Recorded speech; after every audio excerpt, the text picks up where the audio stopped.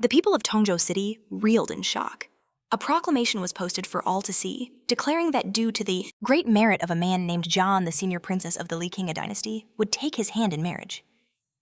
The ceremony was set for the very next day. Whispers erupted into the streets. They spoke of the Qing family's tragedy, how its two gods of war fell deep within the desolate desert lands, and how Ching Yu, Tongjo's greatest warrior, was now a hopeless cripple. One man standing nearby was stunned. He couldn't believe the princess would marry so quickly. A woman beside him scoffed, replying that any woman would leap at the chance to become John's wife. The crowd also spoke of how admirable Prince John and the princess were, for they would personally visit the fallen Ching Yu. But inside the Qing family courtyard, the scene was anything but kind. The crippled Ching Yu lay helpless in his bed, while Jane and the princess loomed over him. Their voices dripped with venomous glee. "Since childhood, you were the pride of Tongjo," John sneered. "At age 3, you knew the essence of great perfection. At 9 years old, you mastered the great technique. At 13, you reached its peak, and by 18, you almost touched the realm of spirituality." As he spoke, John lunged forward, his hand clamping around Ching Yu's neck. "But look at you now," he hissed. "Helpless as a dog. All your muscles and veins are torn to shreds. Your divine consciousness has dissipated." Leaning closer, John began to gloat about his own twisted glory. He boasted of being called a great hero for saving Ching Yu, then let out a cruel laugh. And now he declared, "I will marry your bride." Standing beside him, Princess Li Qingge added with a grin that the blood of the imperial family flowed through her veins. She was destined to walk a path of conquest in this world. She then claimed the Qing family had only received unimaginable favor because her father arranged the marriage. Then her voice rose to a yell. "The Qing family are nothing but dogs of the imperial dynasty. Only a man with truly outstanding qualities is worthy of me." She raised her hands triumphantly, shouting that one small trick led to the deaths of Qingzhong and Qingheng. "While you were left a cripple, I am destined for greatness." After these words, Li Qingge hugged John. Their union, she claimed, was created by heaven itself. She was beautiful and talented, while John was a descendant of an immortal clan. Hearing this, John called her a truly great person, promising to love her with all his heart. Their cold laughter echoed as they left. But suddenly Ching Yu was filled with a powerful energy, leaving a mark on his forehead. An entity appeared in his mind, asking if he wanted to live. It then filled Ching Yu's body with its power. "Let's see what you are capable of," the voice said. Ching Yu's eyes snapped open as he stood up abruptly. Looking at his hands, he couldn't understand how he was healed. He then remembered his grandfather and father. Crushing regret washed over him. If only he'd gotten up sooner, he could have saved them from their fate. A storm of fury raged within his soul. He called Li Qingge and John vile creatures for framing his family. They had slaughtered his grandfather and father, crippled him, and now they planned to celebrate a wedding. A wedding built upon the complete destruction of his family. In that moment, he awoke from his daze, rose to his feet, and immediately ran to confront John and Li Qingge before the wedding. Seeing him, John only laughed and beat him mercilessly. Afterwards, John and his servants dragged Ching Yu to the desert lands, leaving him for dead in the harsh wasteland. "Everything will be fine," a girl's voice said, trying to cheer up the exhausted Ching Yu as she gave him water. It was Li Qingge's own sister, Li Qinggao. After she rescued him, Ching Yu spent 10 long years in the desert. Through grueling training, Ching Yu was able to seize the chance the desert gave him and received the right to an inheritance. But he never expected that his savior, Li Qinggao, would be murdered by her own sister. Picking up her lifeless body, Ching Yu screamed in pure grief and charged straight for the imperial palace, seeking his revenge. But upon arriving, Ching Yu learned that Li Qingge and John had already left. He had no choice but to return to the path of cultivation. After years of hardship, Ching Yu finally became the supreme devil and began his hunt for the treacherous pair once more. By then, Li Qingge had already become the empress of the entire continent, and John the head of the immortal clan. They allied with monarchs from across the world with a single purpose: to kill Ching Yu. The final deadly battle began, but Ching Yu was vastly outnumbered. He was wounded and surrounded. John commanded him to accept his death. "You cannot escape," he roared. In response, Ching Yu filled his heart with energy. "If I die," he declared, "I'm taking you all with me." A blinding explosion erupted, taking the lives of everyone on the battlefield. Remembering the tragic events of his past life, Ching Yu now vowed that he would take his revenge on John and Li Qingge. For this time, a fateful accident in the desert lands had granted him the Book of Nature, which held 108 ancient secrets, ferocious beasts, and 72 ancient divine spirits. Unfurling the scroll, Ching Yu realized he could awaken one of them. And with that, he summoned the spirit of Yazi. The ferocious Yazi's power granted him an incredibly durable body, his very bones becoming stronger than tempered steel. With Yazi's aid, Ching Yu would ascend to the first level of the spiritual realm. The faces of Linga and Jaewan burned in his mind. Soon they would taste the full measure of his wrath. Suddenly, the doors to his chamber burst open. A man entered, his face etched with surprise to see Ching Yu awake. A fire of pure hatred ignited in Ching Yu's eyes. It was Ching Shuang, an elder of the Ching family, once like a brother to his father. But this man had secretly conspired with Linga, banishing Ching Yu and his family to the desolate wastelands. He became Jaewon's loyal hound and slaughtered Ching Yu's entire clan. Seeing Ching Yu, Ching Shuang smirked, delighted that his meridians were shattered. To him, Ching Yu was now nothing more than useless trash. He then let out a manic laugh, savoring the moment. He gloated over how the peerless genius Ching Yu had fallen from grace, reduced to absolute garbage. Hearing this, Ching Yu called him a dog's head, a mutt who thinks changing masters makes him a king. Even if he had fallen, he declared that a traitor like Ching Shuang could never break him. Enraged by this defiance, Ching Shuang roared for him to shut his mouth. He claimed he gave everything for the Ching family and received nothing, forcing him to commit the ultimate betrayal. He then proudly declared that from this day forward, he was the Ching family. Hearing this, Ching Yu rose to his feet, his body radiating a furious aura as he advanced on the traitor. Ching Shuang spat that everything was Ching Yu's own fault, boiling with rage. Ching Shuang vowed to send Ching Yu to the underworld himself, telling him to greet his father in hell. Before he could finish, a devastating blow crashed into his face, sending his body smashing through the floorboards. Grasping Ching Shuang by the throat, Ching Yu whispered that a dog that bites its master has only one fate, and with that, he ended the traitor's life. After the deed was done, Ching Yu dressed and headed for the capital of the Divine Sword Dynasty. At the city gates, the guards gossiped about their princess marrying a man from the legendary clan of Immortals.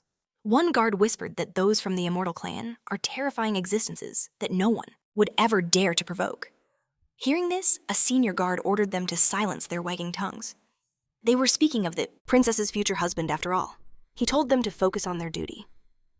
Meanwhile, maids approached the princess's chambers. They bowed deeply, requesting her presence. Linga, already in her wedding gown, permitted them to enter. Inside, the maids informed her the ceremony was about to begin. It was time to proceed to the main palace. The moment had finally arrived. Linga made her way to the grand hall. Trumpets blared, announcing the grand entrance of the prince and princess. Together, they walked up the steps to the imperial hall. A royal messenger announced their arrival to the emperor. The pair approached the throne and bowed before the ruler of the Divine Sword Dynasty. The Emperor Lakinga's father declared he was entrusting his precious daughter to Juan, expecting him to treat her well. Jaeon bowed to the emperor, then took Linga's hands, beginning the sacred vow. But suddenly, a spear burst through the doors, impaling several guards. The hall erupted in chaos. Shocked and enraged by the interruption of this sacred ceremony, the emperor demanded to know who dared intrude. Then Linga and Jaeon stared in absolute horror as they saw the face of Ching Yu. A pair of cold, vengeful eyes stared back at them. Ching Yu reveled in the power of Yazi flowing through him, though he was only at the first level of the spiritual realm. His skills were already leagues beyond his previous life.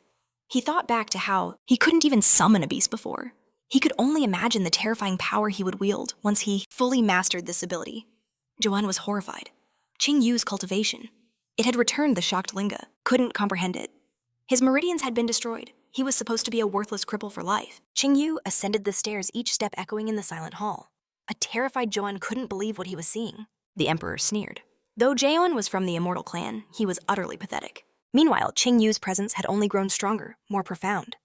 The emperor chuckled, stroking his mustache with amusement. He never expected Ching Yu to show up today. He'd expected the boy to be wallowing in despair at home. In a flash, Ching Yu aimed his spear right at the emperor, the tip hovering inches from his forehead. He ordered the emperor to drop the pathetic act. He reminded the ruler that if his father hadn't saved his life years ago, he would be nothing but a ghost today. He declared that his Ching family was prepared to sacrifice everything for the emperor, and their contributions were immeasurable. Then he asked a single chilling question. How did you repay them? So it was a conspiracy after all. Joan and Li Qinha had plotted the Qing clan's downfall from the very beginning. Shocked whispers erupted among the guests. Stepping before the emperor, Jaun ordered Ching Yu to be silent. Sinister purple energy flared to life around him as the third eye on his forehead snapped open. I admit, I underestimated you, he sneered. I never imagined your injuries were just a clever act, but even so, your pathetic cultivation is nothing to me. Ching Yu simply smirked. Why don't we put that strength to the test? With a powerful swing, his spear unleashed a wave of golden energy. The Imperial Guards scrambled to protect the emperor. Yet the emperor was certain Jaun would win. Though they shared the same spiritual realm, there was one key difference. The blood of immortals flowed through Jaun's veins. Raising a hand, the emperor commanded, Jaun, don't be too harsh. He is from the Ching family who have done much for us. A light punishment is all that's needed. Just destroy his cultivation. Joan grinned, igniting the fight by summoning his divine weapon. The green flame linga. Gasps filled the hall. It was the Jun family's legendary weapon. The crowd looked on, their eyes filled with awe. They admired Zhao's power and at the same time pitied the doomed Ching Yu. Zhao ran a hand over his sword. He boasted about his blade's power, but Ching Yu's reply was chillingly calm. And this is the Spear of the God of War, an earthly weapon of the 6th stage from my Ching family, soaked in the blood of tens of thousands, and has claimed 1,000 heads. Hearing this, Jaehoon's face twisted in rage. Just an earthly weapon, he roared. He raised his sword ready to shatter the peasant's spear. But just as he moved to strike, Ching Yu unleashed his true power. An animal mark blazed to life on his forehead, summoning the spectral phantom of a Yazi. The spirit fused with his spear. With a single command to destroy, the spear flew, then impossibly curved in mid-air, striking Zhao. From behind, shock turned to fury. How dare he be underestimated? Zhao twisted, barely blocking the spear with his sword. The moment they clashed, a sickening crack echoed through the hall. Jaehoon couldn't believe his eyes. How could this be happening? His divine weapon was being shattered by a normal attack from an earth-rank weapon. The impact slammed him into the ground, forcing him to spit out blood. The crowd, the Emperor and Li Jianhe, stared in absolute shock, refusing to accept reality. Li Jianhe shrieked for Zhao to get up and fight. Ching Yu just looked down on him. Is a descendant of the immortal clan so weak? Zhao grabbed the spear, desperately trying to pull it out, but Ching Yu only pressed down with even more force. Are you the son-in-law the imperial family is so proud of? He mocked. Because all I see before me is a weak and frail man. Zhao finally understood. That weapon, it's not an earthly rank, is it?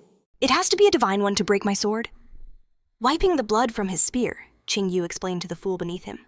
The spear of the God of War is no fragile divine toy. For centuries, the Ching family has washed this relic in blood.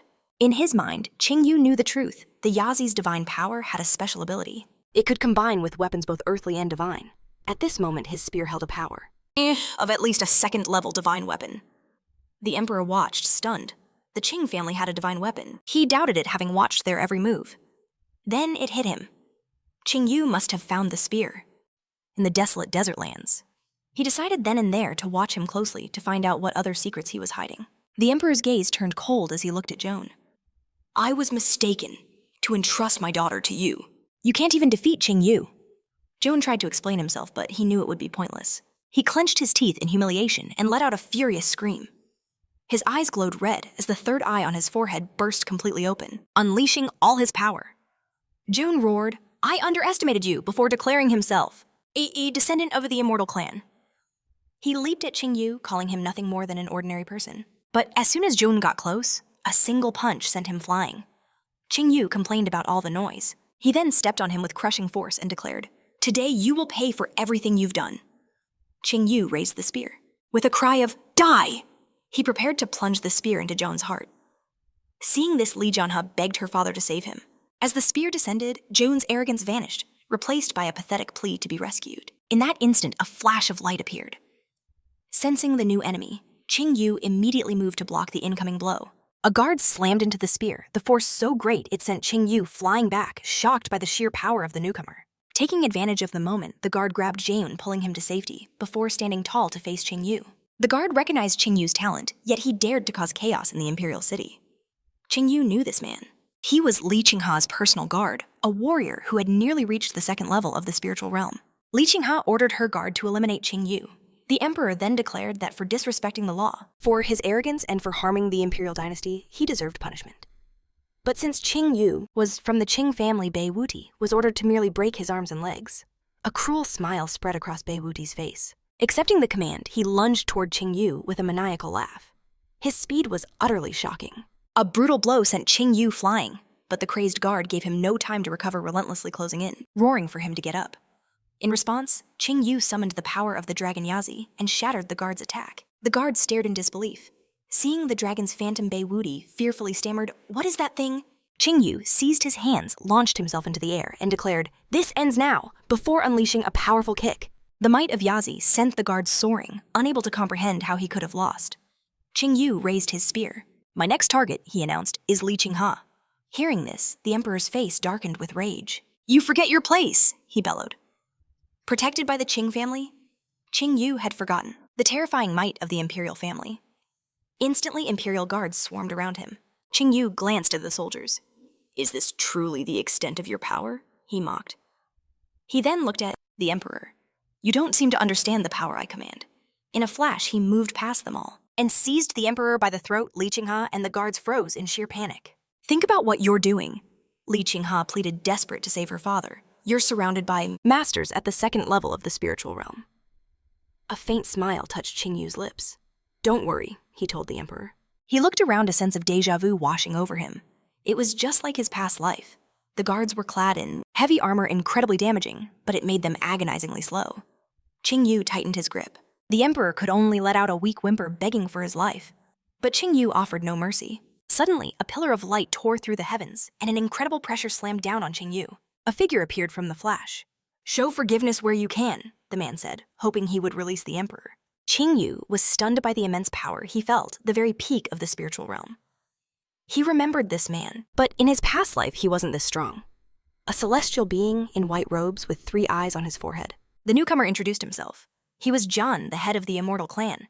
He explained to Ching Yu that the Immortal Clan and the Imperial family shared a common origin, and once again requested he spare the emperor. Seeing this powerful arrival, Li Qinghe cried out, "Uncle, please kill him!" She thought the situation was saved. The emperor, now safe, laughed mockingly at Ching Yu. "You can't kill me today." Ching Yu stood frozen, realizing he had lost his chance. Jian warned him that they had shown great patience so far. "We are even prepared to forgive today's transgression," he said before turning to Li Qinghe with a glare. "Your despicable actions will be punished under our family's laws when we return," he scolded her. Jian then told the emperor that the imperial family was also at fault and should confess to Ching Yu, who could only agree. Having spoken to everyone, Jian opened his third eye. "Now release the emperor," he commanded. Ching Yu was paralyzed, caught in the Celestial's overpowering aura.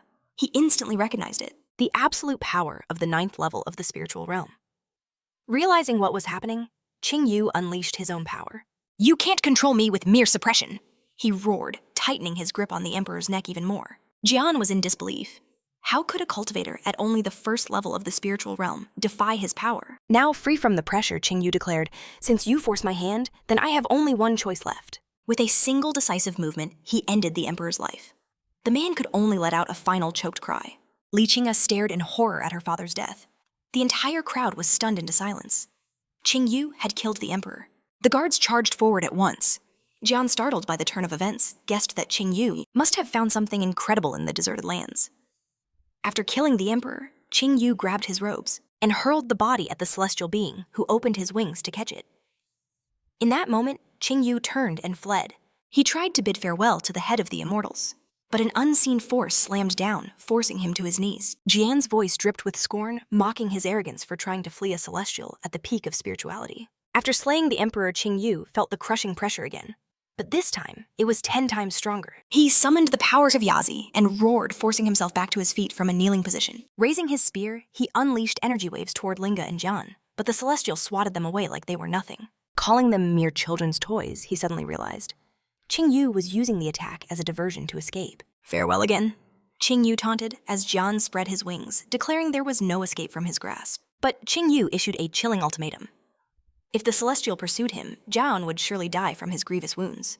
Jian, bleeding profusely, immediately begged his uncle for help, but the celestial only smirked with amusement. Calling Ching Yu a funny boy, he announced that for now, he would permit his escape. With Ching Yu gone, Jian healed Jiaon, assuring him the injuries were no longer life-threatening. But Jiaon seethed, vowing he could never live in peace while Ching Yu was alive, a promise Jian swore to help him keep. Jiaon glanced back at the fallen Emperor Li Jianhe and smiled, dismissing the once great ruler as a complete non-entity. He then turned to the grieving princess, explaining that with her father gone, her duty was now to fully support her husband. With tears in her eyes, she had no choice but to agree, as Jian ascended into the sky, addressing the stunned populace. He announced that their emperor had fallen, and the empire was now under the temporary control of the Immortal Clan. Then he gave the order, "Find and capture the fugitive Ching Yu." A guard looked to the princess for guidance. Gritting her teeth, she could only command them all to obey the immortal, a submission that pleased him greatly. Ching Yu fled the capital, knowing the Divine Sword Empire would now hunt him down with everything it had. He who killed their emperor could never be forgiven. He then wondered, why was Jian even there? In his past life, this never happened. But realizing it no longer mattered, Ching Yu made a cold decision. He would allow Jian and Li Qinghe to live just a little longer. With that, he leaped from the cliff into the unknown. Soon, a decree was issued across the entire Divine Sword Empire, denouncing Ching Yu as a traitor. It claimed the descendant of the Qing family had lost his integrity and committed the ultimate atrocity by killing their emperor. He was a fugitive from justice, and a grand reward was offered a piece of the city's lands for the one who executed the criminal. Under the watchful eye of an eagle, a stagecoach raced through a dense forest at blinding speed. Inside, Ching Yu sat in silence, his presence causing his fellow traveler to watch him with suspicion. He knew he had to leave this state immediately and head for the vast Tian Empire. The Divine Sword Empire had issued its decree, but in the grand scheme of things, it was a small country. The Tian Empire boasted thousands of cities with countless powerful clans and sects. Compared to that colossal power, the Divine Sword Empire was but a single grain of sand. He promised himself he would return one day and grind Jian and Li Qinhe to absolute powder. His intense aura was noticed by a young girl who complained to her grandfather about the gloomy passenger. His disheveled appearance immediately marked him as a bad person in her eyes. But the grandfather replied to his granddaughter Yua that though the boy looked sloppy, his body was powerfully built. The road to the Tian Empire was treacherous, and with such a capable fellow traveler, their journey would be much safer. Yua scoffed, asking who would dare threaten them when her grandfather was the great Jin Nanan himself. Upon hearing that name from the Tian Empire, Ching Yu's eyes widened in utter disbelief. He knew the stories of Jin Nanan, a true hero of mankind who had defended the empire's borders. He defended the borders of the empire from evil spirits, but tragically in his past life, the immortal clan intervened. They helped overthrow the Tian Empire in one fell swoop, and Jin Nanan himself was slain by Jian. And now, by a twist of fate, Ching Yu was in the same carriage as the legendary hero. Noticing his stare, Yua snapped at him, demanding to know why he was looking at her. Ching Yu immediately averted his gaze, angered by Jin Nanan's stern look. At that moment, the cart was being pursued. The coachman cried out that they were about 100 miles from the Tian Empire's border, and Jin Nanan ordered him to speed up. They had to reach the empire and fast. He turned to Xing Yu, a silent gesture passing between them, but nothing happened. In that moment, Xing Yu understood. Jin Nanan had set this up on purpose, knowing from the very beginning what kind of danger they were truly in. Without warning, scarlet-tipped arrows rained down upon the horses, causing the entire carriage to lurch violently. Everyone inside was thrown into chaos. Just as they wondered what was happening, a colossal blade on a chain sliced through the air. It cleaved the carriage in two before snapping back to its owner. With the wreckage settling, she delivered a chilling warning to Jin Nanan. "We've been ordered to take your head." Jin Nanan's face hardened as he shouted to the others, "Be careful, we're being attacked by assassins from the death clan of the Tian Empire." Hearing this, Xing Yu's memory sparked. He knew of them. They were infamous assassins in the Tian Empire. The woman who had stopped their cart plunged her blade into the ground with a thunderous crash. She demanded that Jin Nanan accept his fate. Hearing this, the old man began to stroke his beard, a smirk on his face. "The death clan has clearly underestimated me," he declared, his tone turning serious. "Do you really think you can kill me all by yourself?" The assassin met his defiance with a cold reply. "Of course not. I'm not the only one who came for your head." Something was hurtling from the sky, aimed directly for Jin Nanan. Seeing this, Xing Yu roared a warning. "Look out!" In a flash, he grabbed a spear and intercepted the arrow, which was shrouded in a terrifying scarlet aura. Jin Nanan was stunned. As he parried the bolt, Xing Yu realized what it was. This was the legendary arrow of the sun god. He unleashed a powerful wave of energy, shattering the divine arrow. The sheer force of the impact sent him skidding back several meters. Though exhausted from the effort, he had done it. From her perch in the trees, the archer stared in utter disbelief. Someone had actually deflected the arrow of the sun god. She leaped down to join her accomplice on the ground. Hearing the weapon's name, Jin Nanan was completely shocked. The sun god's arrow was one of the death clan's 3 ultimate lethal weapons. He knew then that these assassins would stop at nothing. Turning to face them, he made a solemn vow. Jin Nanan announced he would meekly accept his death on the condition that they let his granddaughter and the others go free. "Grandfather, no," Yuxia cried out, trying to stop him. But the Blade Master was already considering his terms. "Agreed," she said. "That just makes things easier for me." But suddenly, a hand covered Jin Nanan's face. It was Xing Yu. "I can help you," he said firmly. "You won't die today." Then he faced the killers, his voice defiant. "I will protect this old man. My name is Xing Yu." Realizing they had a new target, the assassins accepted his challenge. "Before we begin," he said coolly, "tell me your names. I have no desire to kill the nameless." The assassins decided to humor their victim. The archer was named Wu Yue, and the woman with the blade was Wu Yi. Hearing their names, something clicked. Xing Yu remembered them instantly. The Wu Yi sisters from his previous life. After the Tian Empire's collapse, they went to the desert lands where they became legendary figures. But tragically, they lost a duel to Jian and were stripped of their lives. Remembering this, Xing Yu had a thought. It would be a huge advantage to win these 2 powerful warriors to his side. Seeing her opponent lost in thought, Wu Yi seized the opportunity, hurling her blade with all her might. "Accept your death!" she screamed. Snapped back to the present. Ching Yu threw the spear of the god of war, meeting the incoming attack head-on. The clash of steel was deafening. The shockwave sent a cloud of dust billowing outwards, forcing everyone to shield their eyes. Catching his spear as it returned, Ching Yu realized there was almost no difference in power between the spear of the god of war and her incredible blade. But before he could process it, Wu Yi was flying at him, swinging her huge weapon down. He barely blocked the blow, the sheer impact shattering the ground beneath his feet. Wu Yi looked at him surprised. "Is that the spear of the war god?" she asked. Seizing the opportunity, Wu Yue drew her bowstring. "Last time, Ching Yu, you only deflected my arrow by pure chance. It was at 30% power, this time at full strength. It will surely take your life." With a great roar, Ching Yu deflected Wu Yi's blade, throwing her into the air. She was completely stunned that her attack was repulsed by someone at the first level of the spiritual realm. She wondered if she was facing some kind of divine genius.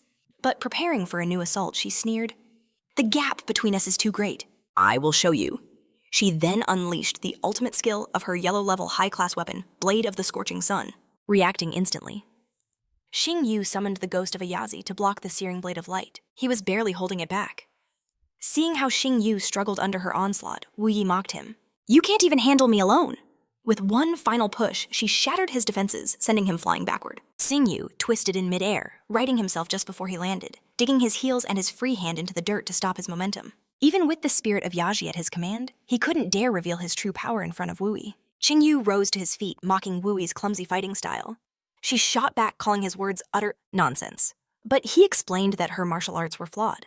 She was trying to unleash black-level chamsa techniques with nothing but yellow-level weapons in her hands. Hearing this, Wu Yi launched a furious storm of attacks. But Ching Yu simply closed his eyes effortlessly, evading every single strike. Weaving through Wu Yi's barrage, Ching Yu saw his opening. His spear shot out towards her throat, but he stopped it just an inch away, leaving Wu Yi frozen in shock. He calmly repeated that her fighting style was incomplete, and this technique was riddled with openings. Seeing her sister's life on the line, Wu Yi screamed at Ching Yu, calling him a bastard. "Let my sister go," she demanded. Ching Yu considered it for a moment, then offered to help Wu Yi perfect her skills, but with one condition.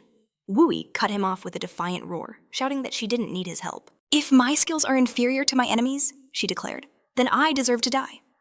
Wu Yi then turned to her sister, her voice trembling. "Don't worry about me," she cried. "Kill me along with the enemy and complete the mission." Wu Yi shuddered as she aimed her weapon.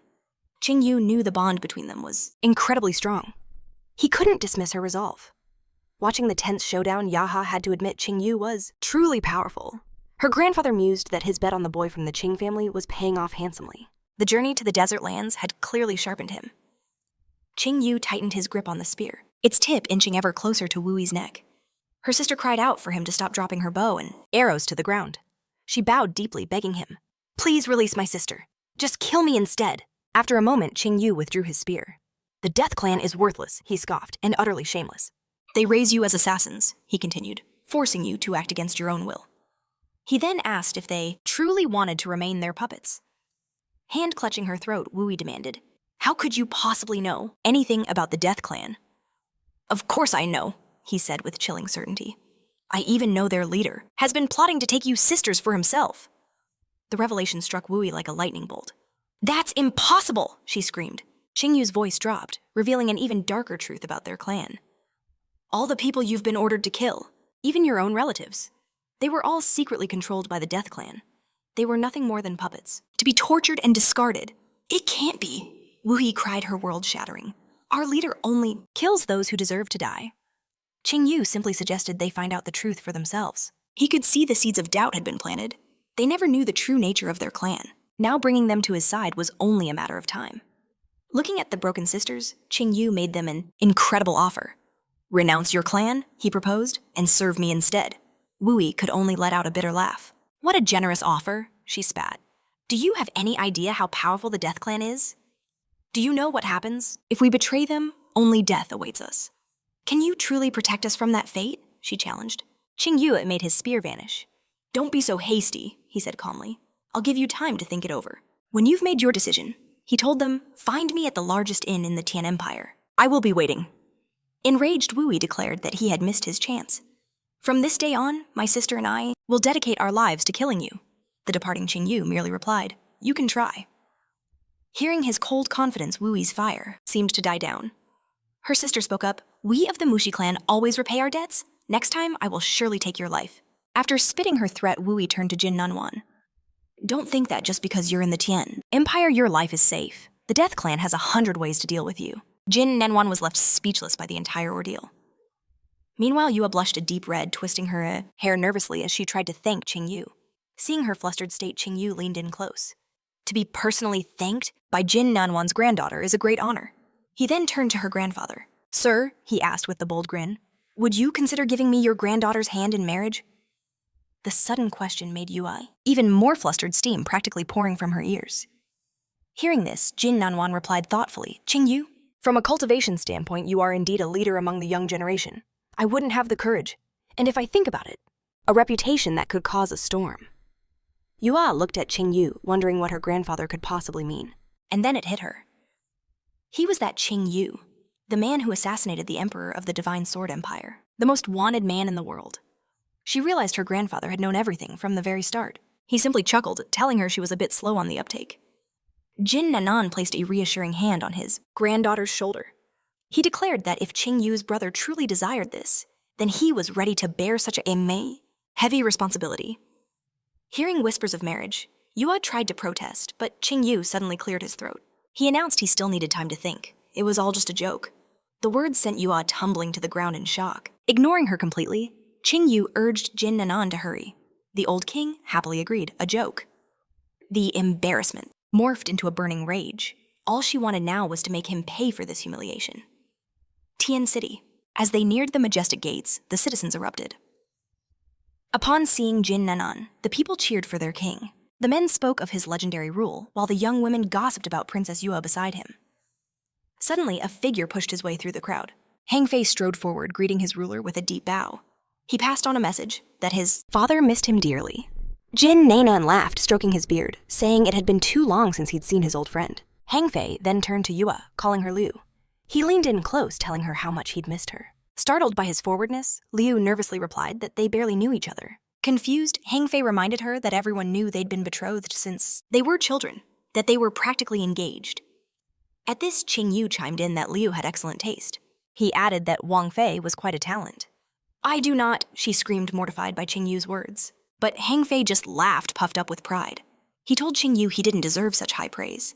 This only fueled Liu's fury. In a flash, she knew exactly how to get her revenge. She threw her arms around Ching Yu, blushing as she called him her beloved. The entire crowd froze in shock. Caught completely off guard, Ching Yu realized just how vengeful this woman could be. To his surprise, Jin Nanan and his guards immediately played along, supporting Liu's claim. Hang Fei's jaw dropped. He was utterly stunned, unable to believe his ears.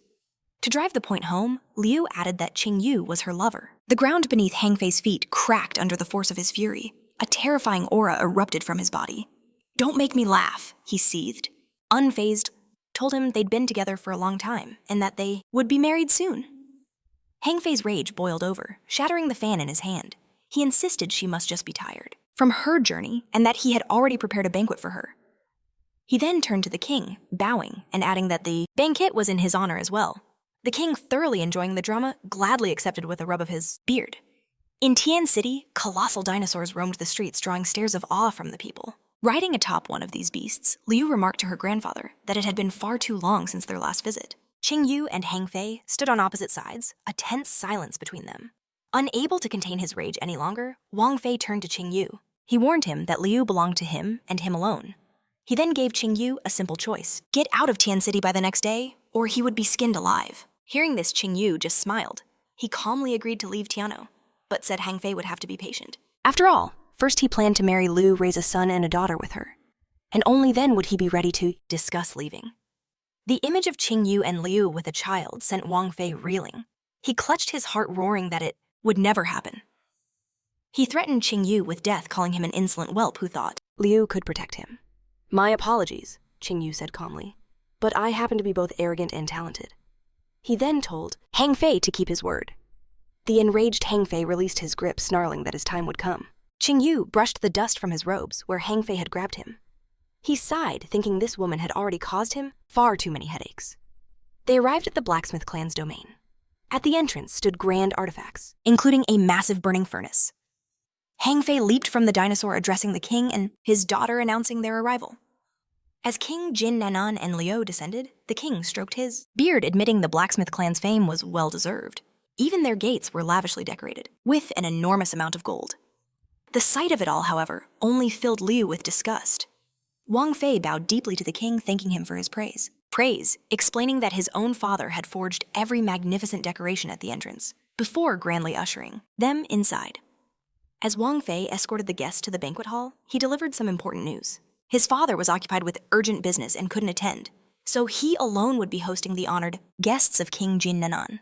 After asking for a moment to arrange the dinner, he left them to take in the sights. Gazing at the blacksmith clan's interior, Ching Yu had to admit it was the very definition of luxury. The tables were filled with countless dishes, a feast prepared in honor of the king and his daughter's return. Hang Fei invited everyone to the table, and with a flourish, he unveiled the main dish, underground dragon meat. He offered it to Liu, declaring it perfectly strengthens the body. He boasted that he had prepared it personally just for her, a feat that was incredibly difficult to achieve. Seeing this rare treasure, Ching Yu instantly snatched it for himself. Hang Fei, stunned, tried to retrieve the meat, but Ching Yu countered with a powerful block of his hand. Hang Fei was shocked by his opponent's raw brute strength. After devouring the underground dragon meat, Ching Yu felt his body instantly surge with newfound power. Satisfied with the result, he began to clear the entire table of food. Seizing the opportunity, Hang Fei decided to share his own news with the king. He proudly announced that he had recently managed to awaken the sacred fire of the 5th rank. An achievement so great his divine ancestor personally congratulated him. This revelation stunned both Jin Nanan and Liu. He then added that the master, aware of his desire to marry Liu, would personally visit in a few days to arrange their union, causing the king and his daughter's faces to darken. Ching Yu was also taken aback. To awaken a sacred fire, a unique magical power that a martial artist can cultivate, was a monumental feat. It was divided into 9 ranks from the weakest one to the strongest 9. As soon as a warrior awakens a sacred fire, they earn one of the most honored positions on the continent, becoming a tempering master. Ching Yu mused that while Hang Fei was lucky to awaken a rank 5, a true rarity, Hang Fei's ancestor was on another level. That outstanding figure had not only reached rank 6, but had also pushed his cultivation to the absolute peak of the spiritual realm, proving his immense power within the Tian Empire. Much to everyone's shock, Hang Fei added that his mentor also promised to give him and Liu a wedding so magnificent. The world had never seen anything like it. Jin Nanan remained silent, realizing they were now in serious trouble. After dinner, having taken Ching Yu to the largest inn in the Tian Empire, Liu questioned why he was leaving. He could have stayed in the king's palace. Ching Yu turned and asked with a small smile if she would miss him, which only caused Liu to purse her lips with a gloomy look. She turned away abruptly, hiding her face as she told him she was leaving. Ching Yu silently sent his support to Liu, telling her not to worry. Hang Fei was not as great as he pretended to be. In fact, Ching Yu knew that he and Liu were truly meant for each other, and he vowed to himself that he would never let her fall into Hang Fei's clutches. Back in his room, Ching Yu began to meditate, summoning the ghost dragon Yazi into his body, tempering his physical form with its power. He began to ponder faster methods for self-improvement, such as consuming natural treasures or the flesh of mutated beasts. He resolved that he would find something suitable tomorrow. Then he could finally enter the 2nd level of the spiritual realm and be able to subdue his second beast, the 9-legged golden raven. Ching Yu longed to see the look on Hang Fei's face after he summoned the beast, in charge of the fire of heaven and earth, a legendary rank 9 sacred fire. With that thought, Ching Yu's consciousness left the blacksmith clan. A spy appeared before Hang Fei, who was standing alone on the balcony, and delivered the information he sought. He learned that the stranger with Liu was named Ching Yu, and that he hailed from the Qing family of the Divine Sword Empire. Upon hearing the report, Hang Fei recalled the rumors about the Qing family. He then asked the spy if this was the same Ching Yu who was engaged to an immortal, to which the spy confirmed it was. Hang Fei clenched his teeth and began to laugh like a maniac, saying he'd been wondering what kind of person was by Liu's side all this time, and he turned out to be nothing but garbage. He then decided he would let him live a little while longer, because he wanted Ching Yu to personally witness Liu become his wife. At that same time, Ching Yu took out a scroll. He mused that describing a martial art was rather tedious and recalled a technique from his past life, the Thunder Palm. And though it was a low-level black-grade skill, it could be exchanged for a great deal of nature, jewels. Ching Yu rose from the bed, put on his cloak, and left the room, heading for the Chan auction house. Upon entering the auction house, Ching Yu was delighted. A wave of nostalgia washed over him as he took in the familiar sight. Stepping into the lavish auction house, a hostess asked what business brought Ching Yu here, to which he coldly replied, "That doesn't concern you. Just call Miss Warner." Startled by his demanding tone, she apologized and scurried away. Moments later, a magnificent three-headed serpent slithered forth, and upon its back sat a breathtakingly beautiful woman. It was the famous Miss Warner. The hostess nervously guided her to Ching Yu, who greeted her with a familiar smile. "It has been a long time," he said, causing her to raise a curious eyebrow. Who was this person? "I'm here to join today's underground auction," he declared, a statement that shocked both Warner and her attendant. Intrigued, Miss Warner simply said, "Follow me." She led him to a private room, the doors sealing shut behind them. Once inside, Ching Yu remarked, "It's good to be back here again." Miss Warner lit her pipe, her eyes sharp and questioning. "We've never met," she stated flatly. "How do you know my name?" Ching Yu merely smirked. "You don't need to know that," he replied coolly, adding, "and I'm already well versed in your auction's rules." He then produced a scroll he'd recently acquired. "Tell me, Miss Warner, what would this be worth?" As she opened it, her composure shattered. "This is..." She gasped, her eyes wide with disbelief. "A black level technique." Ching Yu confirmed it with a casual nod. He spoke as if it were a worthless trinket. Miss Warner's mind reeled. "Are you absolutely certain you wish to sell this?" "A technique of this rank is incredibly rare," Warner explained.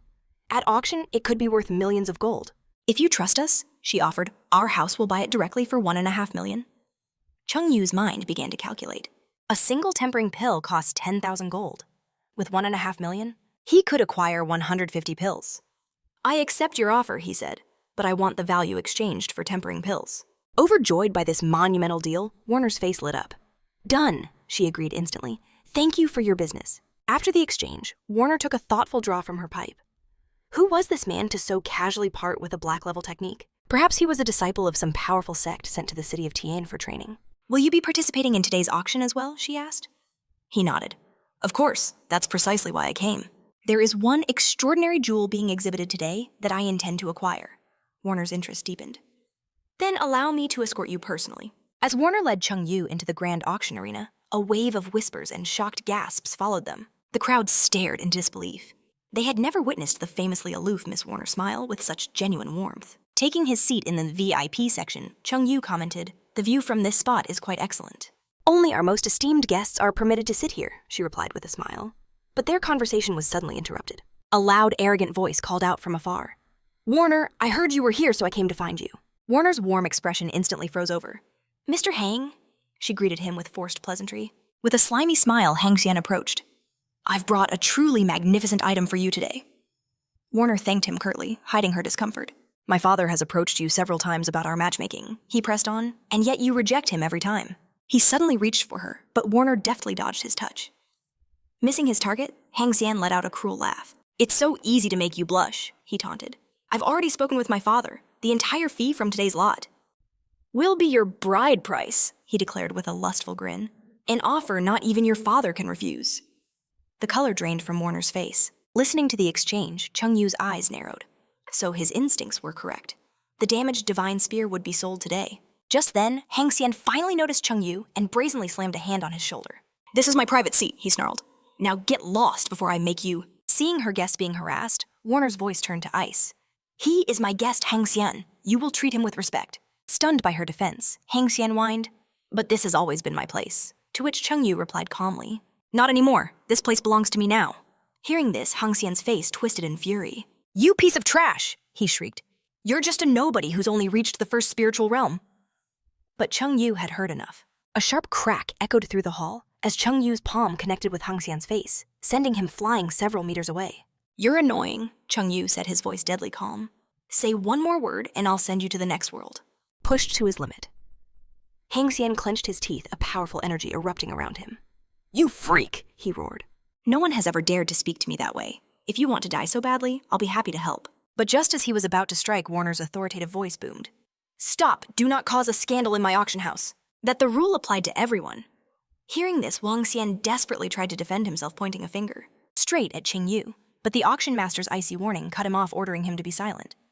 Defeated, Wang Xian could only obey. He sank into his seat, vowing to endure the humiliation for now. In his mind, Warner was untouchable, but Ching Yu's fate would be sealed the moment he left this hall. Meanwhile, in the back rows, a man was watching everything, his jade tablet glowing as he sent a report to his master. Ching Yu had just made an enemy of the powerful Wang clan. Elsewhere, Wang Fei, lounging with his servants, received the message from his spy. A smirk crossed his face. Ching Yu fighting with Wang Xian. The boy was practically begging for death. He quickly contacted Wang Xian through his own tablet. Wang Fei revealed Ching Yu's identity, and relief washed over Wang Xian. The one who had shamed him was just a nobody from a dying empire, not some hidden powerhouse. Just then, the magnificent Warner took the stage. She greeted the eager crowd, promising an auction filled with treasures, items that would dwarf anything they had ever seen before. A roar of excitement filled the hall. The guests couldn't wait. With a graceful wave of her hand, Warner commanded the first lot to be brought forward. She unveiled the prize, a second-class survival pill. As she opened the ornate box, a wave of pure energy washed over the crowd. Warner explained its miraculous power. Whether it was living flesh or shattered bone, no matter how grievous the injury, this pill promised instant recovery.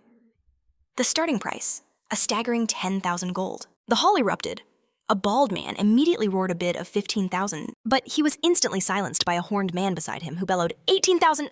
Ching Yu merely yawned at the spectacle. He decided to get some sleep until a truly worthy item appeared, and promptly dozed off. Wang Xian, seated nearby, shot him a venomous glare. "Sleep well," he sneered. "It'll be your last day on this earth." Half an hour passed. Warner congratulated a bidder on winning a jewel, then ordered the final lot to be brought out. And now, she announced, for the grand finale of today's auction. The backstage doors rumbled open, And several men hauled a massive covered object onto the stage. The announcement of the final lot jolted. Ching Yu awake, wiping drool from his face in anticipation. The spy from the forging clan practically ignited with desire, muttering that his clan absolutely needed that weapon. Warner began the reveal. A first-class divine weapon. A damaged, divine spear, she declared. Although broken, it was still a divine artifact. The starting price was an incredible one. Million gold, the bidding began. Without a moment's hesitation, the forging clan's spy called out 1.5 million. He then addressed the crowd, stating the item's importance to his clan, hoping they would show respect. And back down. Warner's eyes narrowed. The forging clan was trying to use their reputation to lowball the price again. Ching Yu was about to make his move when a mysterious woman in a raincoat appeared beside him. 2 million, she said coolly. I have great need of this as well. Looking at the cloaked figure, Ching Yu instantly recognized her. It was Wuya. The 2 million bid sent the forging clan's spy into a rage. He shot to his feet, demanding to know who dared to challenge his clan's bid, ordering her to get lost. In response, Wuya simply lowered her hood. The spy's face went pale with terror. The Death Clan was also after. The spear against such a terrifying force, he was powerless. He could only pray his master would understand his failure. Wuya smiled, believing her victory was assured. This treasure is mine. But then, Ching Yu leaped from his seat. 3 million? He shouted, a mocking grin aimed directly at an infuriated Wuya. She knew he was doing this just to spite her. Wang Xian, meanwhile, was utterly stunned. How could a worthless brat possess 3 million gold? Warner scanned the silent crowd. Any higher bids? But no one dared challenge Ching Yu's price. Sold, she declared. The damaged divine weapon belongs to Ching Yu. She then blew him a playful kiss, leaving him flustered. But Warner wasn't finished. Tonight we have one more, truly final lot. A scroll was brought out. A black-level martial arts technique, the Thunder Palm. A gasp rippled through the audience. A technique of such a legendary grade. The crowd went wild with anticipation. Warner announced the starting bid, an astronomical 5 million gold. The bidding exploded into a frenzy. Everyone with enough wealth threw their hats into the ring. 6 million, shouted the bald man. A bearded cultivator countered with 7. Then, like an erupting volcano, Wang Xian screamed a bid of 10 million. But even he was not the final word. The forging clan spy calmly raised the price. To 12 million, Wang Xian's face turned purple with rage. He turned on the spy, demanding an explanation for the interference. His young master's command was absolute. He must secure this technique, no matter the cost. After a brief apology to Wang, he shattered his own bid, raising it to 15 million. Hearing this, Hang Xian exploded with rage. He swore to Hang Fei that his quest for revenge against Ching Yu was now his alone. Wu Yi scoffed, calling the 15 million bid pathetic. With a flick of her wrist, she raised the price to 18 million. But just as she spoke, Ching Yu stopped her, covering her mouth and pleading for her to wait. He promised to explain everything later.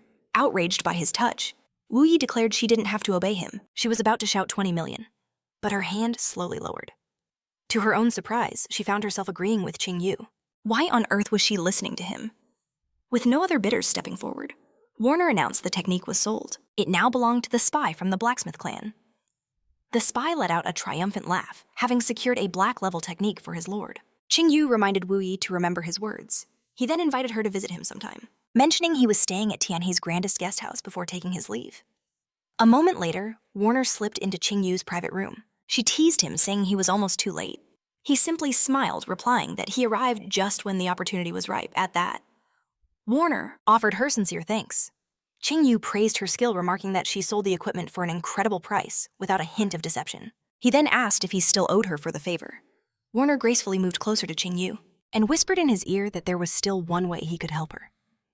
Hearing this, Ching Yu's eyes glinted. He had a question for her too. He pulled her in by the waist, gently lifting her chin. He then asked the blushing Warner if she would do something for him. Warner was about to ask what he had in mind, but caught in the heat of the moment, she leaned in for a kiss. But suddenly, Ching Yu held up a hand, stopping her. He chuckled, saying he wouldn't tease her any longer, and simply asked her to bring him his item. Warner instantly produced a ring, coughing awkwardly. She explained it was a storage ring, a gift from the auction house to go with his winnings. Ching Yu slipped the ring on his finger. Not bad, he thought. It was a medium-grade yellow-level storage ring. Then a memory sparked. He asked Warner to inform him if Hang Xian ever invited her to excavate some ancient ruins. He declared that he would be going as well.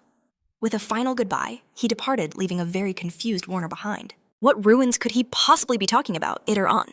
Tiana Avenue? Ching Yu strolled through the city streets. He recalled his past life. He had known Warner back then too, but only after her return from those same ancient ruins. Back then, she was forced to marry Hang Xian, trapped by a wicked conspiracy he had woven against her. But tragically, after the wedding, Hang Xian revealed his true monstrous nature, turning his wife's life into a living hell. Although Ching Yu couldn't save Warner from that abyss in his past life, in this one he vowed to give her the heavens. Late that night, Ching Yu sat in meditation pills, swirling around him like a galaxy. He mused that an ordinary warrior at the first level of the spiritual realm could only handle a single tempering pill. A talented one might manage 3. A warrior at the absolute peak could perhaps consume 10. But Ching Yu, blessed with the power of the Yazi, possessed unparalleled physical strength. He could absorb 150 pills in a single session. Without hesitation, Ching Yu began the process. In his mind's eye, he saw the silhouette of a 9-legged golden raven. He devoured all the energy in an instant. A primal shout escaped him as his outer robes were ripped to shreds by the sheer force, exhausted from consuming 150 pills. Ching Yu felt a new power. The symbol of the 9-legged golden raven now glowed on his forehead. Looking at his hands, he confirmed it. The pills were enough. He had broken through to the second level of the spiritual realm. Ching Yu then drew a small wisp of flame from the essence of the 9-legged golden crow. It danced on his fingertip before leaping across the gap to the finger of his other hand. Ching Yu greeted the legendary heavenly flame.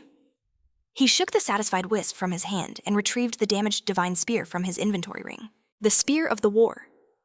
God of the Qing clan. He sent the heavenly flame into the weapon, knowing its divine properties. The heavenly mysterious fire could empower all things. With it, connecting the broken shaft and the divine spearhead would be simple. A brilliant flash illuminated the night sky, signaling the birth of a new divine weapon. Ching Yu gazed at the reforged spear of the war god. He gripped its shaft, feeling the immense power within. He had forged his spear into a first-stage divine weapon. With this, his strength was now close to the 5th level of the spiritual realm. Elsewhere, the bearers of a grand palanquin came to a sudden halt. They stared in awe as the sky above Tianhe City blazed with an otherworldly light. Seeing the glow through the curtains, the old man inside was intrigued. He pulled back the drapes, his mind racing.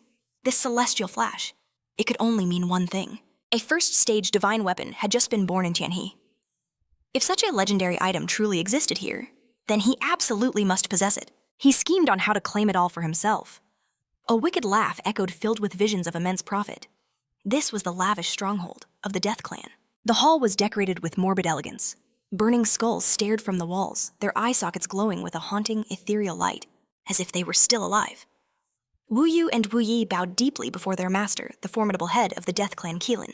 He had summoned the Wu sisters to answer for their failures. Not only did they fail to kill King Jinnan, they also returned empty-handed from the auction. He wondered aloud what to do with them. Wu Yi placed a hand on her heart, pleading with her master to deliver their punishment. Her plea only made him chuckle. Lifting Wu Yi's chin with a single finger, Keelan reminded them that he had raised them since they were mere children. How could he possibly punish them so harshly? Instead, Keelan offered the sisters a new task, a chance for redemption. He hoped this time they would not fail him. Wu Yu and Wu Yi accepted at once, their faces grimly determined. Seeing their resolve, Keelan finally revealed the mission. The target was the very person who had shattered all their previous plans. His name was Ching Yu, a notorious figure from the Divine Sword Empire's Qing family. He'd been forced into exile in the Tian Empire for killing Emperor Li Jianhao, an act so audacious the immortal clan itself Had issued a decree for his capture, and now Keelan entrusted this vital mission to the Wu sisters. Hearing their orders, the sisters bowed low and vanished in an instant. But the moment they were gone, Keelan's gentle facade crumbled. Pure seething fury twisted his features. He spat their names like a curse, calling them useless, utterly incapable of completing even the simplest of tasks. All the years he spent raising them had been completely wasted. He clutched his head in frustration. If they were to fail him again, he would be forced to find new pets. The next day, Li Jianhao waited impatiently outside an inn. She was looking for Ching Yu, who emerged in the early morning. Letting out a huge yawn, Ching Yu asked why she'd summoned him at such an ungodly hour. Li Jianhao marched right up to him. She declared that starting today, he would live in the palace. A common inn like this was simply beneath him. Ching Yu just smirked teasingly, asking if she already missed her fiancé. Flustered, Li Jianhao rushed to justify herself. It wasn't about that at all. It was because he'd acquired a divine weapon and made enemies of Huang Fei, and Huang Xuanxi tried to warn him that while they weren't much of a threat individually together, they could cause him real trouble. Ching Yu simply gave her a patronizing pat on the head. He asked if she was actually worried about him teasing, that as long as she was by his side, those cowards wouldn't dare lay a finger on him. Li Jianha's face flushed bright red. Enraged by his condescending attitude, she finally snapped. The real problem was the Death Clan. They had intercepted the Divine Sword Empire's mission. They had already dispatched assassins to take his life. Ching Yu just placed a hand on her shoulder to calm her down. He asked why she was so worked up when he wasn't even afraid. Instead, he asked her to show him around the city of Tian. Li Jianha sighed in desperation, wondering how she could ever get through to him. As they walked through the streets of Tian, Ching Yu and Li Jianhe ate sweets, watched circus performers, and soaked in the vibrant atmosphere of the city. While crossing a bridge, Li Jianhe spotted a familiar face. She immediately recognized Warner from the auction house, who looked even more beautiful since their last meeting. Ching Yu joked that Li Jianhe should take a look in the mirror herself, which made her blush furiously. Approaching Warner, Ching Yu and Li Jianhe greeted her, and she gracefully reciprocated. Li Jianhe beamed, exclaiming that it had been far too long. She playfully chided her friend for being so formal. She insisted Warner could still call her by her nickname Yuka. At that, Warner let out a warm laugh and happily agreed. Noticing their company, Warner asked if she was interrupting anything. But Ching Yu smoothly replied, how could he possibly be bothered? By meeting such a breathtaking beauty, he then asked the real reason for her visit. Warner explained that since Li Jianhe was also here, she would surely agree. Ching Yu needed to be extremely careful with the Death Clan. He simply shrugged it off, calling them nothing. Seeing him so unconcerned about legendary assassins, Warner prepared to leave, not wanting to distract them. But suddenly, Li Jianhe pulled her into a hug. She insisted Warner walk with them. She could show them around Tian, since Li Jianhe hadn't been there in ages and barely remembered the city. Ching Yu readily agreed with the suggestion. Then he casually slung an arm around both Li Jianhe and Warner, causing them both to blush. He laughed and said they absolutely had to go together now. That casual touch sent Warner's thoughts racing. Her mind was suddenly filled with images of Ching Yu. And so the trio went for a walk through Tian's Oriental Market. Seeing one man walking with two stunning beauties as people in the street began to whisper and stare, they all wondered what kind of man dared to embrace such goddesses so openly. Then a few onlookers recognized him as the man who was recently received with great honors right here in Tian. Hearing the gossip, Ching Yu could only sigh at their popularity. Warner told him not to worry about the crowd, while Li Jianhe noticed he wasn't panicking. Suddenly, Ching Yu heard a faint sound. The sickening crack of a whip echoed through the market as a vile slave trader punished a girl for trying to flee. For the crime of seeking freedom, she was beaten mercilessly, her moans muffled as she fought back tears of agony. The trader sneered that he hadn't paid a fortune for her just to let her escape, warning that her next attempt would be her last. Warner's eyes narrowed in recognition. It's Fodley, she whispered, her voice laced with disgust. He was torturing another slave in public. Seeing this injustice, Li Jianhe's spirit blazed with a righteous fury. She swore that one day she would rid the empire of this wretched slave trade. Warner explained that Fodley was a tyrant. He acts untouchable, she said, because he's related to the powerful Hang family of the blacksmith clan. Every few weeks, he makes a public spectacle of humiliating his slaves.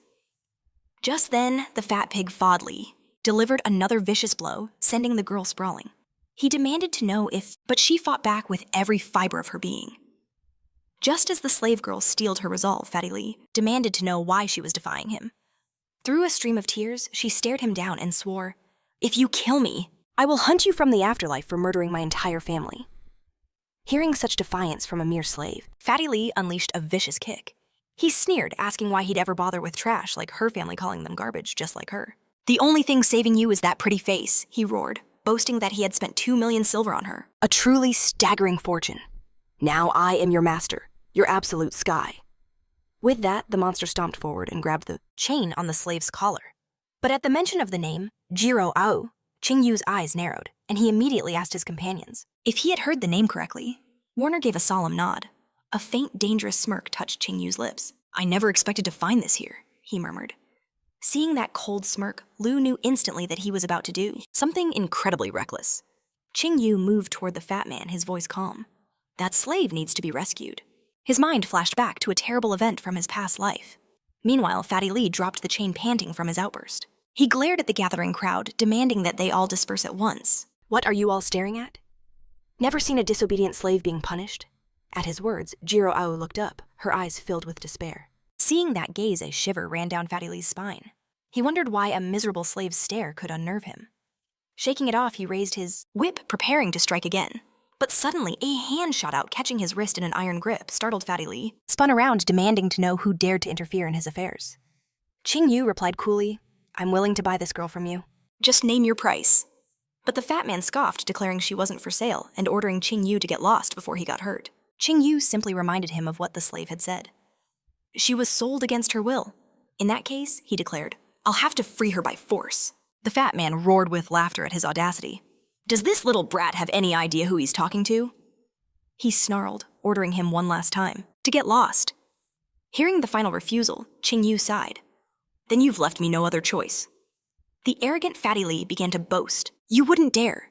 But before he could finish, a resounding crack echoed as Ching Yu struck the fat man's face, sending him flying back 10 meters. The crowd gasped in stunned disbelief. Someone had actually dared to strike Fatty Lee. They all knew this reckless kid had just signed his death warrant with the blacksmith clan. Only Jiro Ao watched Ching Yu, her eyes filled with utter awe. Rising from the ground, Fatty Lee was consumed by a volcanic rage. "I'll kill you!" he screamed, summoning a spectral ghost boar. He then activated his yellow level technique, Boar Rush. As Fatty Lee charged forward like a cannonball, Ching Yu stood perfectly still. Suddenly, his eyes flashed with power. And the brute slammed into an invisible wall of pure energy, which sent him hurtling deep into the neighboring streets. After sending the man flying, Ching Yu mused on the technique's name, remarking that it was a fitting move for a pig like him. Ching Yu then approached the stunned girl. He gently stroked her head, telling her softly, "You're safe now. You are with me." He then summoned a flicker of flame, instantly melting the chains that bound her. She could only gaze up at him in complete admiration. Nearby, Warner and Liu whispered about how extraordinary he was. Hang Fei is going to have a heart attack when he hears about this. Ching Yu then gently lifted the now unconscious Jiro Ao into his arms and began to leave with the girls. When the crowd recognized Princess Yua and Warner, they became even more curious about the mysterious young man. A bystander suggested that Fatty Lee had provoked someone from a powerful background. But his friend replied grimly, "Even so, the blacksmithing clan will not let this insult slide." As they walked, Liu asked Ching Yu his plans for the girl, while Warner generously offered her a place at the auction house. But Ching Yu just smirked, saying he would arrange everything himself. He knew she was exactly who he suspected, all because of the ancient demonic aura hidden deep within her bloodline. That's not what he means at all. Liu's face twisted in confusion. Sure, he couldn't possibly like the girl. But Ching Yu simply turned and told Liu she understood nothing. This small, quiet girl, he explained, held an unbelievable destiny. Liu could only assume he was bluffing. But Ching Yu's mind drifted, remembering Jiro Ao's terrifying future as a demon lord. In just a few decades, she would command a legion of thousands of evil spirits and plunge all of humanity into a horrific nightmare. He finally understood her deep-seated hatred for people, a scar left on her soul by years of brutal slavery. Suddenly he knew. He couldn't let her walk around in these miserable rags. At his word, Warner suggested a trip to the Grand Yanu Trade Union. A short time later, Ching Yu and the girls arrived. Stepping onto the union grounds, a merchant immediately greeted them. Warner explained their purpose. They were here to buy a dress for Jiro Ao. Understanding at once, the merchant beckoned Ching Yu to follow him. Left to themselves, the girls decided to explore. Meanwhile, Hang Fei was also strolling through the Yanu Trade Union, buzzing with excitement about a rare dress set to arrive. Just then, his eyes landed on Liu, and he hurried over to greet her. What a coincidence, he claimed he'd been looking for her. Startled by his sudden appearance, Liu asked what he was doing here. Hang Fei just grinned smugly. He'd heard a shipment of high-quality clothes was coming in. So he came to take a look. He then added with a pointed glance that he might buy something for Liu. He described the legendary colored eagle feather dress woven from the feathers of 9 different eagles, an item of incredible value. It was a treasure rarely seen, even in the capital city. With a flourish, he invited Liu to join him, but she instantly refused. Just then, a commotion erupted from the floor above. Hang Fei's curiosity was piqued, and the crowd around them began to stir. Look up there! Whispers turned to shouts. Down the grand staircase walked Ching Yu and Jiro Ao, him complimenting her on how perfect the dress looked. The moment Hang Fei saw her, a stunned gasp escaped his lips. She was beautiful. Even Liu was shocked. Who knew Jiro Ao could look so breathtaking? Annoyed, she snapped at Ching Yu. Why are you leaving already? Of course we are, he replied coolly. We only came here for one thing. And in that instant, it dawned on Hang Fei. He roared, That's it! That's the dress I came here to buy. He pointed accusingly at Ching Yu. I saw it first. Ching Yu just raised an eyebrow. And you think that makes it yours? Hang Fei puffed out his chest and nodded. Ching Yu smirked. So, you like the dress then? Give it to me, Hang Fei demanded. I'll pay any price you name. To his shock, Ching Yu actually agreed. Fine, he said. But in return, you must give me your entire forging and throwing clan. Liu and the others barely stifled their laughter. Ching Yu was clearly trying to provoke him. In response, he gently stroked Jiro Ao's hair. Now, Wang Fei, don't frighten the child. Then, leaning in close, he whispered, I am bullying you, so what are you going to do about it? That was the final straw. Hang Fei exploded in pure rage. His 5th-ranked flames erupted around him as he screamed, You've gone too far. Ching Yu, but just as their battle was about to begin, a man burst into the hall, desperately calling out. Young Master Hang Fei, annoyed by the interruption, Hang Fei cursed him. But it was Fod Li who began pleading for his help. He cried about how he was beaten his slave girl stolen right from him. He reminded his master that he was his servant. And to strike the servant is to directly insult the master. Hang Fei was about to ask for details when Ching Yu suddenly placed a hand on his shoulder. That would be my doing, he said calmly. When Fod Li saw Ching Yu's face, he immediately started screaming and pointing. That's him! Master? That's the man who beat me and stole the slave girl. Hearing this, Hang Fei's face turned thunderous. Another insult from Ching Yu. He recalled the first time they'd met. I chose not to shame you back then. But now you dare to provoke me a second time. He turned to Liu, a cold look in his eyes. Forgive me for what I'm about to do. He was going to kill Ching Yu. But Liu quickly intervened. You can't just disrespect the royal court like this. A dangerous glint appeared in Hang Fei's eyes. Are you really willing to abandon your family? For this man, she didn't even hesitate. Yes, because Ching Yu is my fiancé. At those words, Hang Fei's world shattered. Pure rage boiled in his veins, but somehow he restrained himself. It's fine, he thought. My mentor will return soon. And when he does not, even the palace will be able to protect Ching Yu from my wrath. Forcing his emotions down, Hang Fei turned. He bid a cold farewell to Liu and made to leave, but Fod Li cried out, Master, you can't just walk away. You'll lose all your face. That was the final spark. Hang Fei unleashed his fury on Fod Li, sending him flying with a single punch. Begone, he roared, leaving his servant embedded in the wall. As he stormed off, Liu turned to Ching Yu with a worried look. She warned him that Wang Fei's ancient ancestor would soon return, and that Ching Yu would be in grave danger. Liu started to ask, Are you sure you can handle? But Ching Yu cut her off, reassuring her that it was all under control. Changing the subject, he offered to treat Liu and Hang to a shopping trip. The girl's eyes immediately lit up with excitement, until Ching Yu added with a grin that Liu would be paying. Their happy expressions instantly turned to stone. After saying their goodbyes, Hang said it was time for them to leave. But before she left, Liu turned to remind Ching Yu, You better not try anything inappropriate with Jiro Ao. Ching Yu feigned defense. Do I really look like that kind of person? He then gently patted the sleeping girl's head. Liu just huffed and finally departed. Back in their room, Ching Yu started to organize his things, while a newly awakened Jiro Ao sat on the bed. She awkwardly asked him why he'd bothered to rescue her. Ching Yu simply replied, Because you were alive. Is there a better reason? He added that there were still plenty of good people left among humans. After unpacking, Ching Yu wished Jiro Ao a good night, telling her he would be sleeping in the next room before taking his leave. Stepping out and closing the door, a member of the blacksmith clan cursed himself standing shamefully before his father, Hang Ting. The clan head's voice was stern, reminding Hang Fei of the lesson drilled into him countless times. Remain calm always. Look at yourself, he chided. Losing your temper over a stray a complete disgrace. Hang Fei bowed deeply, acknowledging his father's wisdom. Hang Ting then told his son to be patient. Your mentor arrives in 3 days, he said. Then you will go to Tiano. and Liu will finally be within your grasp. But something far more crucial loomed the Sacred Fire competition. Hang Fei's eyes burned with resolve, promising his father, I will be the one to claim victory. Hearing this conviction, Hang Ting laughed heartily. With your mentor's guidance, he declared, first place is assured, and after that, we will finally surpass the Tan dynasty. Hang Fei agreed with a triumphant smile. That night as Ching Yu slept, he was not alone. Shadowy figures slipped into his room, the cold steel of a blade pressing against his neck.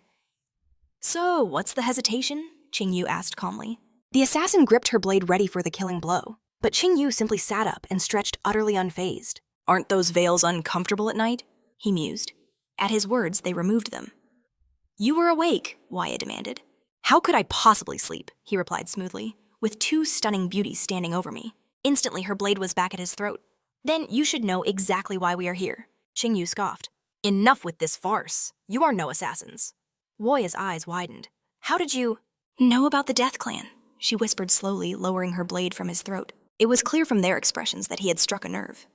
The assassins remained silent as Ching Yu continued. How I know what I know is my business. All you need to understand is this. The Death Clan is not a path you should be walking. His tone grew serious. It is not too late for you to turn back. To walk the right path. Woya let out a bitter laugh. Easier said than done. My sister and I, we have been marked by the Death Clan seals for years. As long as these exist, we can never be free. She explained they had searched for a cure, but only one thing could break the curse, a holy fire of level 6 or higher. Hearing this, Ching Yu rose from the bed and beckoned to her sister. Come here. The assassins were instantly suspicious. What do you want from us? They demanded. In a flash, he grabbed Woya's hand, pulling her close. A deep blush spread across her face. What are you doing? She stammered. Ching Yu simply replied, setting you free from that seal. He touched her with 2 fingers which blazed with golden fire. Woya gasped, feeling the power of a 9-legged golden crow surge into her. She let out a pained groan as the cursed seal on her forehead shattered, before collapsing to the floor. The sinister yin energy around her vanished like mist, and a wave of relief washed over her. I can't believe it. You have a rank 6 holy fire. Ching Yu smirked. You clearly underestimate me. He summoned a brilliant flame into his palm. This, he declared, is a rank 9 holy fire. The sisters stared utterly thunderstruck. After dismissing the flame, Ching Yu said, Now, it is your turn. Moments later, her seal was also gone, leaving her dazed. I have freed you, Ching Yu explained.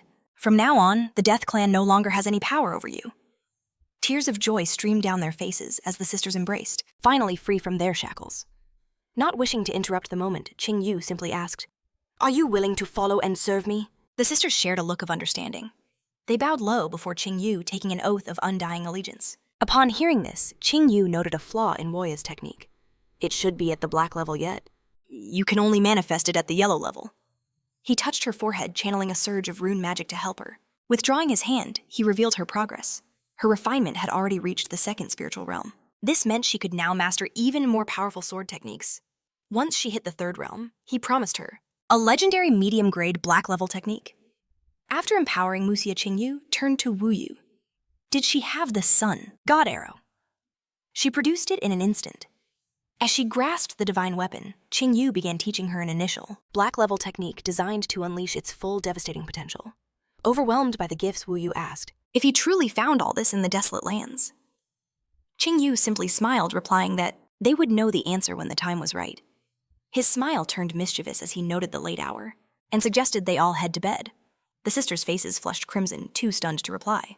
Ching Yu burst out laughing. He was only offering them a room.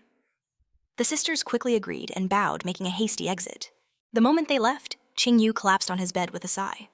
By his calculations, the Taoist old man should be arriving very soon.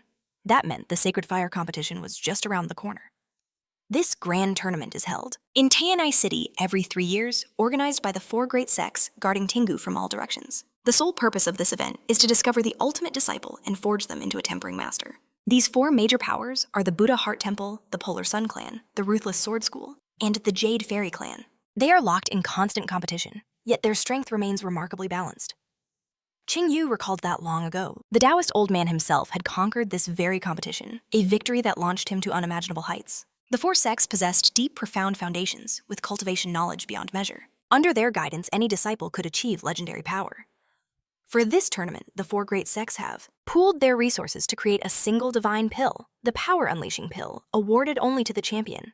Ching Yu knew the energy within that pill was enough to shatter his limits and ascend to the 5th spiritual realm. And once he reached that realm, he could finally tame the third beast, the Swami Lion.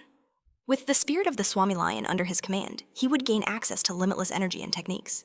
At that point, his strength would rival even those at the absolute peak of the spiritual realm. And after obtaining that power, Ching Yu would finally return to the Divine Sword Empire and rain down vengeance upon all his enemies. Ching Yu clenched his fist, a fire burning in his eyes. He vowed to himself that his enemies' days were numbered. In Tongjo City, A thunderous roar echoed from every corner. The entire city buzzed with excitement for the upcoming competition. though the event was still days away, the city was already packed so tightly you couldn't drop an apple. The sound of hooves echoed, and the crowd began to stir.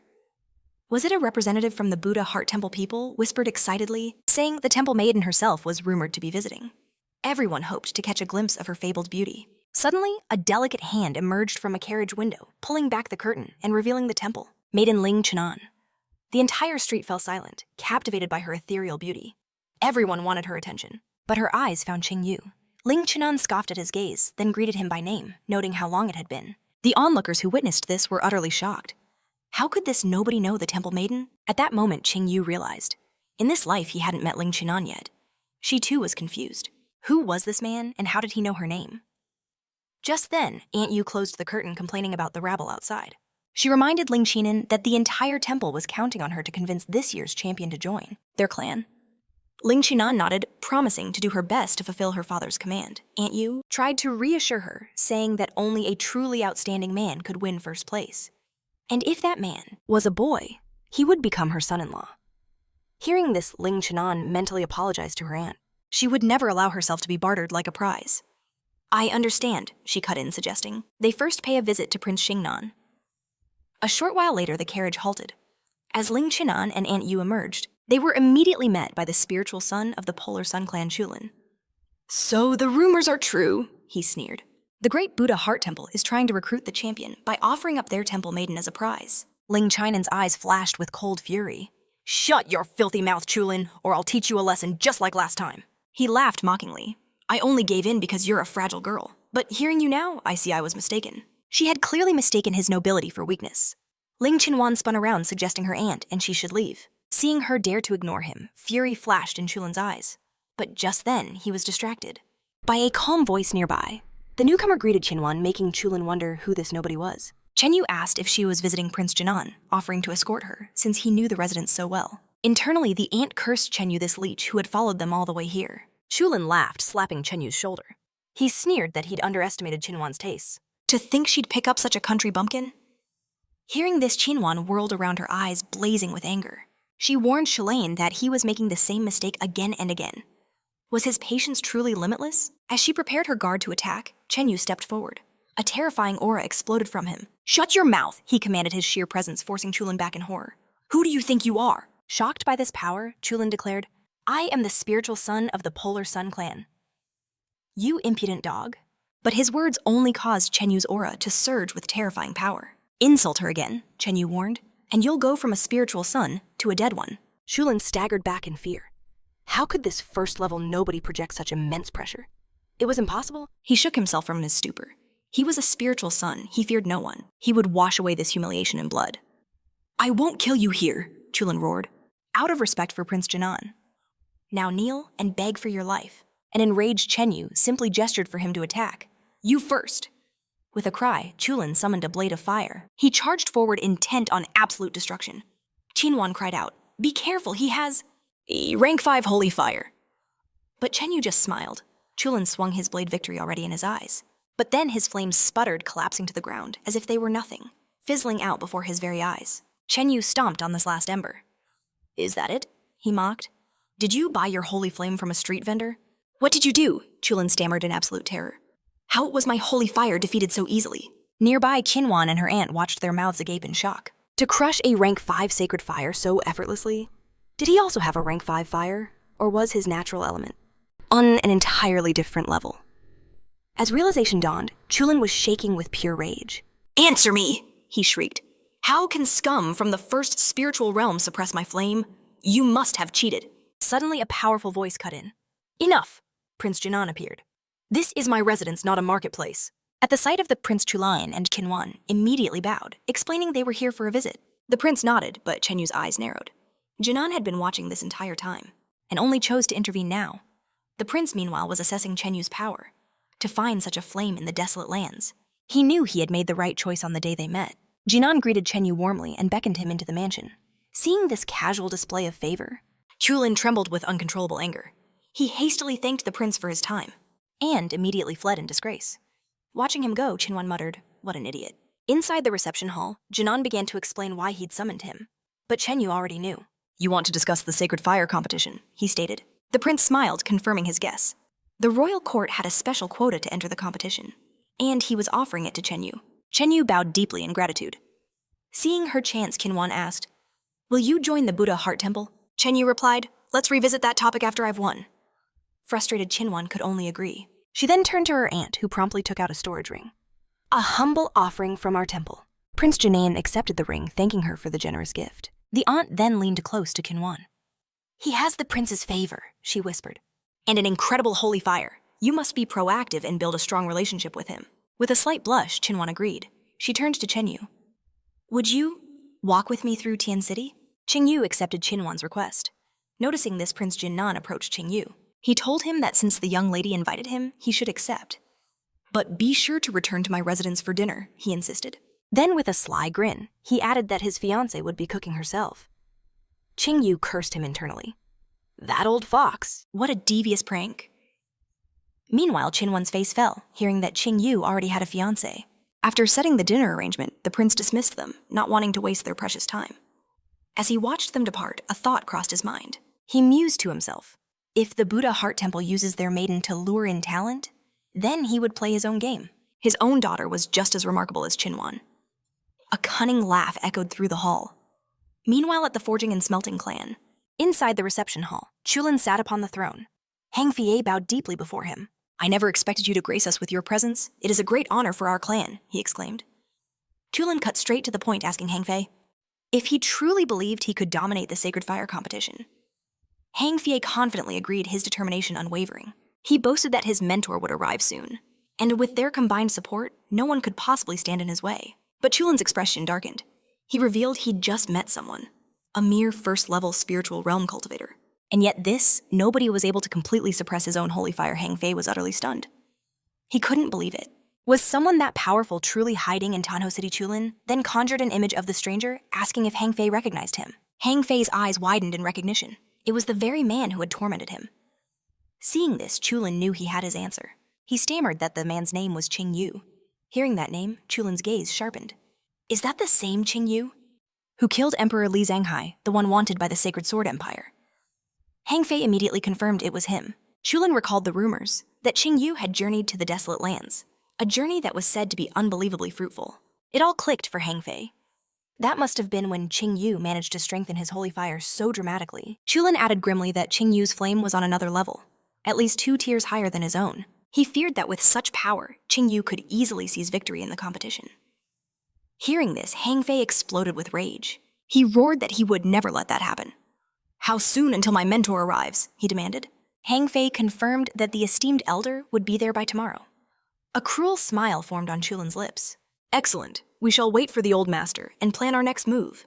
He then dismissed Hang Fei. Left alone, Chulin's thoughts turned to Ching Yu's power. That incredible flame. If he could just steal it, absorb it for himself, he would be unstoppable. He was guaranteed to become the head of the Polar Sun sect Hang Fei and his master. They were nothing but pawns. Stepping stones on his path to glory. Back in Tongjo City, Ching Yu and Qinwan walked through the crowded streets. Suddenly, the ring on Qinwan's finger began to glow. Lifting her hand, she saw a message meant for Ching Yu. After reading it, she turned to him with a look of concern. "The Immortal Clan. I'm sorry for what happened." She warned him that even though his clan was powerful, it was best not to provoke the Buddha Heart Temple. Ching Yu simply thanked her. He appreciated her words, but this was a matter of personal revenge. "I will handle this myself," he declared. "But first, I would like to have your temple's support." A deep blush spread across Qinwan's face. She was about to ask what he meant, but he cut her off. "You know exactly what I mean," he said with a smirk. She gasped, her face turning crimson red. Just then, voices from the crowd erupted around them. They recognized the temple maiden, and the infamous young man the entire city was gossiping about. They muttered in jealousy, He's with a new beauty every day. First Princess Yu, then the lady from the Dugu house. Suddenly, Ching Yu found himself surrounded by the noisy crowd. With an awkward cough, he quickly grabbed Chinwan's hand. Let's find somewhere a little quieter. Meanwhile, on a nearby street, Fatty Lee was desperately pleading with a Mr. Wang. "Please let me join you," he begged. Wang Chuan looked skeptical. "Are you sure Fatty Lee explained he'd served the forging clan?" For years, giving it his all, but they treated him like dirt. He cried that if Mr. Wang didn't take him in, he'd be as good as dead. Then Fatty Lee leaned in and whispered a tempting secret. He'd recently acquired 10 slave girls, all from the legendary succubus race. Wang Chuan's face flushed as drool nearly escaped his lips. He could already picture them. Fatty Lee proudly added that he'd handpicked each one. That sealed the deal. "From now on, you're my man," Wang Chuan declared. He demanded the succubi be brought to his residence that very evening. Suddenly, Fatty Lee froze, spotting a familiar figure. It was Ching Yu, Mr. Wang. He panicked. That's the man who caused all my trouble. But Wang Chuan only had eyes for the beauty beside him. What a charming maiden, he muttered. Fatty Lee started to explain. That's Ching Yu, the one who stole my slave girl. She was just as stunning as his new prize, and he revealed to Wang Chuan the critical reason why. Ching Yu had no allies to rely on in this city, all thanks to the influence of Prince Jin Nan. After learning this, Wang Chuan finally understood why Hang Fei wouldn't dare make a move on him. He might desire the prince's granddaughter, but he was terrified of provoking the prince, a fear Wang Chuan clearly didn't share. From a high bell tower, he went to Ching Yu and told Fei Li that he was now his master, and no one would dare harm him. Ching Yu was walking with Qin Wan when suddenly Wang Chuan and Fei Li blocked their path. Fei Li greeted Ching Yu with a sneer, asking if Hang Fei's lapdog had decided to change masters. The insult enraged the fat man. Wang Chuan stepped in, informing Ching Yu that Fei Li was now his subordinate, and that Ching Yu had stolen his rightful slave, and where Hang Fei was too weak to act, Wang Chuan would not hesitate. Qin Wan was shocked. It seemed that everyone she encountered was an enemy of Ching Yu. He simply asked how Wang Chuan planned to do this, who replied that first, he would return the slave girl. Then he would surrender his charming companion. From this day forward, she would belong to him. Upon hearing this, Qin Wan exploded with pure rage, threatening to kill Wang Chuan on the spot. But she was stopped by Ching Yu, who suggested that she remain patient and allow him to handle this affair himself.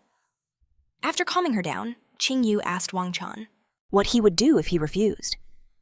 Hearing this defiance, Wang Chuan's face twisted with anger, telling Ching Yu that he would take his head. Ching Yu merely agreed, cracking his neck and remarking that his joints felt stiff. Wang Chuan began to prepare his assault, declaring that Ching Yu had chosen his own death and would now face his newly learned black entry-level technique, the Thunder Palm. He summoned a storm of crackling aura that sent Fei Li flying and changed.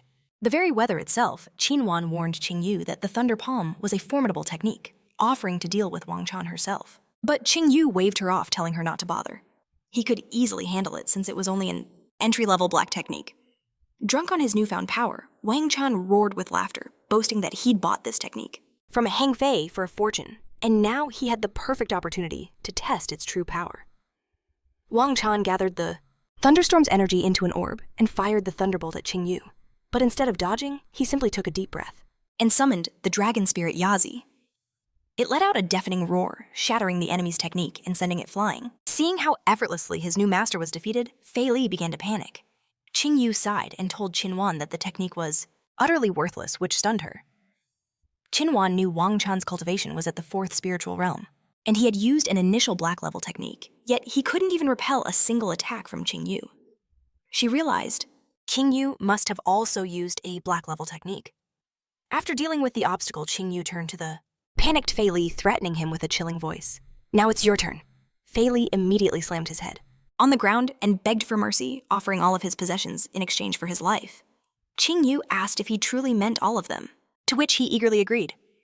Hearing this, Ching Yu offered Qin Wan a glance, and she gave a slight nod. After receiving her agreement, Ching Yu kicked the fatty and ordered him to lead the way.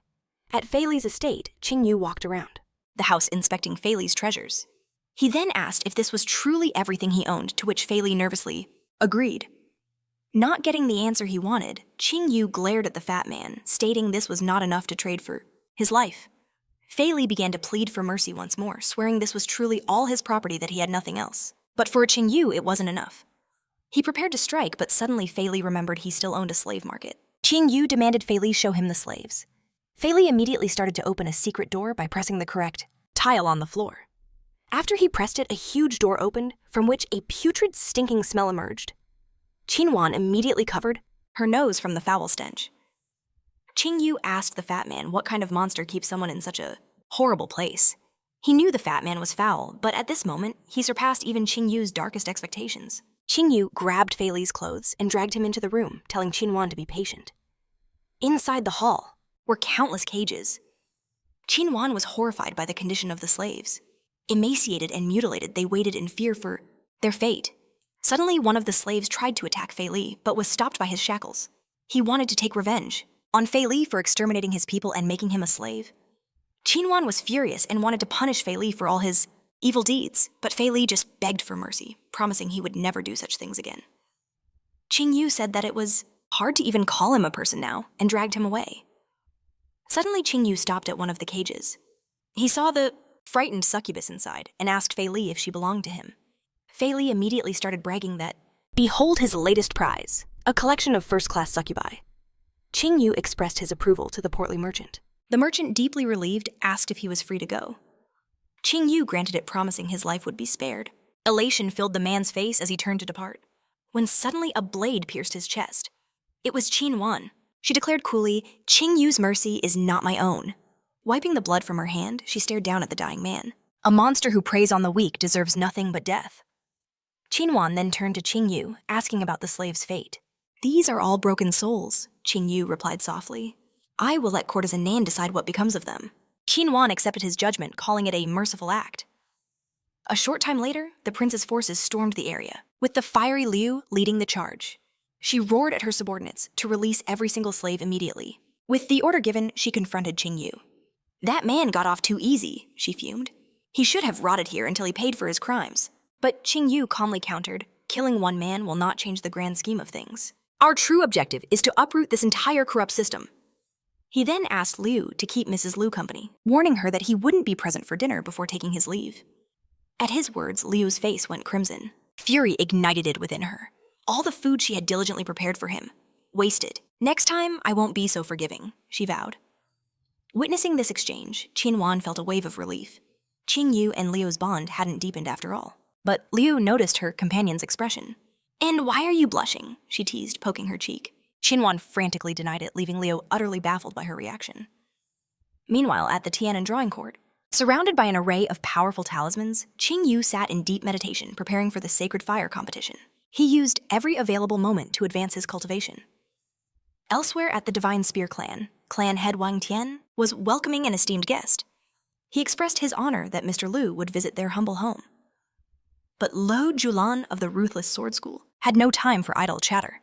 "Can your clan even produce a worthy candidate to participate in the sacred fire competition?" Wang Tian panicked, utterly lost for words, as he saw the guest's blatant disappointment. Lu Julan scoffed. "Your clan grows more worthless with each generation. The Polar Sun clan has already recruited a disciple from the Forging clan," he continued. "And the Jasper Fairy clan is backing the Moonlight School, while the Buddha Heart Temple's move is unknown." With that, Lu Julan presented a holy flame. "I will gift this to your clan."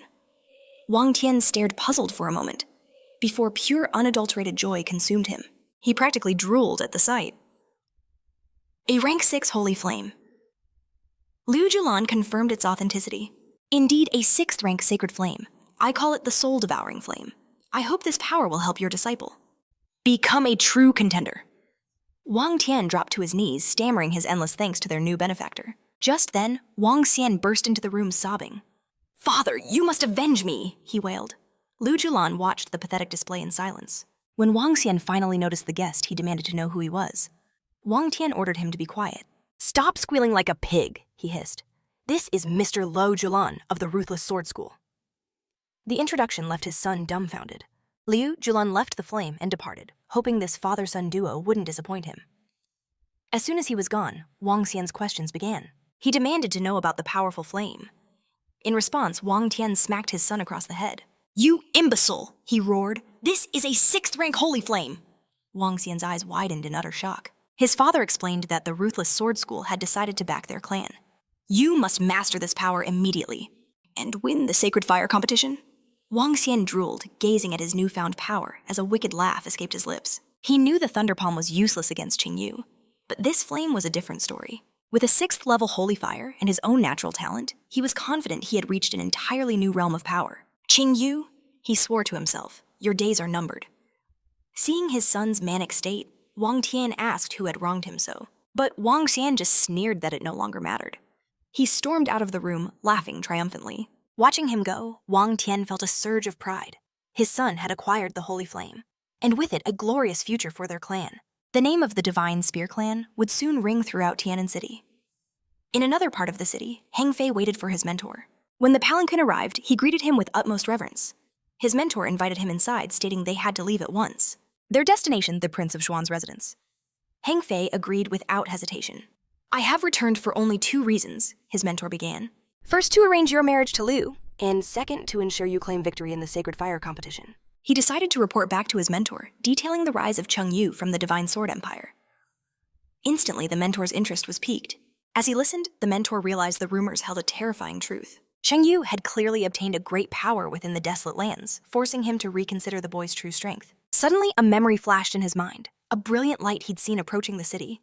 He knew it had to be Ching Yu's divine weapon.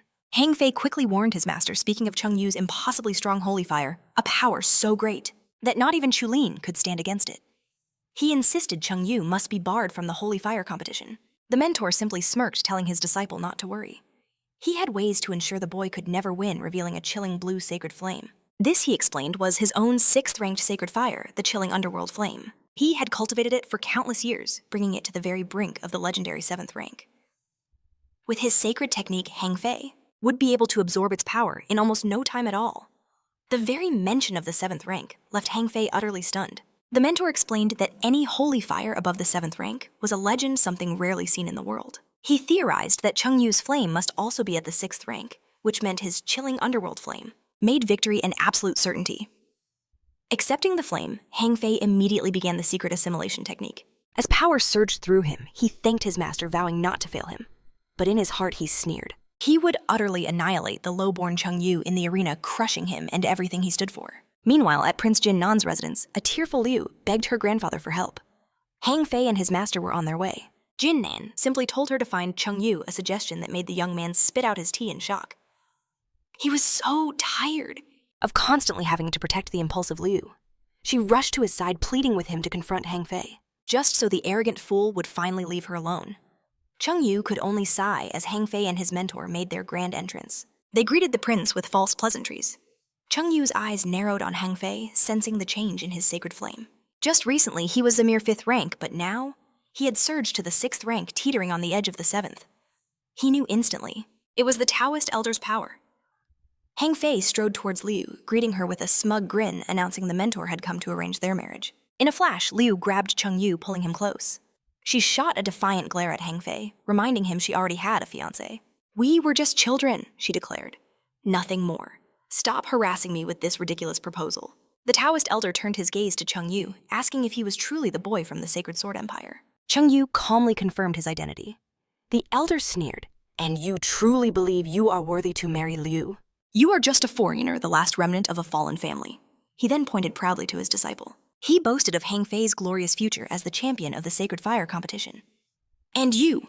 He asked venomously. Who are you? Liu sprang to Ching Yu's defense, declaring that he also wielded a holy fire and would be the true winner of the competition. Ching Yu grimaced. He knew this was exactly the reaction the old fox wanted. He had deliberately provoked Liu, hoping to undermine Ching Yu's spirit.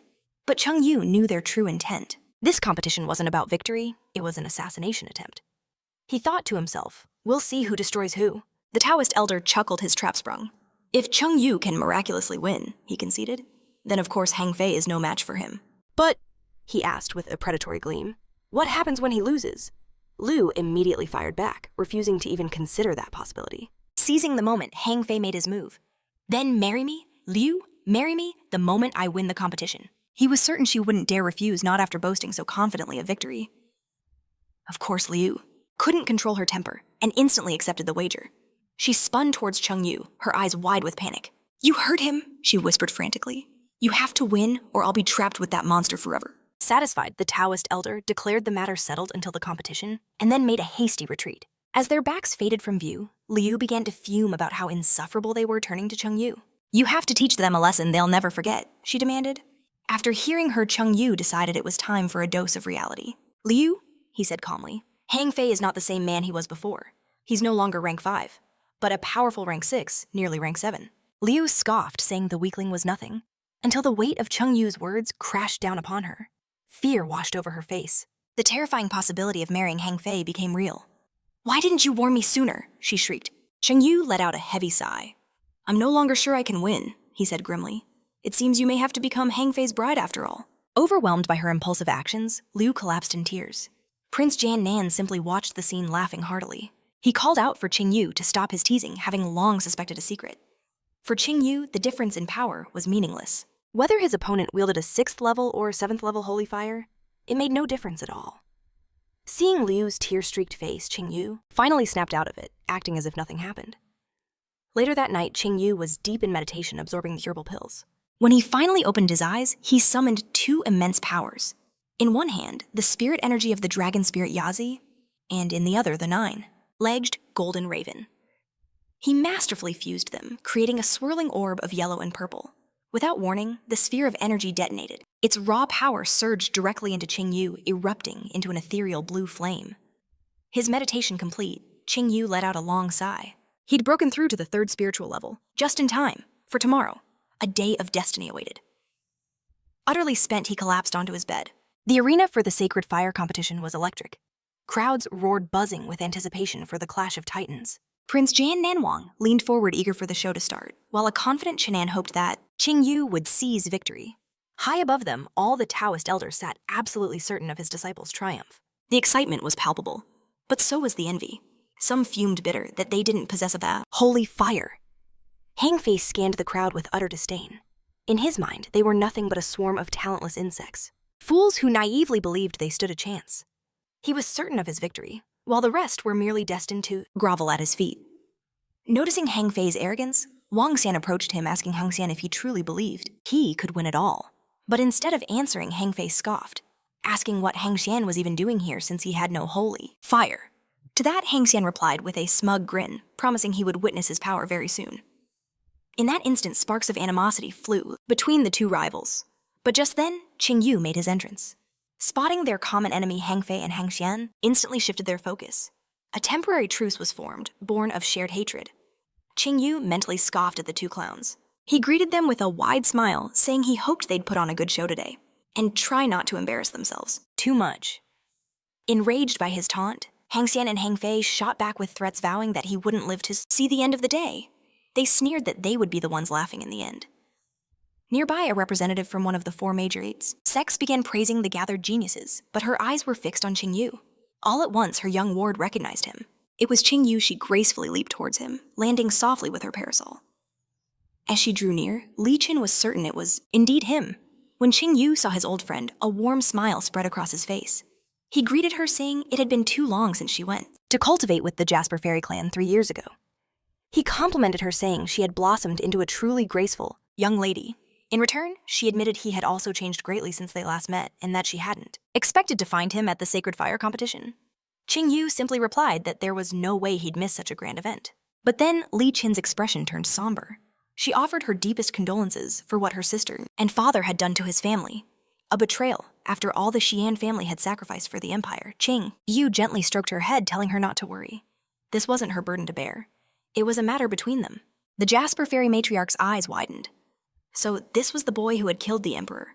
Considering his childhood friendship with her prized disciple, she realized they had a perfect chance to lure Ching Yu into their clan, if he won. Seeing the beautiful girl from the Jasper Fairy clan talking so kindly with Ching Yu, the crowd began to whisper. They called him the #1 heartthrob of Tian City, with some even betting they would see him in this company of 3 beautiful maidens by day's end. Just then, Wan Er approached, jokingly telling Ching Yu that no matter where she found him, he always had a beautiful maiden by his side. Ching Yu laughed, telling her not to exaggerate. Blushing, Li Qin raised her parasol and said her goodbyes to Ching Yu. As she flew off, she wished him good luck in the competition. Ching Yu simply told her not to worry, promising that he would never let go of victory. The representative of the Jasper Fairies told her ward that if Ching Yu wins the competition, their clan would be counting on her. Suddenly, a gasp swept through the arena as another powerful figure entered the ring. The crowd immediately started talking.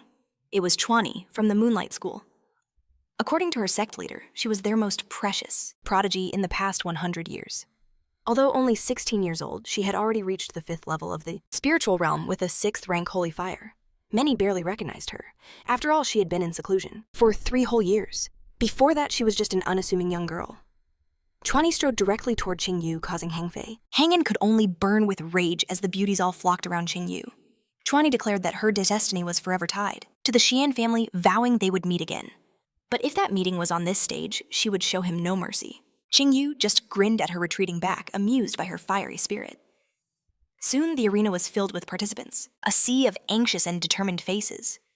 Suddenly, a group of demonesses made their grand entrance, greeting the crowd. Ching Yu's eyes landed on the one in red, a flicker of recognition in his gaze. She then approached Ching Yu directly, leaving Yawenir baffled by how many powerful people he seemed to know. Ching Yu remembered this demoness well. In his past life, she was the ultimate champion of this very competition. Her origins were a mystery, and she simply called herself a free cultivator.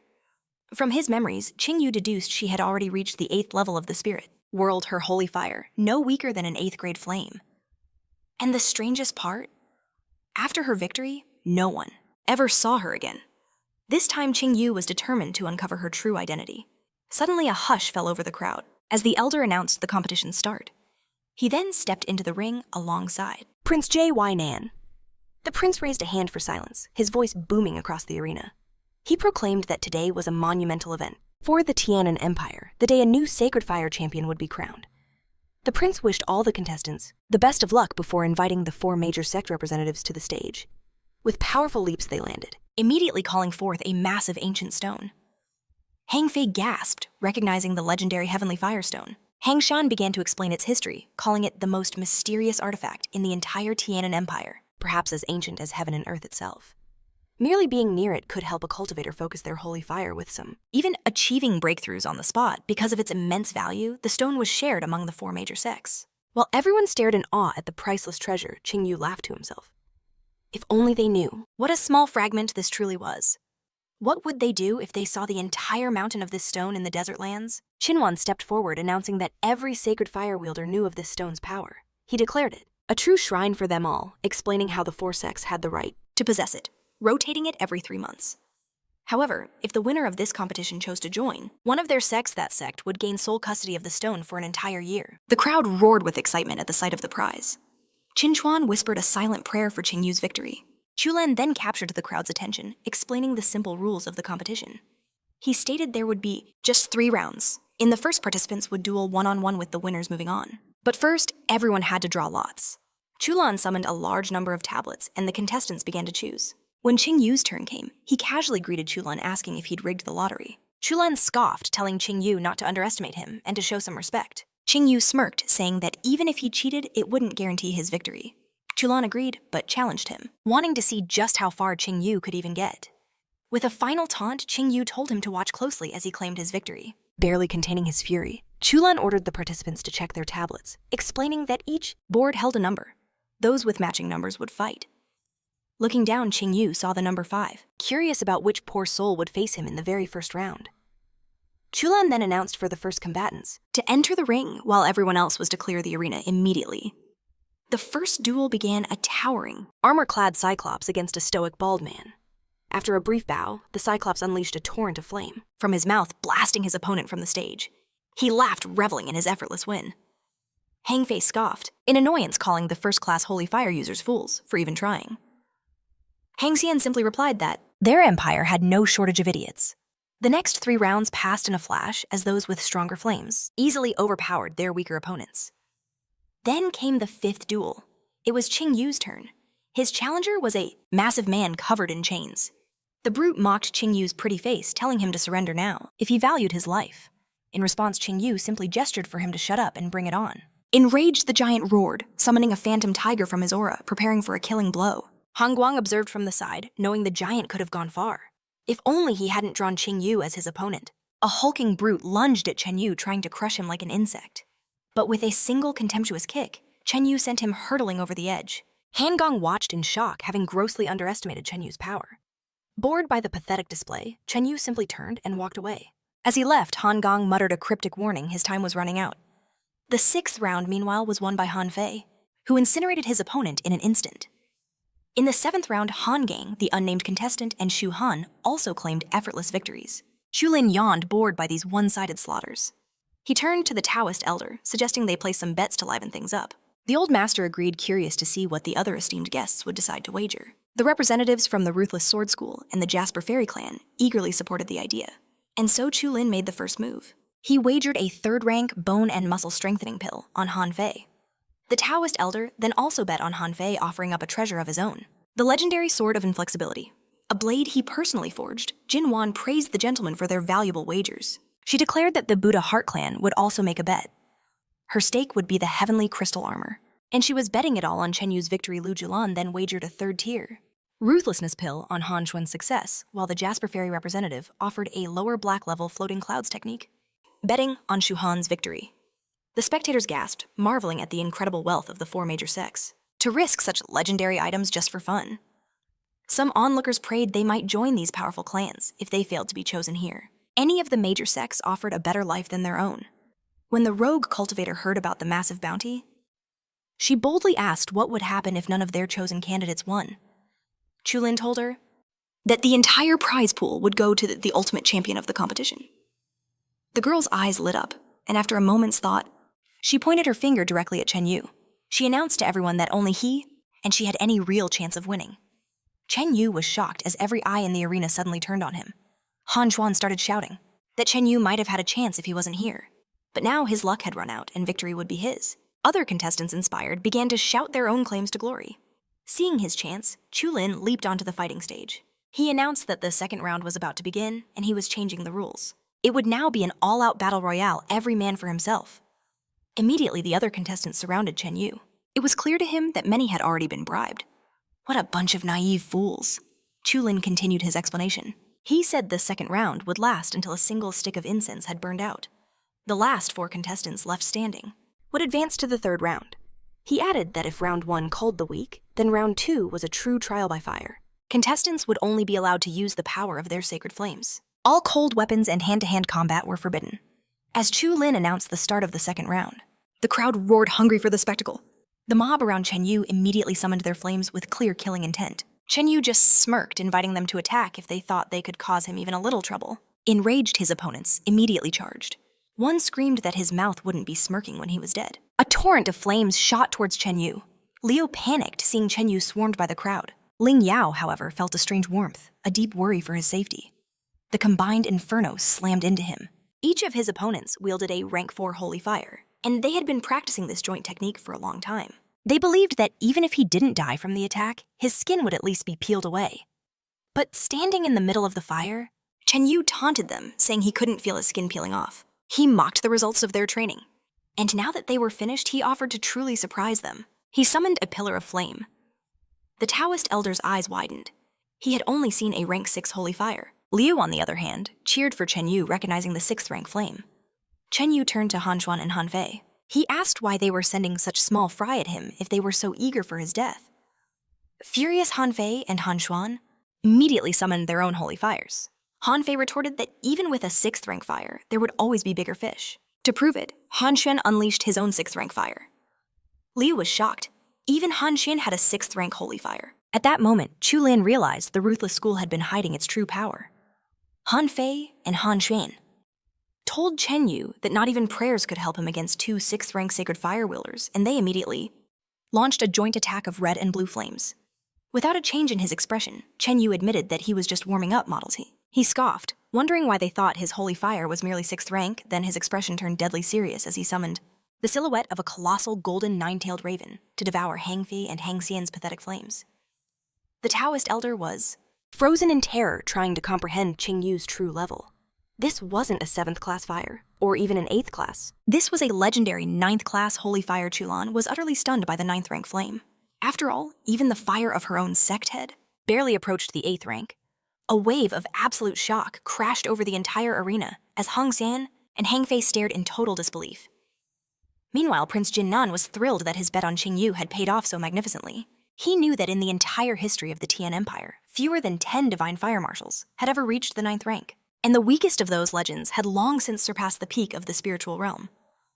The prince realized that among all those currently alive, not just in the empire but across the entire continent, there was no one stronger than Ching Yu, the prince, laughed heartily, amazed to find a ninth-class sacred flame user a true world shaker. Living in his own city, Chinwayan reflected on how she once believed her leader was the strongest person alive. But he was only an 8th rank. Closing her eyes, she pictured Ching Yu's boundless future, knowing that one day, he would inevitably surpass her own leader. Li Chino gazed at Ching Yu in pure awe, realizing this was the fire he had found, while wandering the great desert. Her father had rejected Ching Yu just to ally with the immortal clan, and as a result, he met his end at Ching Yu's hands, robbing the empire of its divine sword, its single greatest talent. Looking to the heavens, Li Chino whispered, "Father, what are you feeling now as you watch this?" Ching Yu then exposed Hang Xian and Hang Fei's pathetic schemes for all to see, mocking them for not even realizing how insignificant they were before a 9th rank holy fire. He attacked, and his flames smashed them to pieces. But Ching Yu chose not to kill them just yet. They could still be useful, and their deaths would only come after the ancient relic was activated. Ching Yu declared that the competition was over. Now that everyone was convinced of his 9th rank holy fire, there was no need for a 3rd round. He began to gather, fire in his hand forming a massive fireball. The onlookers stared in confusion, but the wandering cultivator knew he was about to use the heavenly suppressing fire. At that moment, she knew her journey into the mortal world was not in vain. Gathering an immense amount of fire, Ching Yu unleashed the miracle fire suppression. The fireball exploded, sending waves of divine flame toward his opponents. They saw it and desperately tried to escape, but it was far too late. Prince Jin Nan was deeply satisfied. In the entire history of the competition, never had a single contestant extinguished all his opponent's flames in the 2nd round. All of Ching Yu's rivals lay defeated outside the arena. Chuani, who had barely managed to dodge, could only see Ching Yu as a complete madman.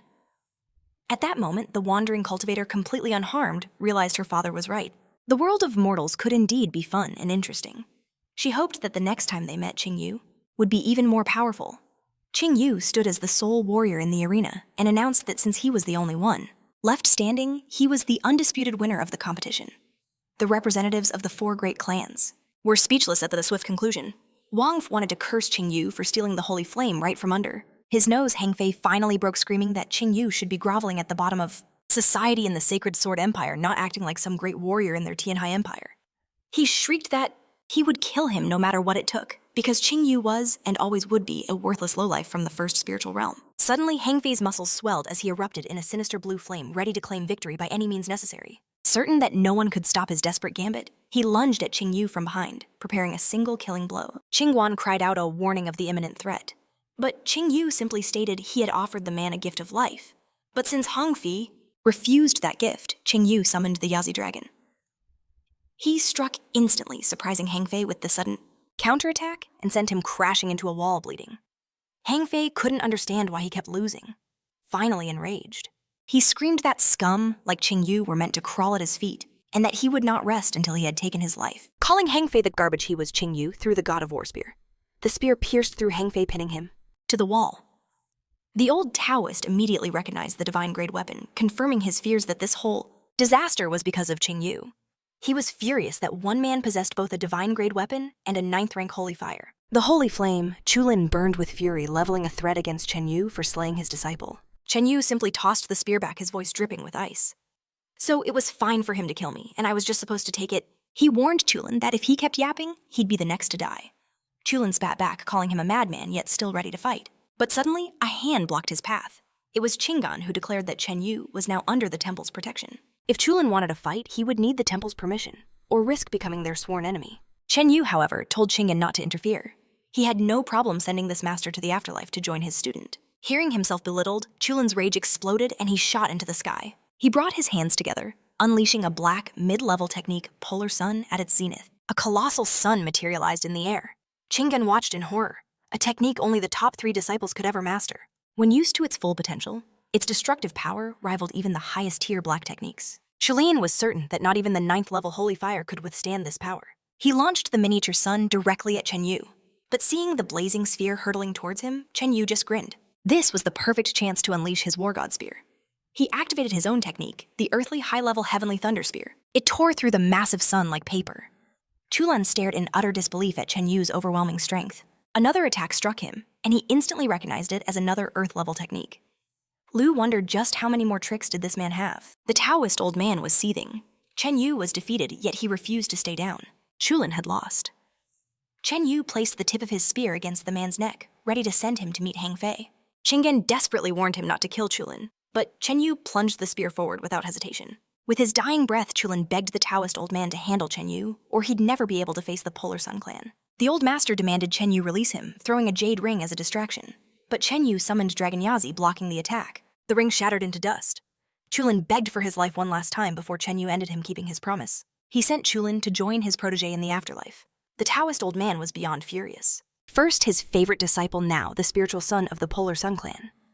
He roared that not even the 9th rank holy fire could save him now. Hearing this, Chen Yu laughed, his expression turning deadly serious. He suggested the old dog worry about his own survival. Gripping his spear, Chen Yu declared that the old man had harmed his beloved. Mocked her, and because of that, he had long been a sworn enemy. A flash of understanding hit Chen Yu.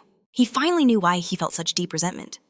But then he wondered, who was this beloved he spoke of? The Taoist old man had no clue what had provoked such immense hatred in the boy, but he knew killing Chulin so easily was no small feat. He realized that with a 9th level sacred fire and earth level techniques, Chen Yu was a monstrous talent. But he himself had reached the peak of the spiritual realm long ago. For him, killing Chen Yu would be like crushing an ant. Lu Yulan knew the old man was serious. He was going for the kill. The combination of a divine weapon and a top-level black technique was more than enough to end Chen Yu. The old man lashed out with a whip, but Chen Yu summoned the powers of the Dragon Yazi and the golden 9-legged raven to counter. But the old man sneered, "You are too weak." He shattered the spear's defense with his whip, sending Chen Yu flying through the air. The old master was sure it was over, but Chen Yu regained his balance. He shouted to Prince Jinnan, asking for a power release pill. The prince acted instantly, tossing the pill to him. Chen Yu caught it and swallowed it without a second thought. Immediately, his aura began to surge. The Taoist old man scoffed at the desperate plan.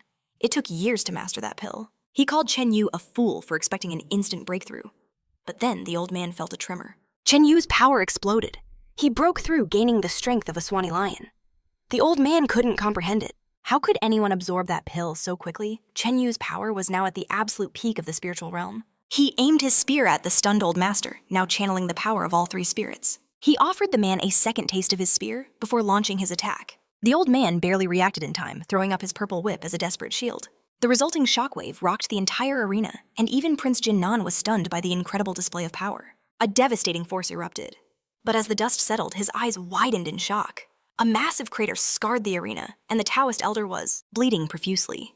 His strength gave out, and he collapsed to his knees just as Ching Yu began to walk toward him. Ching An watched in absolute amazement at Ching Yu's power. To think he achieved a breakthrough. In the middle of a battle and defeated a master at the peak of the spiritual realm.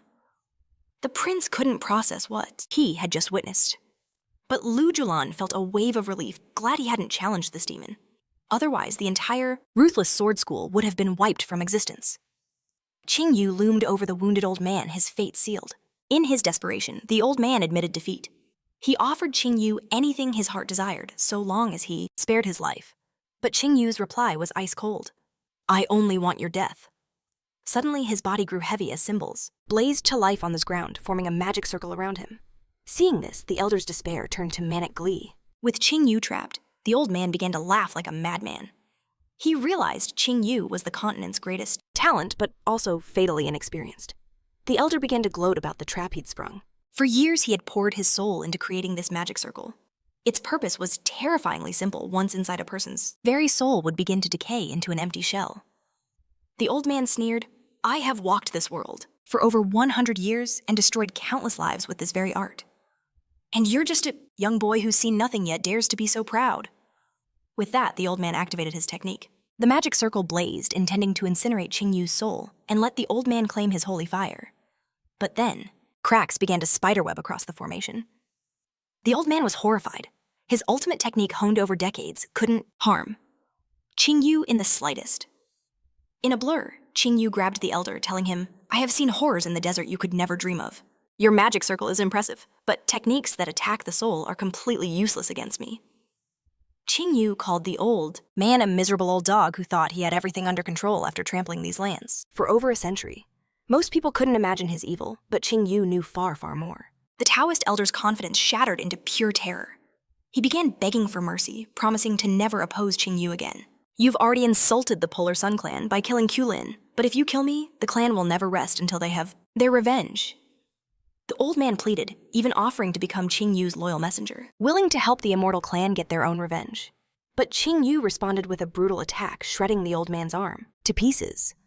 The elder screamed, "Be smarter! Not even the protection of the Buddha art temple will Save you from the Polar Sun Clan's wrath. By sparing my life, you're saving your own." Ching Yu stomped on the old man's foot. "I don't need to save my life, he said, because it belongs to me and me alone. No one can take it from me. And I would never rely on a treacherous snake who sets such conditions." And with that, he shattered the old man's leg. The elder screamed in agony, calling Ching Yu a true demon. Ching Yu was almost amused that this man would call him a demon. "You have no idea," he told him. How much I restrained myself when we first met at the prince's estate. But at that moment, I was too weak.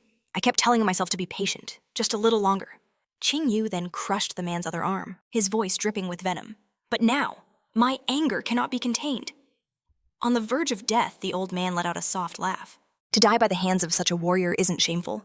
But before I go, I must know. What did I do? To deserve such hatred, Ching Yu kicked the old man with all his might. In the first year of Li He's reign, on his orders, you captured Li Qinghe. You not only crushed all her bones, but you chained her in the death pit of the desolate lands. The death pit. A place of unspeakable torture where even the slightest touch to the skin becomes excruciating agony. A fate far, far, far worse than death. Tears of rage streamed down Ching Yu's face. He recounted the torture Li Qinghe endured, but the old man panicked, claiming he had no idea what he was talking about. Li Qinghe was still alive. He screamed his innocence, begging not to be killed for a crime he didn't commit. Ching Yu simply gathered the holy fire in his palm and sent the old man straight to hell, leaving not even ashes behind. The arena was deathly silent. Liu He, his grandfather, and Mu Er cheered with joy for Ching Yu's victory. He raised his head to the sky and vowed that the Taoist elder was dead, and next in line would be that couple. Meanwhile, in the Sacred Sword Empire, Xi Yan performed a blood ritual on Ching Yu under the watchful eye of Zi Heng. Xi Yan realized that everything now depended on his actions. He commanded the immortal seal to awaken. In an instant, a colossal power surged through Jian's body, an energy so vast it stunned even him. As the transformation settled, his entire being pulsed with a celestial light. Jian roared in triumph, declaring he had awakened the immortal seal. Xiao Heng praised his nephew's success, suggesting that Jian take Li Qina as his bride. After all, her bloodline was the key, and as his faithful wife, her obedience would be absolute. But he could never have imagined the truth. It wasn't the immortal seal, but the legendary almighty seal. He laughed, for no one from the Xiao family had achieved this in the past 10,000 years. In fact, across all the heavens, those who awakened the supreme seal could be counted on one hand, and Jian had done it. Relief washed over Xiao Heng. Finally, they could return to the realm of immortals, Their ties to the ordinary mortal world severed forever.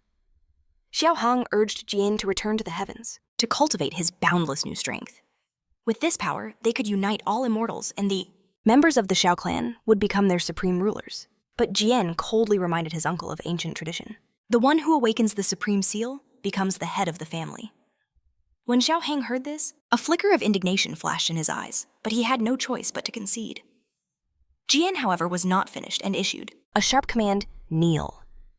At that moment, understanding dawned on Xiao Heng, and a deep laugh rumbled from his chest. He admired Jian's audacity. This was the ruthlessness their ruler needed, a cold-blooded tyrant.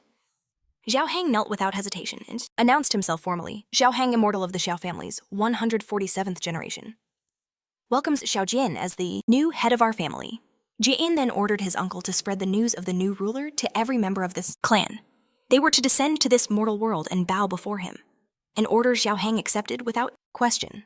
Jian permitted his uncle to rise, and Xiao Heng then asked what was to be done with Li Qinhe. Jian replied that although she was a mere mortal, her warmth had managed to touch his heart. He desired to keep her by his side. Xiao Heng simply nodded and glanced at his own consort. Meanwhile, at Prince Jinnan's residence, the prince was showering Ching Yu with praise. In all his long years, he'd never seen such talent. To think that before the age of 18, Ching Yu had managed to defeat the infamous Taoist elder. But the prince followed with a grave warning. That elder was deeply connected to the Polar Sun clan, and since Ching Yu had slain both him and Chu Lin, the clan's vengeance would be relentless. Seizing the moment, Qinhe offered him sanctuary at the Buddha Heart Temple, guaranteeing his absolute safety. Because even though their temple might not match the Polar Sun clan's full might, they would never dare declare open war upon them. But the Jasper Fairy envoy intervened, declaring that the Jasper Fairy clan was more than capable of protecting Ching Yu. What are you implying? Qinhe demanded. The envoy Beefy simply smiled, reminding her that Lichina was their most prized student destined to become their next chief. And most importantly, she and Ching Yu were childhood friends. A loyal friend. Surely that was reason enough to choose the Jasper Fairy clan. Beefy then addressed Ching Yu directly, on behalf of her chief, promising that if he joined them, Li Qinha would be appointed deputy chief of their clan for 3 years. Ching Yu himself would take the position of manager, a rank with authority equal to a deputy. Furious at Beefy's blatant maneuvering, Qinha desperately offered Ching Yu similar terms from the Buddha Heart Temple. In the middle of this bidding war, Prince Jinnan knew he couldn't influence this situation. The decision rested solely with Ching Yu. After a moment, he made his choice. He would not join either of their clans. The envoy stared in shock, but he added he would still go to the Buddha Heart Temple to train for a while. Hearing this, Qinha realized the heavenly stone would remain in their temple's possession. Elated by his decision, she thanked him from the bottom of her heart. She had to accept that he would never truly join them. After all, with his incredible talent, their clan would only become shackles for him, when he deserved so much more. Disappointed by his choice, Beefy offered a quick apology and decided to leave as Ching Yu watched the departing envoy's back. A burning grudge from his past life surfaced. In that life, when the Taoist elder came to the Qi clan, demanding they hand over Li Qinha, they gave her up without a fight. In this life, he vowed that clan would be wiped from existence. Prince Jinnan then called Ching Yu over holding out a ring, explaining that it contained all the holdings of the 4 great clans. Ching Yu simply closed the prince's palm around the ring. Ching Yu refused, which greatly surprised the prince. Then allow me to keep the ring as a memento of your great army, and I wish you a long life free from poverty. At the mention of his army, the prince's shoulders slumped. He stared down at his worn hands as tears flowed freely from his eyes. Memories flooded back, and he began to weep. Ching Yu bowed respectfully. He began to narrate the legendary saga of Prince Jinnan's great army, an army that claimed victory in hundreds of battles, an army that painted the skies red. 9 of the prince's sons and 40 of his grandsons had all fallen defending the borders of the empire. Ching Yu spoke of the prince's sacrifice, how he gave away his entire fortune to help the families of his fallen warriors. He even mentioned how the prince himself had nearly lost his own cultivation after suffering a devastating injury. Ching Yu looked at the old man with deep reverence. You, prince, are a true hero, and on behalf of every survivor of your great army, I offer you my deepest gratitude. The prince's voice trembled. Thank you for your kind words. He could speak. Ching Yu cut him off, his voice ringing with conviction. He vowed that no matter how high his power grew, he would always be a guardian of the human race and bring ruin to its enemies for the world's prosperity. Meanwhile, at the Divine Spear Clan's ancestor worship temple, Wang Tichang and Hang Xian knelt. Wang Tichang slammed his forehead onto the cold stone floor, apologizing to his great-grandfather, begging forgiveness for his weakness, for failing to restore their clan's former glory. The wounded Hang Xian tried to whisper an apology, but his father slapped him hard, roaring for him to kowtow. Hang Xian immediately smashed his head against the ground, crying out his excuses to the ancestor. It wasn't that he was weak, he pleaded, but his opponent was an inhuman monster. There was nothing he could do. Wang Tichang seethed, about to strike his son for making excuses before their ancestor, when suddenly the shrine erupted in an ethereal blue fire, forming the image of their forefather. The ancestor looked ashamed. His descendants had degenerated into such pathetic cowards. Wang Tichang and Hang Xian stared frozen in shock. The ancestor sighed a sound that echoed through the ages. He couldn't bear to watch any longer. Wang Xian carried the Wang bloodline, and with it the potential to awaken his spiritual consciousness. It was now his sacred duty to revive the clan. To restore its former greatness, the ancestor raised a spectral hand calling forth a tablet. He declared it a unique token of their clan, the key to the mountain abode where he had once cultivated in his mortal life. After entrusting the tablet to his heir, the ancestor gave one final command. Go to that sacred place, gather all his treasures, and use them for the clan's rebirth. With those words, his spirit vanished. Hang Xian snatched the tablet, his fear instantly replaced by arrogance. He boasted to his father their ancestor had chosen him. Wang Tiang remembered the old tales, a time when their great-grandfather was a legend, and their clan was one of the greatest on the continent, with none who could stand against them. But one fateful day, he insulted the immortal clan, causing their family to instantly fall from grace. Wang Tichang saw a glimmer of hope. If his son could retrieve the ancestors' treasures, they might finally have a chance at redemption. Hang Xian grinned smugly. Ching Yu wasn't the only one who had found a great fortune. He now possessed the legacy of a legendary ancestor. But suddenly a slow applause echoed from the shadows. A stranger's voice mused that he never knew the Divine Spear Clan was born from the ashes of a once great family. It seems he'd bet on the right horse after all. Hang Xian and his father spun around, their blood running cold at the sight of Chulin's face. Hang Xian collapsed in sheer terror. screaming that he was a ghost. Chulin pulled back his hood with a smirk. "I'm very much alive," he declared. Hang Xian stammered how could he have survived? He'd seen Ching Yu take his life with his own eyes. Chulin laughed a chilling sound. A year ago, the Polar Sun clan had 18 sons. Now they had only 5, and he was the 5th son. He leaned in close. "Can you guess where the other 13 went?" He revealed that he had clawed his way up through a mountain of flesh and blood. And when he killed the 8th son, he found the legendary imaginary death technique. His story finished, Chulin's eyes gleamed. "Do you want to kill Ching Yu?" Hang Xian's voice was filled with venom. "I won't be able to rest until he's dead." Chulin smiled. "Then you have the perfect opportunity." He proposed a simple plan lured Ching Yu to the mountain retreat, and there they would end him. And he swore an oath. He would not touch the Wang family's legacy. All he wanted was Ching Yu's 9th-ranked sacred fire. Hang Xian hesitated. "How can we kill him? Even that Taoist old master was no match for him." Chulin simply replied, "I have my methods." After dealing with the Taoist master, Ching Yu's next move might be to return to the Divine Sword Empire, and time was a luxury they simply didn't have. If their plan to lure Ching Yu to the mountain abode failed, the Wang family would face consequences beyond their imagining. With that chilling thought, Chulin vanished from the temple. Terrified by the ominous warning, Hang Xian desperately asked his father for a plan. The elder's face was grim. They had no other choice. Tomorrow they would approach Ching Yu with the utmost respect. Their very survival now rested on the whims of fate. Tian Inwu and her sister bowed deeply before Ching Yu, offering their heartfelt congratulations for his victory in the Sacred Fire competition. After witnessing his power, their curiosity about the Great Wasteland had grown even stronger, knowing he'd found something legendary there. Ching Yu simply waved it off, saying the competition that allowed him to defeat the Taoist elder was a trivial matter. His true focus was the Divine Sword Empire. Tomorrow he would march there to claim his revenge. He then stood leaning in to whisper a secret mission to the sisters, the nature of which left them completely stunned. The next morning at Prince Jinan's residence, Ching Yu's friends gathered to see him off. Weiner wished him a safe journey. Liu urged him to be cautious. The Taoist elder he defeated was merely a pawn for more powerful masters. But Ching Yu's resolve was like steel, promising her that Jian would not escape his wrath this time. Weiner then made a startling announcement she would go with him, and after his revenge, they would return to the Buddha art temple together. Suddenly, a messenger burst into the residence, announcing that the prince had visitors, Wang Tian and Hang Xian of the Divine Spear clan. The news was unexpected, but the prince granted them entry. Meanwhile, Ching Yu's mind raced, already deducing their true intentions. The two men entered the hall, bowing low before the prince and asking about the reason for their visit. Without hesitation, Hang Xian dropped to his knees before Ching Yu, claiming he had come to apologize. He admitted his arrogance and his disrespectful behavior. Wang Tian placed a hand on his son's head, pleading for Ching Yu's mercy and begging him to spare his son from any retribution. Hang Xian then lifted his head, offering to share a great discovery as compensation for his transgressions. He glanced around nervously, but Ching Yu told him to speak freely, as everyone present was a trusted friend. So Hang Xian revealed their secret. He and his father had stumbled upon the ancient mountain abode of a legendary warrior. He proposed that he and Ching Yu share the immense treasures hidden deep within. At that moment, Ching Yu's suspicions were confirmed. But he clearly remembered this event happening much later in his past life. Jinan saw right through the ruse, accusing Hang Xian of trying to lure Ching Yu into a deadly ambush. "Do you take him for a greedy fool?" he roared. The accusation struck Wang Tian and Hang Xian like a physical blow. Their faces paled, convinced their fate was sealed, as Wang Tian stammered that they only wanted to make amends. As Hang Xian silently prayed his deception would work, Liu intervened, telling them to stop their pathetic act. Then, to everyone's astonishment, Ching Yu agreed to go, saying with a calm smile, "I believe in your sincerity." Hearing this, Wang Tian could barely contain his joy. He explained the abode was in the Qimen mountain range west of the city. The sooner they departed, the better.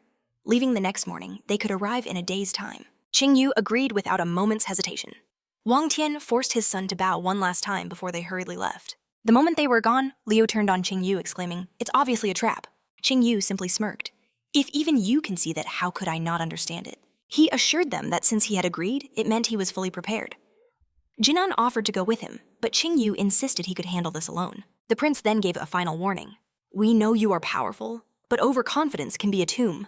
Ching Yu nodded, accepting his friend's wise counsel.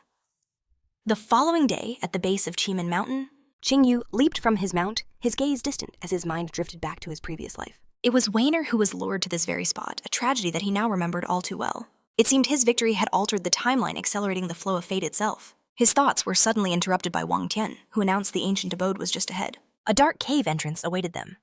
"Lead the way," Ching Yu commanded, his eyes cold as ice. He wondered if they had an escape route planned, or if they were truly ready to die here should they fail. At the foot of the cliff, Wang Tian announced, "We have arrived." He then let out a powerful shout, striking the rock wall. With a great rumble, a hidden passage ground open. Wang Tian gestured towards the darkness, inviting Ching Yu to step into the mountain's maw. Stepping into the mountain abode, Ching Yu and his allies gazed upon a huge statue of Ancestor Wang and 3 pedestals of priceless relics. As they drew closer, Hong Xian's eyes widened in shock.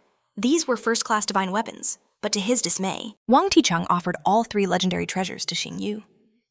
After studying the statue of Ancestor Wang Xingyu, Sensed a soul dwelling within it, likely the abode's true master. He knew all 3 items on the qi.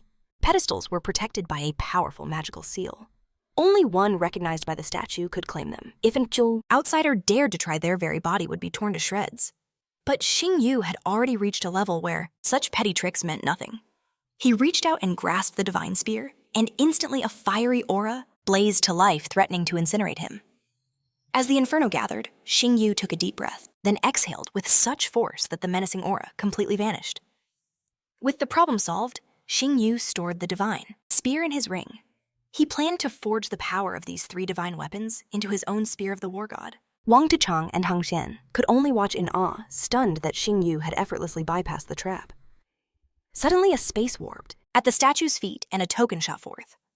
Ching Yu immediately identified it as an immortal seal. Token, a treasure that could only be awakened by true immortals or their descendants. Once awakened, the immortal seal's power would amplify its user's strength based on their original level.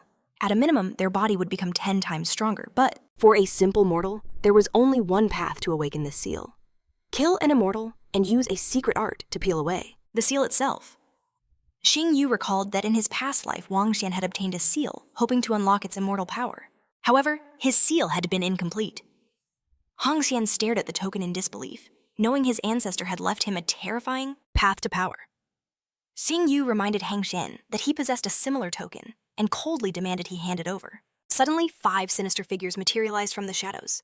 It was the head of the Death Clan Hossein, flanked by his servants. "Give me your life first," he sneered. Ching Yu instantly recognized the infamous clan leader, who arrogantly asked Xing Yu about his reputation. Xing Yu shot back that everyone in the Tian Empire had heard of a certain freak who was neither boy nor girl, neither man nor devil. Having thoroughly insulted Hossein, Xing Yu decided to thank him for the gift of 2 beautiful warriors, the Wu sisters.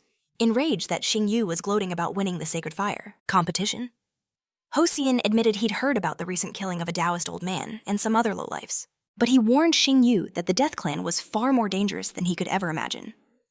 Hossein decided to introduce his servants. They were the finest warriors of his clan, each at the peak of the spiritual realm, and together, with him, their numbers were 5. Hossein was certain Xing Yu had absolutely no chance of survival. Even if he escaped their clan, once that trick would not work a second time. "Kill him," Hossein commanded, and his 4 servants instantly lunged with lethal intent. Xing Yu summoned the spear of the war god, calmly informing the assassins that the fact he could kill a Taoist master should tell them he could easily handle several fighters at the peak of the spiritual realm. With a swing of his spear, he unleashed the spirit powers of the Dragon Yaji and the 9-legged golden raven, scattering his foes and shocking Hang Xian and Wang Ticheng. Xing Yu turned to Hossein any other pathetic tricks. Hossein just laughed, boasting that his death clan was famous for possessing the secret art of puppet making. As the 4 assassins rose behind him, Hossein explained that he had long ago transformed them into controllable puppets that were nearly impossible to destroy. And while Xing Yu was strong, he had no way of killing immortal beings. The moment the assassins charged Xing Yu again, he summoned the dragon spirit. Yazi, once more. The spirit grabbed the assassins, crushed them into a single ball, and hurled the remains next to Hossein. The clan leader roared in outrage. Xing Yu had just destroyed the puppets he had spent a massive amount of spiritual energy and blood to create. A fist suddenly crashed into his face. Xing Yu grabbed Hossein by the collar, his voice laced with ice. "Tell me about this blood," he demanded. "How many lives did you ruin for this?" Xing Yu then plunged his spear into Hossein's stomach, calling him a monster that neither humans nor gods could ever forgive. Hossein coughed up blood from the devastating blow. Xing Yu drove the spear of the war god deeper, vowing to avenge all the innocent souls destroyed by the Death Clan this very day, unleashing his holy fire upon the villain and causing a massive explosion. After inspecting the clan chief's charred body, Xing Yu turned to Wang Ticheng and Hang Xian. "Is this all you prepared for me?" he asked, causing them to tremble in fear. Suddenly, Hossein's hand twitched. He slowly stood up, his voice echoing from behind Ching Yu, "How dare you?" Hosian's confused shouts echoed as a maelstrom of dark crimson energy violently surged into him, twisting him into a grotesque puppet. Ching Yu scoffed, calling his choice pathetic. But Hosian dodged, roaring that he was merely half-transformed, and then begged Ching Yu to end his suffering. Ching Yu raised his god of war spear and struck with divine might, but Hosian's new power was immense, sending Ching Yu reeling. Ching Yu realized it instantly. Hosian's body, now a puppet's vessel, was unbelievably durable. His strength now matched the first level of the destruction realm. Hosian lunged again, a blur of motion, unleashing a storm of slashes. He pressed his advantage, sneering, "What can you do now?" With another blow, he sent Ching Yu flying and congratulated him with a twisted grin. "You'll be the first puppet in history to possess a 9th rank holy fire." Ching Yu knew his Dragon Yazi's power alone wasn't enough. But as he rose to his feet, he told Hosian to prepare himself. "I have something to show you." In an instant, his 3 spirit animals materialized. He then channeled the energy of the golden crow, and the Swanee, merging it all into his dragon spirit Yazi panic, washed over Hosian. He recognized the body-strengthening technique and lunged, desperate to stop the transformation. But as Hosian charged, Ching Yu vanished. His attack slammed into nothing but empty ground, sending Mr. Wang flying from the shockwave. Hosian stared at his hand in frustration, realizing killing Ching Yu wouldn't be so simple. He had poured vast resources into this, but ending the feud was worth any cost. Suddenly, an unbelievable aura erupted behind him. Hosian spun around, his eyes wide with disbelief. There stood Ching Yu, partially covered in draconic scales. "Do you like this new reception?" he asked calmly. Hosian stammered, thinking he looked more like a monster than a man, while Huangshan wondered if he was part dragon. Ching Yu analyzed his own power. He had focused the Yazi's strength, but his own cultivation level was a bottleneck. The power of all his legendary beasts was only enough to fully manifest in his right arm. But the result was overwhelming.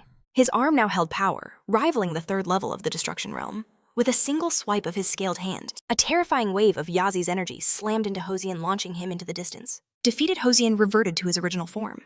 He coughed up blood, admitting this was the end. He had used the blood of thousands to forge that puppet body, yet it shattered from a single blow. As Ching Yu raised his hand for the final strike, Hosian screamed a name in desperation. "Chulin, save me!" A voice from the shadows replied. "You have disappointed me." He then addressed Ching Yu, "This isn't over. We will meet again." With that, Chulin vanished. "How dare you abandon me!" Hosian roared in betrayal. Ching Yu turned to the broken man. "It's over." But Hosian sneered, "You can't kill me, because if you do, you'll never get your revenge on Jen." This caught Ching Yu's attention. Hosian revealed the shocking truth. Jian has awakened the Almighty Seal, and he is preparing to ascend to the heavens.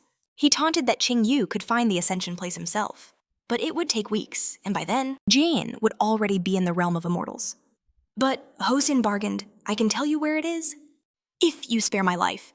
Ching Yu agreed, but Hosian demanded more. "Swear on your very soul that you will not kill me." Ching Yu raised his hand, making the sacred vow.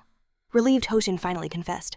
"According to my clan's intelligence, the ascension procedure will take place on Mount Chikyong, in the southwest of the Divine Sword Empire.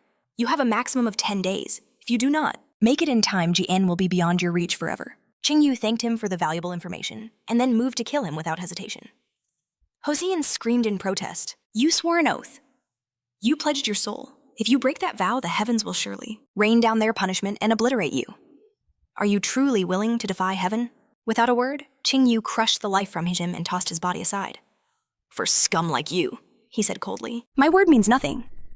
In that instant, a terrifying bolt of lightning tore through the sky, striking Ching Yu. Huangxian rejoiced, believing heavenly punishment had arrived. But as the blinding light dissipated, Ching Yu emerged from the smoke, shielded by the Suwani, completely unharmed.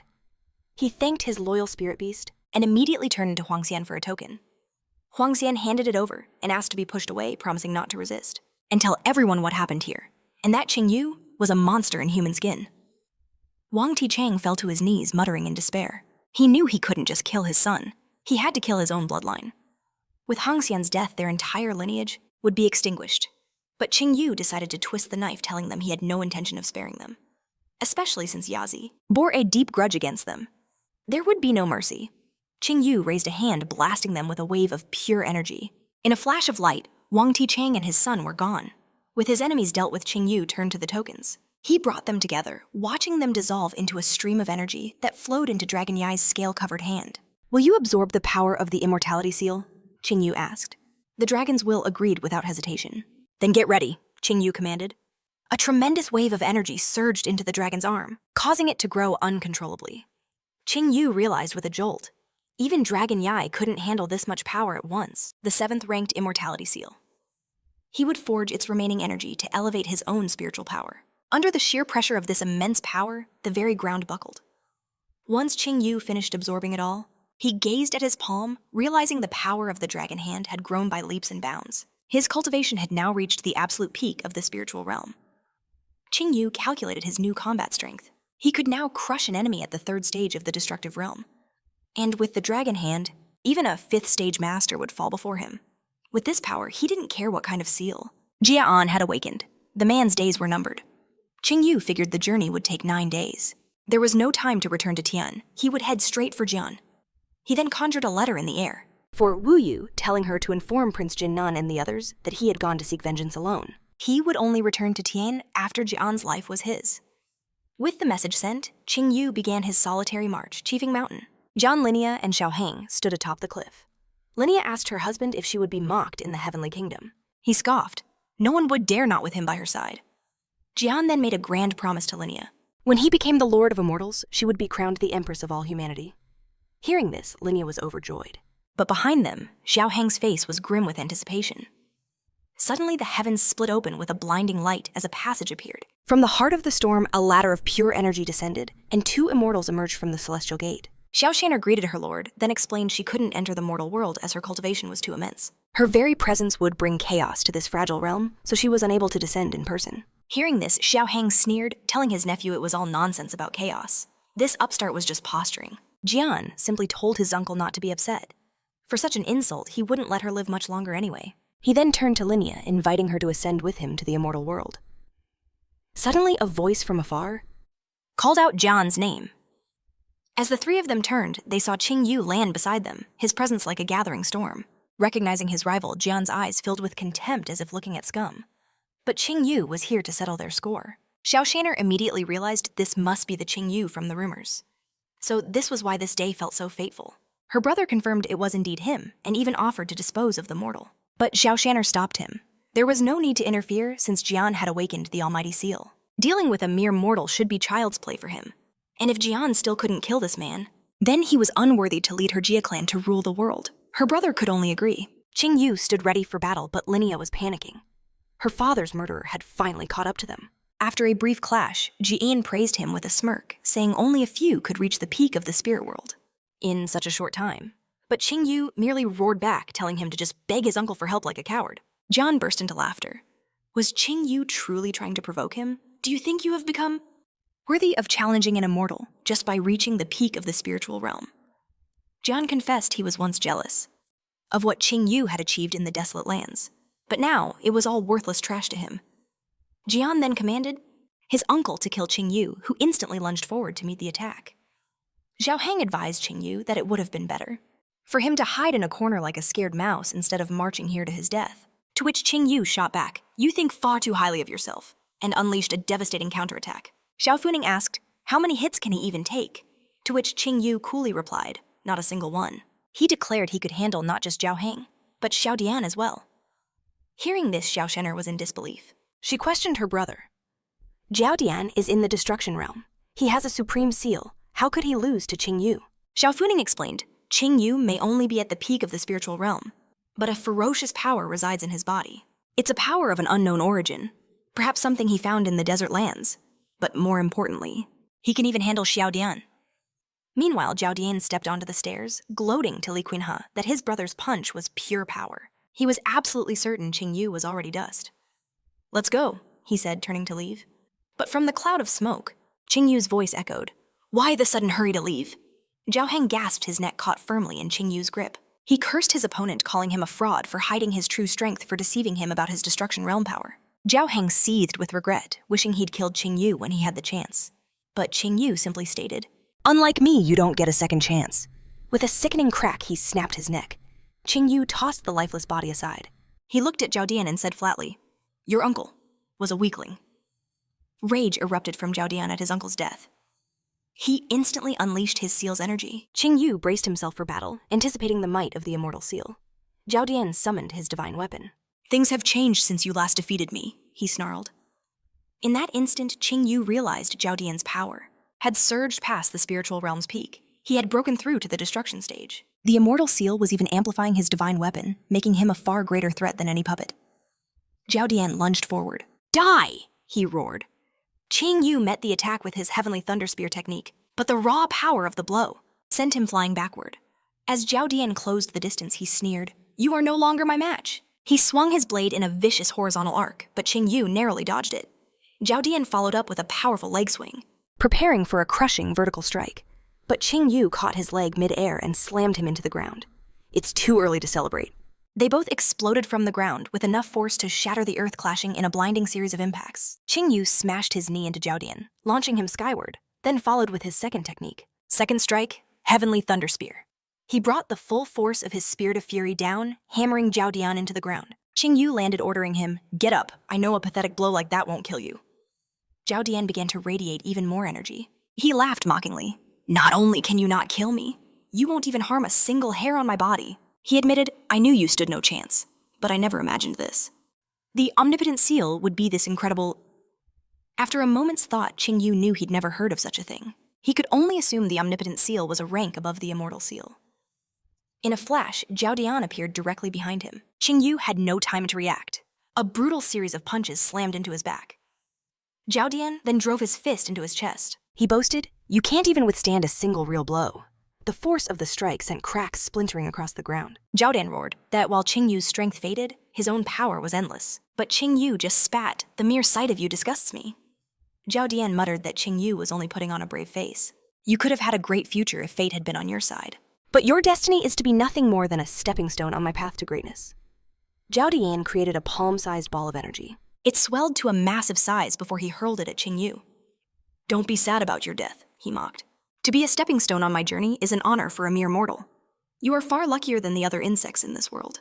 From a distance, Zhao Shen'er and Xiao Funing watched the devastating battle unfold. Seeing Zhao Dian's final attack seemingly obliterate Ching Yu, she turned to her brother disappointed. "Your prediction was wrong." When he didn't answer, she asked what was wrong, only to see a look of deep concern on his face. Her brother simply said, "It's not over yet." Zhao Dian celebrated his victory, believing he had finally ended his rival. In that moment, he felt he had truly transcended the mortal world. He was on the verge of becoming an immortal king. But suddenly, from the heart of the explosion, a colossal dragon hand emerged. Then, the silhouette of the dragon spirit Yazi materialized. Its aura alone struck terror into Zhao Dian's heart. Ching Yu's voice echoed, "Where do you think you're going? It's time for round 2. Zhao Dian trembled. Where was this primal fear coming from? His hands shook uncontrollably. He, the holder of the almighty seal, should never feel awe before a common mortal bug. He was utterly shocked by what he saw. "Model." Zhao Shen'er pulled the broken staff from her lips. She turned to her brother, an icy chill creeping up her spine. "That aura? It's unnatural," she exclaimed. "Even if he grew stronger in the desolate lands, it shouldn't affect an immortal seal holder." Xiao Fengfan grimly agreed. The power of those legendary beasts is said to rival that of the immortals. But he was still baffled. An immortal shouldn't feel this kind of pressure. He could only speculate that Ching Yu had managed to subdue one of the most powerful beasts from those forbidden lands. "Sister, let me eliminate him now. If he evolves further, he'll become a catastrophe for us." But a mischievous smile played on Xiao Xiner's lips. She informed her brother that the feud between Jian and Ching Yu was their own affair. Only fools crush rising talents. The wise draw them to their side as allies. She explained that from her point of view, it would be for the best if Ching Yu was the one to kill Jian. Xiao Fengfan urged her to reconsider. "Even if you're right, you can't guarantee the outcome." Xiao Xiner cut him off, her expression hardening. "This is not a debate," she stated coldly. "I am informing you of my decision." Xiao Fengfan dared not argue further. Ching Yu strode toward Jian, eyeing his trembling hands. "Are you afraid?" he asked, his voice dripping with contempt. Furious Jian scrambled for his sword. "Who do you think you are? You think you can scare an immortal?" He bellowed that the supreme seal was the apex of existence. All beings should kneel before its holder. "And you are no exception," Jian roared, lunging forward and smashing a fist into Ching Yu's cheek. He followed with a desperate flurry of blade strikes. "You can never defeat me," he screamed in vain. Watching the embarrassing display, Xiao Fengfan grimaced. Jian was acting like a complete buffoon. Nearby, Xiao Xiner chuckled softly. She was already calculating what it would take to win Ching Yu over. Enraged, Jian screamed, "I will win!" and thrust his sword forward. He aimed straight for Ching Yu's heart. Blood sprayed through the air as Jian smiled in victory. But then he coughed up a mouthful of his own blood, his eyes wide with disbelief. He hadn't pierced Ching Yu at all. Instead, Chen Yu's fist had punched straight through his chest and was now gripping his spiritual core. Jian shuddered, trying to utter one last threat. But Chen Yu ripped his very soul from his body. Jian's empty shell collapsed to the ground. Chen Yu mused aloud. I've learned a great deal today. For example, I now understand why predators enjoy toying with their prey. The sensation, it's the sweetest victory. Saying this, Chen Yu crushed Jian's core. Its immense energy began to coalesce, forming the Almighty Seal. Jian's fading soul cried out in confusion. how could I lose? I possess the Almighty Seal. Desperate, he reached out to the two immortals, pleading, help me. Chen Yu glanced up at them. Xiao Fengfan remained motionless while Xiao Sinair replied to Jian's plea. Even if I wanted to, I cannot help you. Hearing her refusal, Jian began to curse her name. But a final blow from Chen Yu silenced him forever, turning his spirit to dust. After eliminating Jian, Chen Yu turned towards Lu Qinya. She was frozen in place, paralyzed by pure terror. He stood before her. Do you regret your decision? Lu Qinya wept. No, I don't regret it, she cried. Everything I did was to become stronger. I wanted to rule this world, to stand above everyone. Having confessed her ambition, she begged him end it. Chen Yu confirmed her path. Everyone has their own choices, he said. You were not wrong to choose yours. In another life, he continued, you might have succeeded and become the empress of this world. Hearing her ambition validated, Lu Qinya began to laugh madly through her tears. But in that fleeting moment, Chen Yu took her life. Her body fell lifelessly at his feet. He closed his eyes. It is finished. Looking up at the immortals, he met their gaze. Xiao Sinair broke the silence. Do you have any idea what you've just done? Chen Yu's reply was simple. I would like to find out. Xiao Sinair sighed and began to explain. Jian had awakened the Almighty Seal. He was destined to become the leader of the entire Zhao clan. By all rights, I should be the one to avenge him. Hearing this, Chen Yu scoffed. Besides myself, you wanted him dead more than anyone. So why hold back? You should be rejoicing. Nonsense. Xiao Fengfan roared, his anger flaring. You don't know anything? Chen Yu simply smirked. You haven't changed at all, Fengfan, still reacting with that same sour face. Both Xiao Sinair and Xiao Fengfan froze stunned into silence. Xiao Sinair's mind raced, trying to understand. How could he possibly know her brother's name? Their entire conversation had been shielded. By a potent magic barrier, Xiao Fengfan was equally bewildered. Why was this stranger speaking to him? As if they were old acquaintances, Chen Yu meanwhile simply thought to himself that killing Jian was a fortunate turn of events. Without these two, this battle would have been a river of blood. A memory from his past life surfaced of Jia, Shanner, the formidable leader of the immortal clan. She wielded at least an 8th level immortal seal, yet she was not evil by nature, and her blade never tasted the blood of the innocent. In his previous life, it was her support alone that allowed him to stand against Jian for so long. But tragically, she was ultimately slain by Jian's hand. As for Xiao Fengfun before he died, his desperate plea was for Ching Yu to kill Jian. A request Ching Yu couldn't fulfill then, but has finally honored now. Ching Yu lifted his gaze, ordering the immortals to descend. Xiao Shanner called his name. Her curiosity piqued and followed with her. Brother. Ching Yu presented the supreme seal in his palm, declaring, since I killed Jian, this seal now belongs to me. Xiao Fengfun immediately protested, but Xiao Shanner explained that the supreme seal was of no use to him.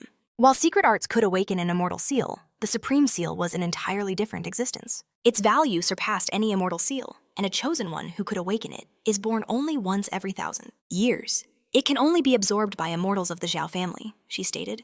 If you don't believe it, you can try. Ching Yu attempted to absorb the seal's power, but it completely resisted him.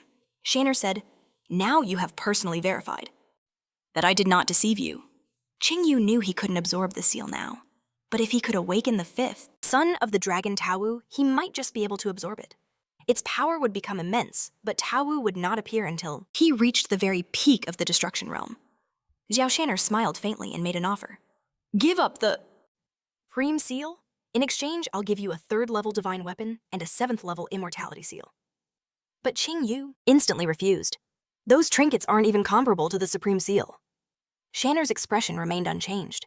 You know the history of my feud with Jian. What are your thoughts on it? Ching Yu simply replied, you are heaven's favorite. At this, Xiao Shanner smiled and made a shocking proposal. Then become my fiancé, and later my husband. When Ching Yu heard this, he was completely stunned. But a moment later, his face twisted in disgust. Xiao Fengfun erupted, sister, don't do it. He then turned on Ching Yu. Why do you frown at this proposal? Is it because you look down on be my sister? Ching Yu retorted. Do you want me to accept? Fengfun immediately shouted, no. Xiao Shanner stated that she was completely serious. She pointed at Ching Yu and said, "Although you aren't yet strong enough to be My husband, you have great potential. I am willing to personally help you develop. And when you become strong enough, I will marry you." With a slight blush, Xiao Shan'er promised, "I will not hide our relationship during this period. I will immediately announce my decision to the Xiao family." Feng Fan desperately wanted to stop his sister, but he dared not defy her decision. Shan'er added, "Even though you lost Lu Qing'er, I am still a better choice." Ching Yu silently praised her determination to go to such lengths just to win him over, but Ching Yu took her hand, apologizing. "Your offer is very tempting, but I still refuse, Xiao." Shanner's eyes narrowed. "Answer me directly. What are you afraid of?" He replied without hesitation. "I'm not afraid of anything. I am simply not interested in you." Anger flashed in Xiao Shanner's eyes. "Do not test the limits of my kindness. I have personally opened my heart to you. You may be strong, but you can hardly defeat me and my brother together." Ching Yu calmly replied, "I am willing to fight you both to the death." This sent Xiao Fengfen into a fury. How dare Ching Yu refuse to take his sister as a wife? Ching Yu reminded them, "You won't be able to kill me, and although you have trump cards, I am not so simple either. If you fail to kill me, the Xiao Immortal bloodline will have gained another hidden enemy." Hearing this, Xiao Fengfen could only seethe with restraint. Ching Yu added, "And I still hold the Supreme Seal. I could pass it on to another immortal clan." Xiao Fengfen thought this was a threat, but Ching Yu corrected him. "This isn't a threat. It is merely an explanation of the balance of power." Xiao Shan'er silenced her brother. "Enough! Tell me, Ching Yu, what do you want in exchange for the Supreme Seal?" Ching Yu laid out his demands. First, a 4th level divine weapon. Second, 10 9th level divine pills. At that moment, Ching Yu realized the seal held little value to him now, keeping it to strengthen the dragon in the distant future was useless, when he could obtain something incredibly useful right now. And thirdly, Ching Yu demanded 3 7th level immortality seals. Upon hearing this, Xiao Fengfen immediately started screaming, calling it robbery. Ching Yu simply smirked. "I'm glad you realize this, but there's no point in shouting it out loud." Xiao Shan'er explained to Ching Yu that she could give him a 4th level divine, a weapon. But level 9 pills were far too precious, and her own supply was limited. As a counteroffer, she was prepared to part with 1 rank 9, pill 10, rank 8 pills, and 50 rank 7 pills, and of course 3 7-stage immortality seals. Zhao Fengfeng desperately tried to warn his sister it was a foolish trade, but she silenced him. She assured him that to her these items were plentiful. She locked eyes with Ching Yu, asking if he accepted her terms. He simply said yes, and they moved to seal the pact. But as their hands met, Ching Yu completely missed Xiao Shan'er's palm. He explained he thought she was handing him something, which is why she'd extended her hand. At that moment, Xiao Shan'er had to summon every ounce of her willpower to keep the inferno of her fury contained. As the immortals ascended the stairs back to their realm, Xiao Sunair held the almighty seal, a triumphant smile on her face. But Zhao Fengfeng, trailing behind her, seethed with rage. He swore he couldn't let Ching Yu's arrogance go unpunished. He refused to stomach such a blatant insult, but Zhao Shan'er simply told her brother to let the grudge go. After all, his wounded pride was nothing compared to obtaining the legendary seal. She turned her expression serious, warning that Ching Yu was far more cunning than he appeared. He planned his moves leagues ahead of anyone else. She reminded her brother of the rumors that he found something incredible in the desolate lands that granted him his power. But she was certain the truth was far more complex. Her brother asked what she meant. Xiao Suna replied that this Ching Yu might not be the same person they once knew. The moment the immortals vanished, the free cultivator emerged from the shadows. A grin spread across her face, thrilled by the show. Not only had Ching Yu masterfully manipulated the wasteland beast, but he'd also struck a deal with the Zhao family immortals. She knew her parents would be overjoyed. Soon they would have another great warlord under their banner. She let out a laugh, already anticipating her own meeting with Ching Yu before leaping from the cliff. 10 days passed. At the gates of Tian City, Qinwan waited anxiously for Ching Yu's return, when suddenly, she spotted a familiar silhouette. She rushed to greet him, offering her congratulations. Ching Yu confirmed his old business was settled, and suggested they visit Prince Jinnan together. But Qinwan's face fell as she sadly informed him that Prince Jinnan and his granddaughter had already departed. Ching Yu immediately assumed it was because of the werewolf attack. Qinwan then handed Ching Yu a letter from Liu. In it, Liu congratulated him for slaying Zhao Feng, and said she'd hoped to prepare a grand celebration for his arrival. But the situation on the border had become dire. She and her grandfather had to leave at once. She revealed her decision to join her grandfather's great army. She added that while Ching Yu might not know it, she could wield a spear with skill that rivaled his own. Liu wished him the best of luck at the Buddha Heart Temple, certain he would be even stronger when they next met. But she vowed to match his growth, for she had no other choice. With a final farewell, Liu explained she had to ride out.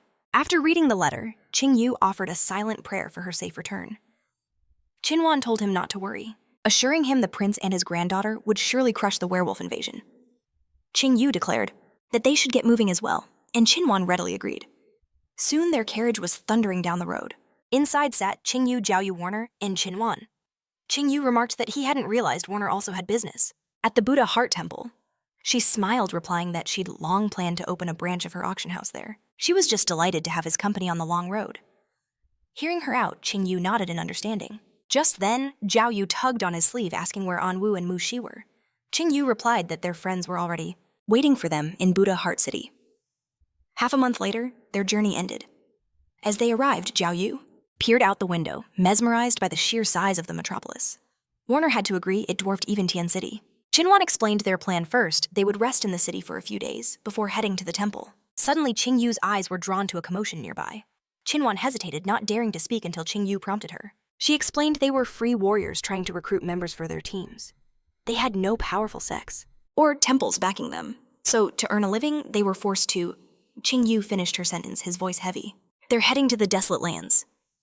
Seeing his somber expression, Chinwan started to ask him about it, but he cut the conversation short. Everyone has their own path, he said, suggesting they move on. Standing before a colossal mansion, Ching Yu and the girls stepped out of the carriage. Jiao Yu waved her arms in pure delight at the magnificent building. Chinwan smiled, announcing that this mansion was her property, and invited Ching Yu and, Jay, you should stay here. Ching Yu assured them they would rest well tonight, saving their walk for tomorrow. That night within his chambers, Ching Yu meditated, surrounded by the glow of divine weapons.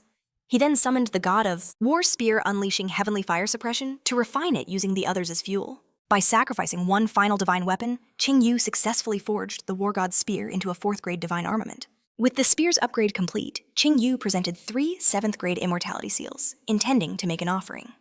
But the dragon Yazi, without a word, devoured them all in a single gulp before spitting them back out. Ching Yu grumbled that the greedy dragon left him nothing, to which Yazi just smiled cheekily. He shooed the dragon's spirit away, calling it heartless, while inwardly noting that after absorbing those 3 seals, he'd be able to manifest both dragon hands simultaneously. His next breakthrough would catapult him into the destruction realm. Ching Yu then produced the pills from his deal with Jie Xinyi and began to refine their energy, contemplating their power. A single ordinary 7th class pill could elevate a 9th class spiritual realm warrior to their peak. With 50 of them, Ching Yu was certain he could shatter the bottleneck to the destruction realm. And as he did, his power soared. An overwhelming aura, that of the destruction realm, erupted and roared throughout the entire mansion.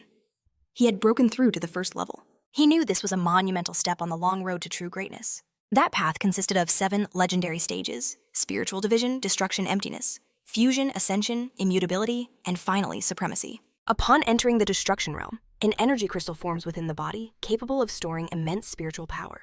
This allows a 1st stage destruction realm warrior to hold 10 times more energy than a peak spiritual realm expert. With each new level, that energy reserve should increase by another 10 times. But for Ching Yu, his energy had exploded by 100-fold, not merely 10.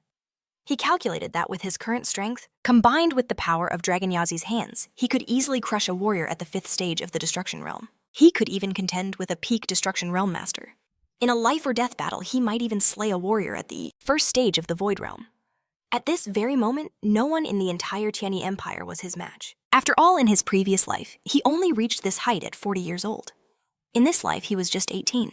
Having ascended to the desolate realm, Ching Yu decided it was time to return to the desolate lands. He recalled that the realm was divided into 7 borders, the first of which was the border of the desolate lands themselves. This border was overrun with wild beasts, the strongest reaching the peak of the spiritual realm. But most lingered at the 1st and 2nd stages. The 2nd border, however, is a massive, terrifying chasm. Most warriors believe there is nothing more frightening. Even Ching Yu thought so. In his past life back then, he couldn't fathom the true dangers lurking in the desolate lands. In that life, a moment of carelessness had sent him plummeting through a crevice, landing him in the most sacred of places, the heart of the desolate lands. It was there that the legacy of the desolate lands had found him. Ching Yu vowed to make his old friends wait, for he would soon awaken and summon them all. He needed to witness with his own eyes the last 8 wasteland beasts he had failed to conquer in his past life. Suddenly, a sharp knock on the door shattered his thoughts. Ching Yu granted the visitor entry. Wu Yu entered the room, bowing deeply to her master. She reported that she and her sister had completed their task. They had gathered all the treasures of the Death Clan and eliminated every last puppet. After finishing her report, Wu Yu presented the spoils to Ching Yu. After a brief inspection, he claimed the nine-tailed phoenix for himself, generously giving the rest to the sisters. Wu Yu thanked her lord for his immense kindness. Ching Yu asked about Mu Yu's whereabouts. Wu Yu replied that her sister had already contacted Ling Xin and was operating in stealth. Hearing this, Ching Yu cautioned Wu Yu to relay a warning. The cloaking technique was potent, but due to her sister's current cultivation level, it couldn't be used to its full potential. One misstep and she'd be exposed. And if she were discovered, death would be instant. Wu Yu's face grew tense. She immediately acknowledged his warning and took her leave. Afterwards, Ching Yu simply gazed at the moon. The next day in Buddha Heart City, he and the girls went for a stroll. Ching Yu recalled that this city's wine was famous across the Tianyi Empire, an opportunity he couldn't pass up. Suddenly, Jiru began bouncing with excitement, begging for a taste of wine. But Ching Yu told her she was still too young. Disappointed, Jiru pouted and ran to Wu Yu for comfort. They soon arrived at a tavern, and at the entrance, Qinhuan spotted a familiar, unwelcome face. "Who is that?" Ching Yu asked. With a sneer, she replied, "That's a man I cannot stand, Qin Chuan." From the infamous Ice and Flame sect. As Qin Chuan approached, his eyes locked onto Ching Yu. Recognizing the power radiating from him, he offered, "You should join our sect. At the Buddha Heart Temple, you'll only waste your 9th rank holy fire." But Qinhuan cut him off, declaring, "Our temple has the highest hopes for brother Ching Yu's arrival." Veins pulsed on Qin Chuan's forehead, his face twisted with rage. "There is nothing I detest more than people who interrupt a conversation," he seethed. "But since I'm in a good mood, I'll let it slide, this time." He glared at her, adding a final warning. "Just know there will be consequences if it happens again." But Qinhuan simply held her ground against him. Qin Chuan turned his attention back to Ching Yu. "Come with me," he commanded. But Ching Yu remained unmoved. "And who are you?" he asked calmly. A condescending smirk spread across Qin Chuan's face. "Ah, I forgot. You're just a boy from some backwater village." "I am the chief disciple of the Ice and Flame sect." Ching Yu simply nodded. "I've heard of it," he said. "So you're not completely ignorant after all," Qin Chuan scoffed. "Then you know you must come with me." "We have already prepared a position worthy of your talent," he continued. "A genius like you is wasting your life in the Tian Empire. Join us, and you'll rise through the ranks. You could be an administrator in just a few years." But Ching Yu replied, "You judge me far too cheaply. I've heard your sect bows and scrapes before immortals, even offering them your wives and daughters just to gain favor." Ching Yu finished with a slight bow. "My apologies, but I have no desire to join a sect of puppets." Qinhuan couldn't help but laugh at how completely Ching Yu had humiliated him. Qin Chuan's face turned crimson with fury. Murderous intent exploded from him, but suddenly a heavy hand landed on his shoulder. It was Ching Yu. "Your sect has no honor. Being one of you means living on your knees. And if there is one thing I despise above all else, it's a spineless coward who worships immortals." With that, Ching Yu unleashed the power of the Yaji dragon, forcing Qin Chuan to his knees. Qin Chuan couldn't fathom it. How could he, a master at the 3rd stage of the destruction realm, be brought down so easily? By a mere boy. Just as quickly, Ching Yu released him and walked towards the tavern. "Come on," he said to the girls. "This snail isn't worth ruining our plans for a good drink." On the ground, Qin Chuan bit his lip until it bled, vowing silently, "I will destroy you, Ching Yu." Up on the 2nd floor, Ching Yu savored a cup of wine. "Magnificent," he praised. "This place is truly worthy of its fame." Qinhuan worriedly noted that Qin Chuan must have already run to tattle. "We should get to the Buddha Heart Temple immediately," she urged. But Ching Yu just waved her off. "Don't worry. A second-rate sect like that is nothing to be concerned about." Qinhuan could only pray that her father and mentor could handle the storm to come. Suddenly, a commotion erupted from the street below. Shouts about some pervert echoed up to them. Qinhuan was instantly horrified. "Someone is harassing women in our city." She apologized to Ching Yu, saying she had to go, but he decided to join her. Down in the inn's entrance hall, a crowd had formed around a strange man and a young woman. The girl, clutching her backside, called the man a shameless pervert for buying her a drink. And then grabbing her, the man, sporting a strange handprint mark on his face, looked completely unbothered. "This uncle is a responsible man," he declared. "This is my method of divination. I cannot afford to be careless in my sacred work. Every detail is of the utmost importance." He stepped forward, lifting the girl's chin. "Now listen, little one. This uncle would never deceive you, and I would never dare insult a beauty such as yourself. I have been a noble man, all my life never straying from the righteous path. This uncle only helps lovely girls find their destiny, to ensure their lives are filled with good fortune." His words were so convincing, the girl began to doubt herself. Was he really a pervert? "Ah, I often face such misunderstandings," he sighed dramatically. "It wounds my soul, but even so, will never abandon my work. I will continue to carry this heavy burden." Qinhuan was boiling with righteous fury. How dare he swindle that poor girl? But Ching Yu, watching with amusement, simply muttered, "Impressive." The uncle then moved his hand towards the girl's chest, offering to take her fortune-telling elsewhere. But he was interrupted. A cold voice from behind her said, "I'd like a taste of your blood." It was Chinwan. The uncle instantly leaped away from the girl. "Ah, little Chinwan," he greeted her with a wide smile. "Let this uncle read your fortune." But as he reached for her, his hand was caught in a vice grip. Ching Yu stood there holding his wrist. "How about you read my fortune instead?" The uncle immediately snatched his hand back. "I don't tell fortunes for the likes of you," he sneered, pulling out a handkerchief to fastidiously wipe his hand. Utterly stunned by his lecherous antics, Chinwan shyly introduced her uncle. It was Shijinu, a so-called freelance employee of the Buddha Heart Temple. He was perfect in every way, except as Chinwan sighed for his shameless behavior. The name struck a chord with Ching Yu. He recalled the legend of Shijinu, the brilliant second son of the Shi family, a prodigy from birth. He had shattered the limits of the destructive realm at just 18. A future of unparalleled glory was his for the taking, but he threw it all away to become a mere servant at the Buddha Heart Temple. His reason? Only the temple. Held a collection of beauties vast enough to bring him true joy. Always carefree and cheerful, his favorite pastime was posing as a fortune teller to grope unsuspecting girls. And yet this same degenerate was hailed as one of humanity's greatest heroes. After all, when the demon race last invaded, he single-handedly forced their entire army into retreat. Thanks to him, the Buddha Heart Temple knew a fragile peace. In the end, he fell at the hands of the demon empress herself.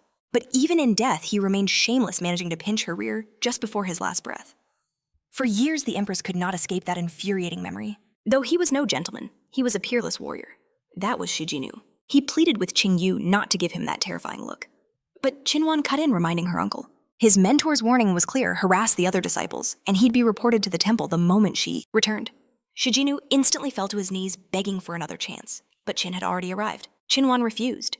But unexpectedly, Ching Yu spoke up, asking her to forgive Shijinu on the condition it would never happen again. Out of sheer respect for Ching Yu, Chinwan relented. With the crisis averted, she suggested they return to the wine on the second floor. Now tipsy Shijinu threw an arm around Ching Yu, calling him brother. He declared that joining the Buddha Heart Temple was the greatest decision he ever made. Groping the air with a lecherous grin, he boasted that his new brother would soon see the incredible fair-skinned female disciples the temple had to offer. But in that instant, a murderous aura washed over him. It was Chinwan. He wisely shut his mouth and quickly changed the subject, asking if the horned girl was Ching Yu's slave. Shijinu's tone grew serious. He warned Ching Yu to be careful with her, sensing she would bring great turmoil in the future. Ching Yu couldn't help but agree, impressed that Shijinu could recognize her family's lineage. And then Shijinu began to snicker perversely. His lewd gaze terrified Jirayu as he declared, "When she grows up, she'll be a beauty beyond compare, and judging from my vast experience, she'll have countless suitors causing endless trouble for you. After all, not everyone is as upstanding and decent as Uncle Shai." At his words, Ching Yu's flicker of respect vanished. He had clearly overestimated the man. Chinwan finally cut to the chase. She needed Shijinu's help, or more specifically the help of his prestigious family. This piqued his interest. Chinwan then explained the grave situation involving the Ice and Flame sect. After hearing her tale, Shijinu scoffed. They were indeed a fearsome enemy, but not for his family. He told them to stand aside, and declared he would handle it all himself. Suddenly he remembered seeing Ching Yu bring Chinwan to her knees, a sight that had truly shocked him. He clapped Ching Yu on the shoulder, praising him for having the guts to put someone in their place. He then promised his absolute protection. Ching Yu thanked his uncle and immediately called for more wine to be brought. An uncle like this didn't deserve to go home sober. Meanwhile, sitting with the elders, Jirayu complained of being bored. She desperately wanted to go for a walk. Ching Yu suggested she explore with Chinwan and Muyu, and she happily agreed. As the three girls departed, Chinwan couldn't help but wonder, what did Ching Yu need to discuss with her uncle in private? Shijinu and Muyu, however, instantly understood why Ching Yu had sent the girls away. They asked what he wanted to talk about. Confirming their suspicions, Ching Yu stated, "There's something I wish to borrow from you." He tapped his finger meaningfully on the table. The moment Shijinu understood what he was hinting at, he flatly refused, shouting that he couldn't possibly part with something so precious 3 hours later. A completely drunk Shijinu leaned on Ching Yu, happily shouting that they should drink some more. From now on, he slurred, "Ching Yu is my sworn brother. I'd do anything for him." Ching Yu sighed, thinking how this drunkard was actually Chinwan's uncle. Suddenly, Ching Yu's expression changed, confusing his new uncle. "The girls," Ching Yu said gravely, "are in trouble." "Was it the Ice and Flame sect?" Shijinu asked, sobering instantly. "I don't know," Ching Yu replied, "but I need you to stay here." He would go after them himself. Shijinu insisted on coming to help, but Ching Yu stopped him. Muyu had sent him a signal. The kidnapper demanded that Ching Yu come alone. His uncle urged him to be extremely careful. Without another word, Ching Yu vanished into the night. Meanwhile, deep in the mountain forest, a rogue cultivator wondered why Ching Yu, calling him careless. Suddenly, a figure emerged from the shadows.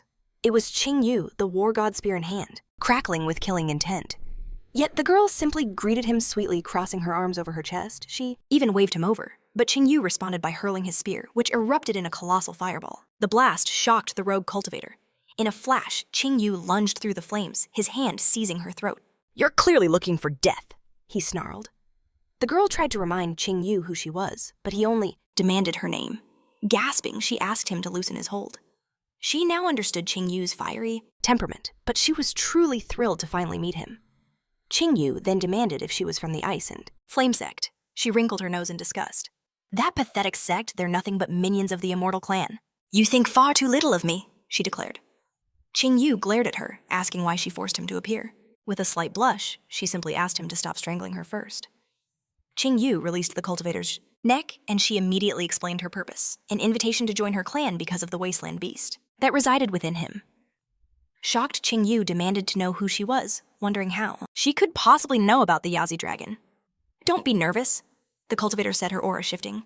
The power of the wasteland beast now connects us. I'm willing to admit, my father is one of the guardians of the wasteland. He is the Black Dragon. Ching Yu was stunned by this revelation, the Black Dragon. Seeing his genuine confusion, the dragon's daughter realized he sincerely knew nothing of her father, confirming his status as a reincarnator.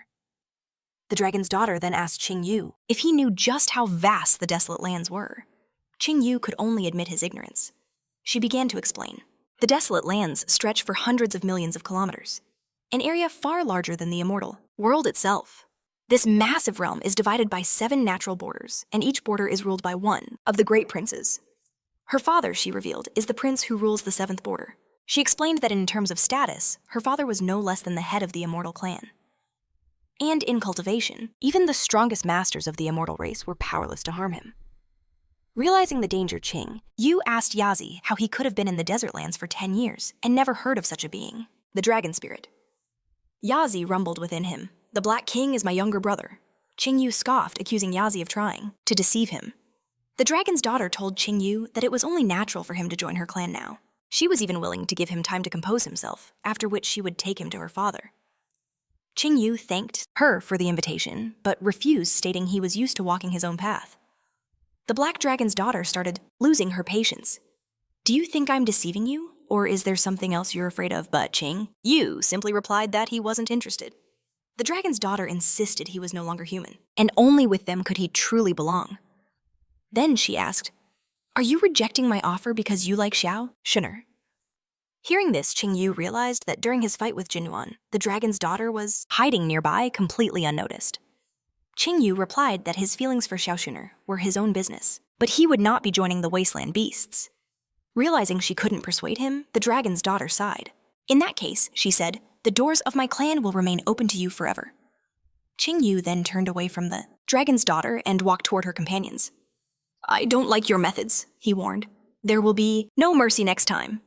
The dragon's daughter puffed out her cheeks and called Ching Yu a brute. Then she pointed her finger at Jiraiyu and demanded permission to take the girl with her. This child has the blood of the ancient succubus race. If she isn't helped, her potential will be wasted, and she will grow up to be nothing more than a mediocre succubus. But if you give me Jiraiyu, I will ask my father to purify her bloodline to rid her of the succubus blood. She can become just like me and have a true family within my clan. Ching Yu considered the dragon daughter's shocking proposal and asked how he could trust her. She replied, it's very simple. Our clan has a special contract spell. As long as we both keep our word, we will both live. But if one of us should one of them betray the other, they would face instant death. Ching Yu then asked Yazi for his opinion. The spirit nodded. The method was acceptable. And so Ching Yu agreed to form a pact with the dragon daughter. At that moment, she stepped forward and kissed him on the lips, leaving Ching Yu completely stunned. Instantly, radiant circles of energy. The mark of a binding contract erupted beneath their feet. The dragon spirit Yazi watched from the side with a satisfied smile. This was all he could do for his brother. As the blinding energy faded, glowing contract seals appeared on the hands of both Ching Yu and the dragon daughter as their kiss ended. The dragon daughter explained to the bewildered Ching Yu that from now on their very lives were bound together. If he ever betrayed her trust, he would just need to call out with his heart, and she would feel it instantly. And if he was ever in true peril, her entire clan would come to his aid. Ching Yu was still confused by this unique way of sealing a pact, to which the dragon daughter said that all they needed to do? The contract was simple, a mere touch of their skin. With that, she snatched up Jiroyu and vanished, bidding Ching Yu a cryptic farewell. Ching Yu rubbed his head, a wry smile forming. He'd been played. A chilling thought crossed his mind. Could Yazi actually be a spy? Just then, the girls awoke. Wu Yua shot up in a blind panic, desperately searching for Jiroyu, as Ching Yu told her not to worry. He assured her the girl was safe, but Wu Yua was overcome with guilt, apologizing profusely, as Xianwang quickly joined her. Ching Yu made it clear he didn't blame them in the slightest, repeating that Jiroyu would be fine before turning to leave. Watching his retreating back, Wu Yua was crushed by the weight of her failures, stealing her resolve. To protect her reputation in her master's eyes, a mistake like this could never ever happen again. Meanwhile, Jizi couldn't stop replaying Ching Yu's confident words. Back at their temporary home, the group gathered in Ching Yu's room. Zitu Jiangyu immediately asked his little brother if he was hurt in the fight, but Ching Yu simply replied that he was fine. He insisted the whole affair was just a big misunderstanding. Chan Sheng was shocked to hear Zitu speak so casually to Ching Yu. Zitu Jiangyu just laughed, explaining that he and Ching Yu were now practically sworn brothers. From now on, he declared, "You should call him uncle." Chan Sheng was utterly floored, but Ching Yu quickly stood up. He insisted Zitu Jiangyu was only joking and wished them all a good night, reminding them of their visit to Buddha Heart Temple. In the morning, Changwang revealed the temple was already preparing a grand welcome, a fact that made Ching Yu deeply curious. At the majestic gates of Buddha Heart Temple, a massive crowd was already assembled, eagerly awaiting Ching Yu's arrival. An old man's eyes gleamed with ambition. The 9th-ranked holy fire warrior, he declared, must be lured to their side. 2 thugs who called the old man father grunted in agreement, while a stern man behind them cared little for such things. Suddenly, a stagecoach appeared on the horizon. The old man's eyes lit up. "It's him that must be Ching Yu." He ordered everyone to prepare. Inside the coach, Ching Yu pulled back the curtain, asking why Zitu Jiangyu had suddenly run off. Chan Sheng explained that his own mentor Tenning was in the crowd, and every time he saw Zitu, he wanted to beat him up. Ching Yu sighed. For some reason, that didn't surprise him at all. The moment he stepped from the carriage, Tenning rushed forward. He greeted Ching Yu like an old friend, clapping a hand on his shoulder. "What a fine build. Such a strong body. The potential is overflowing," he boomed, telling Ching Yu that someone with his physique who possessed the 9th rank of Holy Fire could achieve incredible things if he studied blacksmithing. He even had the potential to become a great master blacksmith. Hearing this, Ching Yu let out a soft laugh. If only they knew what his 9th heavenly destruction fire was truly capable of, they wouldn't be having so much fun. Chang Shang greeted Uncle Tae, teasing him about his boundless enthusiasm. Tenning just laughed, saying there was nothing wrong with it. "It's not every day you meet a talent of this caliber," he said, explaining that her father and mentor were delayed by business. She simply replied that it was perfectly fine. The man standing behind Tenning's back laughed as he stepped forward, warmly welcoming Ching Yu to their ranks. Changwang introduced him as Bai Fun, one of her temple brothers and their most talented novice. Though he only possessed the 7th rank of Holy Fire, his success in the forge was absolutely breathtaking. He also excelled at brewing elixirs, a skill in which he had no equal. Most importantly, his cultivation had already reached the absolute peak of the spiritual realm. She added that he was very kind and hoped Ching Yu would befriend him. Beifan rubbed his head, embarrassed. He told Chang Wang she was praising him far too much. He insisted it wasn't right to burden a travel-weary guest. Ching Yu noted that the man was surprisingly tactful. A thought struck Ching Yu. A faint but familiar scent clung to Bafeng, the unmistakable smell of the polar sun sect. Bafeng revealed a grand banquet was prepared in his honor, and as an elder, he would be privileged to guide him and teach him everything he knew. Ching Yu expressed his gratitude, suggesting they call each other brother. Bafeng was delighted by the idea, feeling certain they would quickly become the best of friends. At that, Danner laughed softly, explaining it was only natural as everyone was family inside their temple. She then invited Ching Yu to head inside, while behind her, the 2 new brothers shared a knowing glance. Inside Buddha Heart Temple, a chorus of maidens greeted him, making Ching Yu blush, finally understanding Xu Zhongyu's choice. Beifeng explained that their temple was defined by its inner tranquility. Their rules were mild, not restrictive, but he had something important to share, a warning about Lanner. She was the personal disciple of the clan chief, and her father Lan Ningpo stood as the temple's strongest warrior. The hidden meaning was clear. Whoever won Lanner's hand would control the temple's future, a prize countless men schemed for. Therefore, Ching Yu needed to watch his every word and action, lest he carelessly invite disaster upon himself. Ching Yu cleverly asked if Brother Ba also harbored such dreams, but he quickly denied it, claiming she was like a little sister to him. All the more reason for him to focus on forging and brewing elixirs. Ching Yu praised his noble path. certain he would achieve greatness before asking if Buddha Heart Temple allowed training in martial techniques from other schools. Brother Ba replied that it was strictly forbidden. They only train in what their mentors have passed down. However, he could continue to develop any martial arts he had begun mastering before joining their temple. Ching Yu was satisfied with this answer, thinking to himself that Brother Ba was quite a curious character indeed. Meanwhile, Ba Feng himself grew suspicious that Ching Yu had already seen through him. He quickly pointed toward the main hall, urging him to follow. Inside, a temple attendant greeted the chief teacher and the temple maiden, then reported that everything was prepared for the banquet to commence. After they had taken their seats, Ching Yu asked where the other masters and novices were. The elder replied that some were on their way, while others had left with the temple chief, but they would all arrive soon. Danner advised Ching Yu to eat his fill and enjoy the celebration since tomorrow would be his official acceptance ceremony into the temple. Ching Yu happily agreed. A short time later, Danner looked into her bowl, a shadow of worry crossing her face. Why hadn't they returned yet? She asked her uncle what mission her father and mentor had departed for. He told her of werewolves, on a mountain not far from their temple, whose leader had reached the 7th stage of the destruction realm.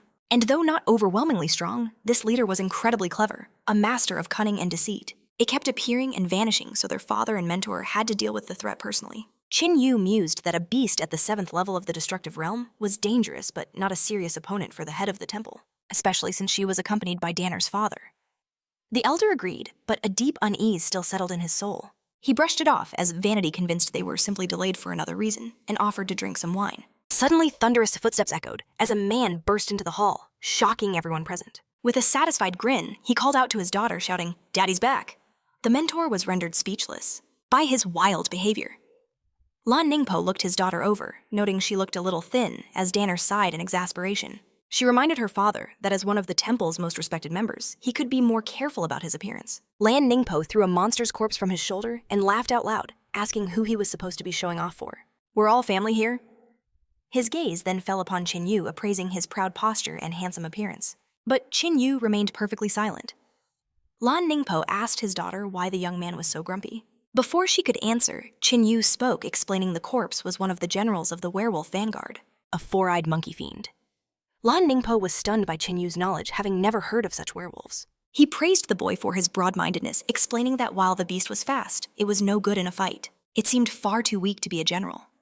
At that moment, Mentor Chan Shuang approached Ching Yu. She reminded him that this feast was in his honor, and they should enjoy it instead of thinking about the dead creature. Chan Shuang then formally introduced the mentor, the very head of their temple, the esteemed Fuyaya. He approached her, his tone grim. That lone werewolf was weak, but its presence here was a chilling omen, so he requested a private audience with the temple chief. After a moment's thought, the chief agreed and had Chinu follow her. He rubbed his head, asking Chang Wang what could have possibly rattled his new friend, to which she replied that judging by Chin Yu's grave expression, it was something truly serious. He sat glumly consumed by a single thought. Chin Yu had stirred up a storm on his very first day. Inside the temple chief's office, she spoke with authority. "It's just us now," she assured Chin Yu. "You can speak freely." And so he did, revealing a chilling truth about the four-eyed monkey. Caterpillars. They were not mere beasts, but wickedly intelligent, observant, and cunning creatures. In fact, they were one of the few sentient races among the werewolf ranks. That's why they served as the vanguard scouting ahead of the main army. Their mission to gather intel, giving the werewolf horde a crucial advantage. Fuya's eyes narrowed. "Are you suggesting a werewolf invasion?" A dark memory surfaced in Chin Yu's mind. In his past life, long before the Great War, people would occasionally spot these four-eyed creatures watching from the shadows, dismissing them entirely. They believed them to be nothing more than lost ordinary animals. It wasn't until the larger beasts appeared that humanity grasped the terrifying reality. By then, the full army had descended, and the delayed realization led to an unimaginable slaughter. But in this timeline, the monkey caterpillars had appeared far sooner. "The threat is real," Chin Yu confirmed grimly. "And they will grow in number, erupting from the ground, like a plague to seize the lands humanity now holds." His voice dropped to a whisper. "When they arrive, this entire Buddha Heart Temple will be drenched in blood," Fuya demanded. "How can you know all this?" "I have no reason to deceive you," Chin Yu stated plainly. "After these creatures appear, the main force will arrive in less than a month. Your temple must prepare now." Fuya was still skeptical. "And why should I believe you?" Chin Yu simply replied, "You don't have to. The choice is yours." Her mind raced back to Chan Shang's words, how Chin Yu constantly astonished her with his uncanny foresight. She made her decision. "Come with me." She produced a stone key and unlocked a hidden door. Moments later, Fuya had convened an emergency council with every temple mentor, senior mentor Tenning, second mentor Li, Ningpo third mentor Mo Linfeng and fourth mentor Zheng Qingfeng. Fuya's order to Ching Yu was absolute. Tell them everything. Ching Yu nodded, beginning his detailed account of the coming war, tracing the enemy's progress on a tactical map. Meanwhile, deep in the forest, Bifan stewed in his paranoia, convinced Ching Yu was at that very moment, plotting his downfall with the temple chief. Suddenly he felt a chilling presence slither near. "Chulin," he growled. "Stop appearing." "Whenever you please." Chulin emerged from the shadows with a smirk. "Second spiritual son, don't be so jumpy. My mentor granted me a cloaking spell so no one can detect my aura here." He then mocked him. "Your nerves are quite frayed for a second spiritual son." Bifan's patience snapped. "State your business or I will end you right here." Chulin's playful demeanor vanished. "I understand your anxiety," he said smoothly. "You're terrified that Ching Yu will expose your true identity, but you can rest easy." Chulin revealed he had sources. "I received word from our fourth mentor. Ching Yu's meeting with the chief. It has nothing to do with you. It's about something far more important." Bifan demanded to know what it was. Shulin's smile was predatory. "A werewolf invasion. Soon they will be at the gates of the Buddha Heart Temple." "This presents a golden opportunity for our Polar Sun clan. We will simply stand by and watch the carnage unfold. And when this temple falls, we will claim everything for ourselves." Bifan exploded, grabbing Chulin by the throat. "This temple is my territory," he snarled. "By recruiting here, you dare challenge me." Chulin gasped for air. "The temple's fall is your own doing. All I want is Ching Yu." Bifan's eyes glinted. "You're after the 9th rank sacred fire. Unlike you, I lack a talent for alchemy or smithing," Chulin conceded. "Nor am I a great warrior like the first spiritual son. But by obtaining Ching Yu's sacred fire," he hissed, "I still have a chance. To seize the glory I deserve, it's a chance I refuse to miss." Bifan sneered. "And why would I help create another powerful rival for myself?" In response, Chulin raised his hand. "Because you won't have to worry about me." He swore a solemn oath to the heavens. "The moment I obtain the 9th ranked holy fire, I will leave the Polar Sun clan forever." Bifan scoffed but released his grip. "Fine," he agreed. "When this is over, the holy fire is yours." "Thank you, second spiritual son," Chulin bowed. "I wish you success in your conquest, but know that I will be watching nearby should you need assistance." The moment Chulin vanished, Bifan's expression turned to ice. A treacherous worm like Chulin didn't deserve a 9th rank holy fire. He would deal with him personally. 9 days passed, and a guard on watch, on E. The warriors grumbled, forced into a constant vigil by the newcomer's dire warnings of a threat he'd never heard of. Inside the temple, Chinu bowed before the head, asking how the battle preparations were progressing. Fuya explained that every neighboring temple had been alerted their forces already moving. They were forming a defensive web. If his words were true, they would know the moment the enemy made a move. Suddenly, the doors burst open as a panicked messenger stumbled in, reporting an urgent dispatch from Chief Leon. A pack of 100 werewolves, most at the 3rd stage of the spiritual realm, had been sighted just 100 li northwest of Buddha's Heart City. Their description was a perfect match for the deadly assault squad Chinu had described. Fuya ordered the message be sent to Len to reinforce the lines. She commanded the news be spread to all major temples. If the first squad was here, a true test of their strength was imminent. After hearing his orders, the messenger vanished in a flash.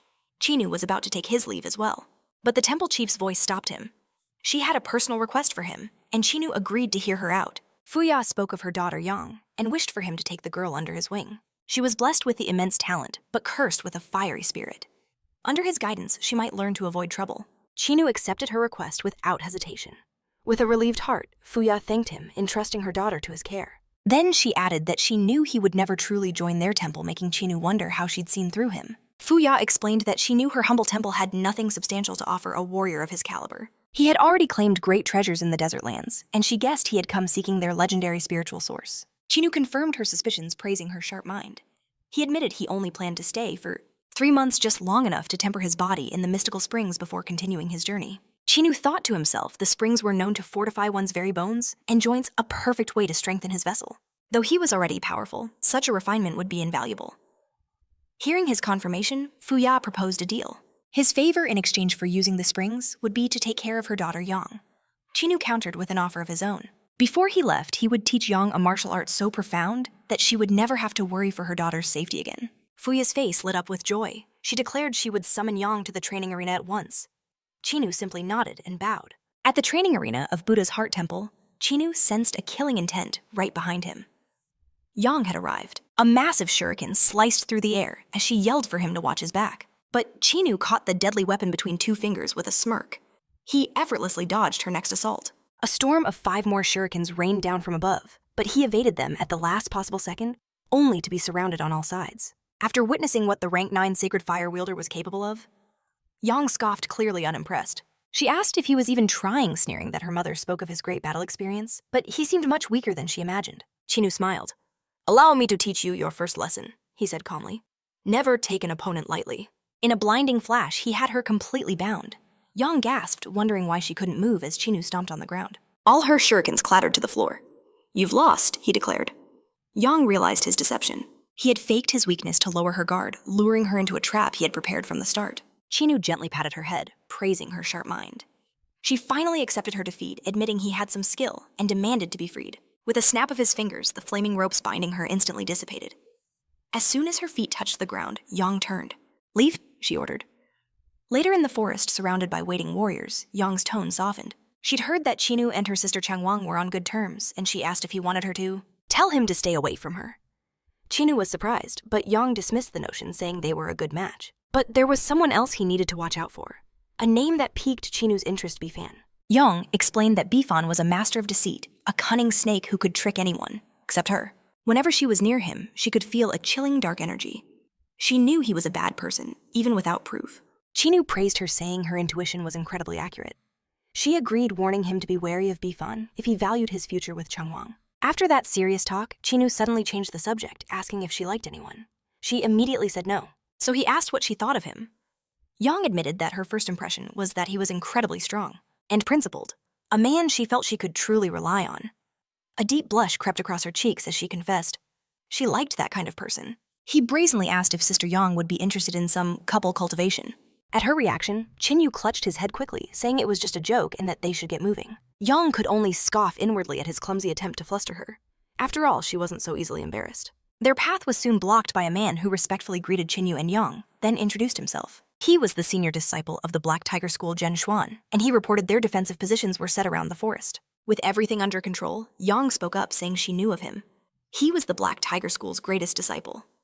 In the last 100 years, with him here, she felt at ease. Hearing his name, Ching Yu felt a flicker of recognition. He'd heard it before, but couldn't place where or when. Zhen Xuan, however, rubbed his head, embarrassed by the praise. He insisted Yang was exaggerating, claiming he was still far beneath her and Ching Yu's level, before asking them to follow him. He wanted to show them their post in the garrison.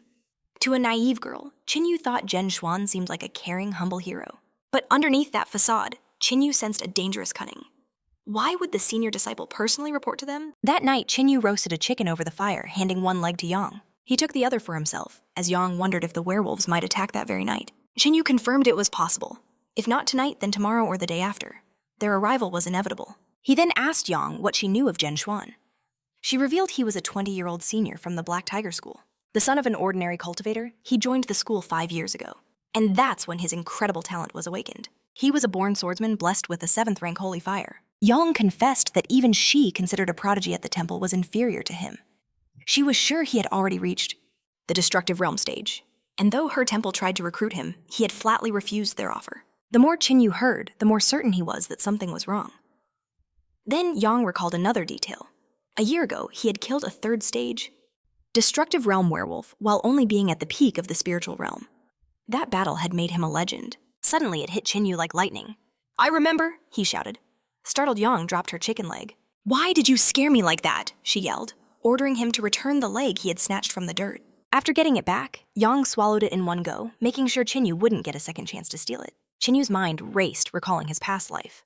The werewolf invasion had been relentless, and humanity suffered devastating losses. But the werewolves had a secret weapon. Their leaders planted spies deep within human ranks. They bribed the corrupt and recruited gifted children into the most prestigious sects and temples. And the most infamous traitor of all was known as the Devil Swordsman. He moved like a ghost, leaving only mountains of corpses in his wake. It was said he personally slaughtered at least 1 million people. His true identity was always a mystery, and even Ching Yu only knew rumors. Lowly born, unbelievably talented, a swordsman from the Qin Empire. The pieces slammed together. Zhen Xuan is the Devil Swordsman. But was he already a traitor in this life?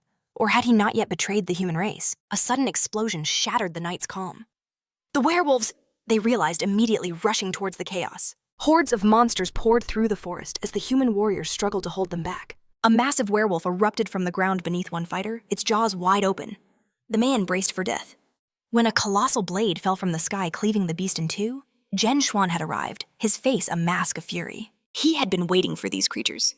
Seeing their champion, the warriors roared, their fighting spirit reignited. Zhen Xuan unleashed his sparkling sword technique. An uncountable number of blades materialized, raining destruction down upon the werewolf horde. After dealing with them effortlessly, he declared it was nothing more than a walk in the park. Yang was mesmerized by his power, marveling that he had invented the sparkling sword technique himself. She guessed it was a black-level skill, but Ching Yu immediately rejected her assumption. He stated that a technique so powerful had to be at least Earth grade, admitting that for a first-level Destruction Realm warrior. Zhen Xuan possessed truly terrifying strength. As if on cue, the man himself descended toward them. Stepping off his giant sword, Zhen Xuan greeted them calmly. Yang immediately praised him for his incredible display. But Zhen Xuan just shrugged it off as killing small fish, before asking Ching Yu if they should continue their patrol in this forest. She explained that they would dispatch a few dozen elite troops before the main werewolf army could even attack. At the moment, they had only fended off an attack by shell beetles, truly pathetic creatures. But with each coming wave, the werewolves would become exponentially more terrifying. Jinan sighed, realizing that he would not be able to rest anytime soon. Yet Tong, however, tried to lift his spirits, declaring the werewolves would never get through them. Instead, they would defeat the beasts together. Suddenly, Jinan felt a strange sting and looked down at his palm where a small wound had appeared. He was shocked, for he couldn't have been injured in such a simple fight. Seeing the cut, Yang advised him to treat it as soon as possible before it festered. He agreed and wished them a good night as he headed to his room. In that instant, a horrifying realization struck Ching Yu. Jinan had betrayed them all, falling to the werewolf side. The culprit was the red scorpion, a creature who holds a special rank in their army. The upper part of her body is human, while the lower half is a monstrous scorpion. She possessed unnatural stealth and a terrifying innate ability to control the minds of others. It's this power that makes her a devastating weapon in this war. She stealthily wounds humanity's greatest warriors, then invades their minds, luring them to the werewolf side. And behind every scorpion, there is a military advisor crafting their every move. These advisors themselves hold all the secrets of the werewolf invasion. This meant that capturing an advisor was like seizing the enemy's entire command structure. In his past life, Ching Yu had heard the rumors that a werewolf military advisor had been spotted near the Buddha Heart Temple, but only now did he have confirmation. Ching Yu clenched his fist, deciding he would deal with the strategist personally, since this invasion was unlikely to involve anyone above the destructive realm. He vowed that he would not allow the werewolves to stain the temple grounds with human blood in this life. Meanwhile, in a dark cavern, the tiger general sensed the scorpion's return and asked if she had succeeded in securing the strong fighter. She confirmed it with a smirk, saying he was hooked, and they just had to wait a little longer. The tiger general explained that Zhen Xuan's talent as a natural swordsman was crucial to them, and that she had done a magnificent job capturing him. He declared that once the Buddha Heart Temple fell, he would report her deeds to the Empress herself, ensuring she would be rewarded for her merits. The red scorpion thanked the tiger general, and he told her there was a rumor of a 9th-rank holy fire wielder in the human camp named Ching Yu, and he wanted her to capture him as well. The red scorpion wanted to object, saying a 9th-rank holy fire wielder should be immune, but the tiger general refuted her claim. He sneered that Ching Yu's cultivation was still too weak, meaning he wouldn't be able to unleash his fire's true power. Besides, he had a plan. He would assign an elite unit to assist her, and they would attack from the flank at the perfect moment. After hearing the plan, the red scorpion recognized the tiger general's genius for military strategy and was now fully confident in their success. The tiger general let the scorpion go, and she bowed and disappeared. He then dreamed of how this war was the perfect chance to prove himself. He would use this opportunity to show the Empress that he was the bestest candidate to become the supreme military leader of all the werewolves. A few days later, the forest was filled with explosions as Yang cut down scores of werewolves. Once the battle ended, Ching Yu approached and praised her for her progress. In the second wave, she was less confident, but by the fourth, she was fighting like a seasoned warrior. As he bit into a chicken leg, Yang asked if he had learned this technique in the desert lands. He replied while chewing that it was no big deal, but if she mastered it completely, she would be unrivaled in the Buddha Heart Temple. Yang pointed out that his rank in her clan was low, but she was still deeply grateful to him, and then asked how she could ever thank him. As Ching Yu thought about it, Yetin moved closer and offered to give herself as a gift. But Ching Yu, blushing, replied that it was better not to. Yang realized that he looked incredibly cute when he was embarrassed, and offered to let him be her little brother. This only made Ching Yu giggle with embarrassment. Yang then asked Ching Yu how much time they had left before the main enemy army would arrive. Ching Yu thought for a moment and replied that there would be 7 false attacks before they unleashed their whole army. Only after that would the true invasion begin, which he estimated would happen within a few weeks. Ching Yu thought about something strange.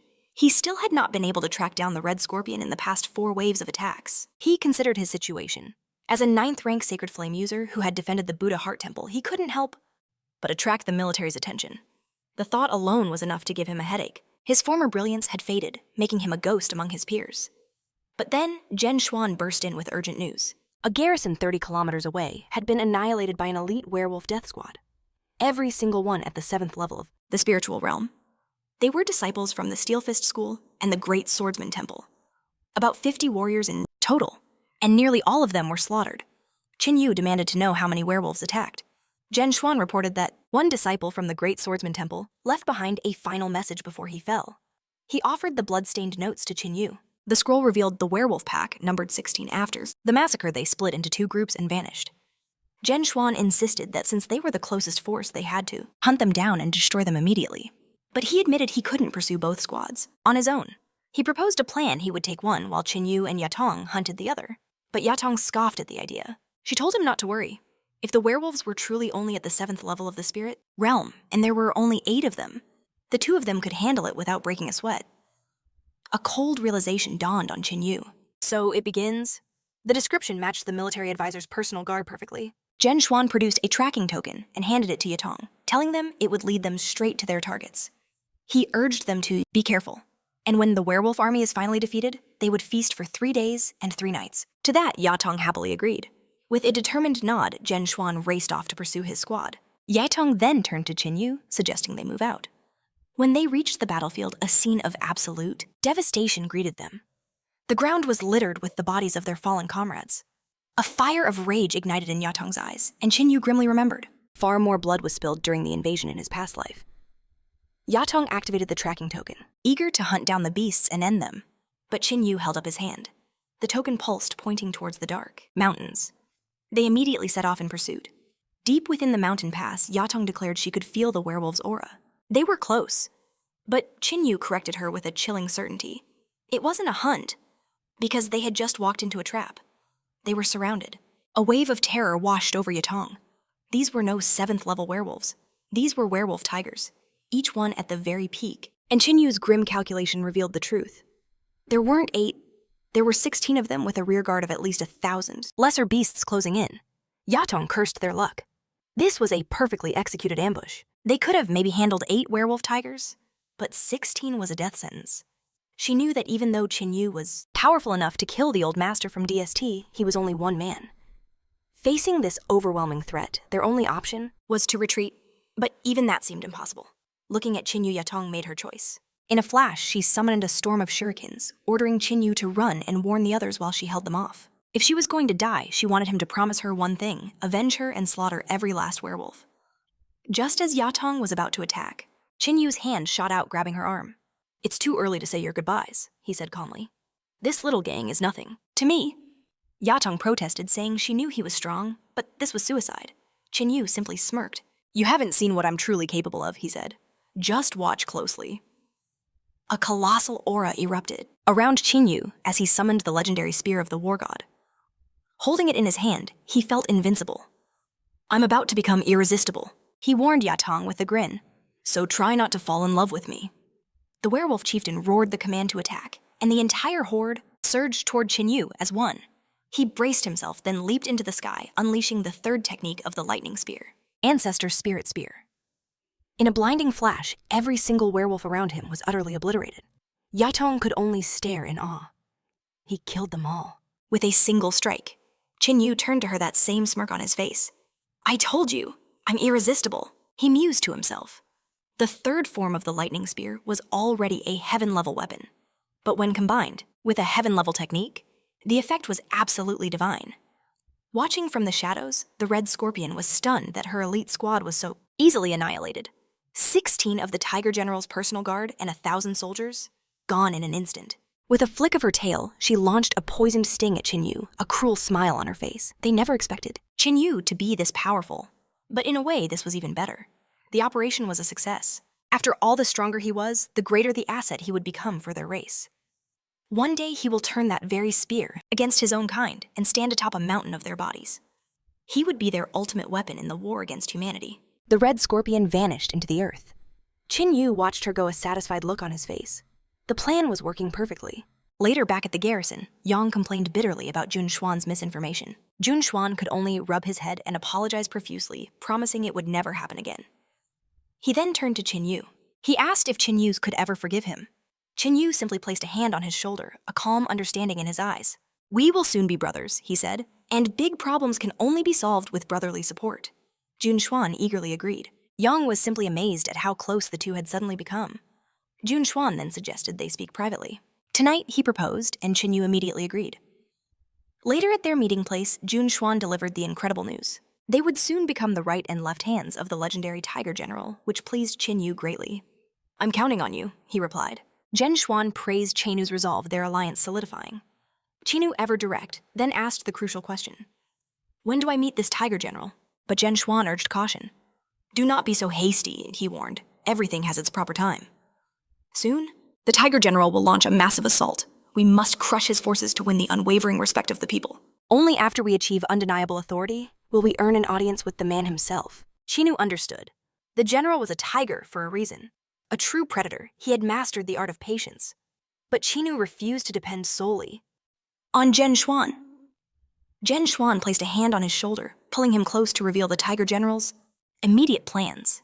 But from the shadows, a third party listened. Chulin had heard everything. So they'd chosen the werewolf faction? A cruel smile spread across his face. Surely the heavens themselves were on his side. He had planned to use Bi Feifeng to seize the Buddha Heart Temple and his inside man. But now they were completely unnecessary. With this new information, Chulin vanished. Back at the garrison, Yang slept soundly. Ching Yu sat beside her, his mind racing. To find the Tiger General, he had to reach the second level of the Destruction Realm and summon the Crippled.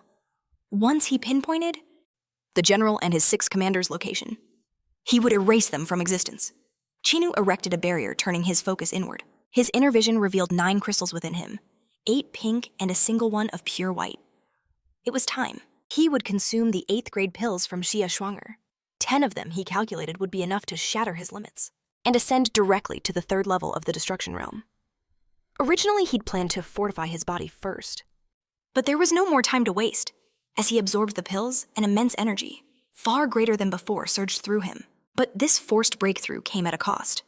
Agony ripped through his body as his very muscles threatened to tear themselves apart. Ching Yu roared, summoning the dragon spirit Yazi. He began his draconic transformation, but this time the scales didn't just cover his hands. They spread across his entire body. He focused his inner vision once more and saw 2 of the near-white crystals erupt into brilliant yellow and purple. The power was too much. His scales exploded outward, shattering the very barrier he had created. Ching Yu rose to his feet, breathing heavily. His muscles screamed in protest, steam pouring from his skin. He had finally reached the 3rd stage. He was ready. Taking out a nature scroll, he called forth an old friend. The Kui bull appeared before him. After a brief greeting, it merged into the mark on his forehead. Channeling the Kui bull's divine power, Ching Yu began his search. He scoured the land for the Tiger General's presence. And when he found it, he concealed his discovery and gently woke. Yang stood groggy and confused. She asked if it was her turn to stand guard. He simply told her he had to leave for the night. "You're in charge of the tent," he said. She lazily agreed, still half asleep. Meanwhile, in the Tiger General's lair, the general was praising the Red Scorpion. "You've subdued the natural swordsman and the 9th-ranked sacred fire wielder. Excellent. Without them, our plans would have been ruined. The preparations are now complete. All that remains is the slaughter." The Red Scorpion bowed low, congratulating the general on his coming victory, declaring it was all due to his merit. The Tiger General smirked. "When I am promoted," he told her, "you will also be richly rewarded." He raised a triumphant fist, chuckling with absolute confidence. After all, as both a battle general and a military advisor, who could possibly compete with him for the promotion? "Don't you think you were celebrating a little too soon?" A voice cut through the air, startling them both. The Tiger General and Red Scorpion whipped around, in shock. The Red Scorpion demanded to know who he was. "We met only yesterday," Ching Yu replied calmly. "Have you already forgotten?" And in that instant, she remembered. It was him, Ching Yu. She wanted to scream, "How did you—" The mental assault shattered. The Tiger General confessed his grave miscalculation. The power of the 9th rank's holy fire was beyond anything he'd imagined. Ching Yu played the part of a puppet, just long enough to plot his... He had finally tracked him down. As the Tiger General rose from his throne, he sensed an immense power from Ching Yu, a strength that far surpassed Jimin's.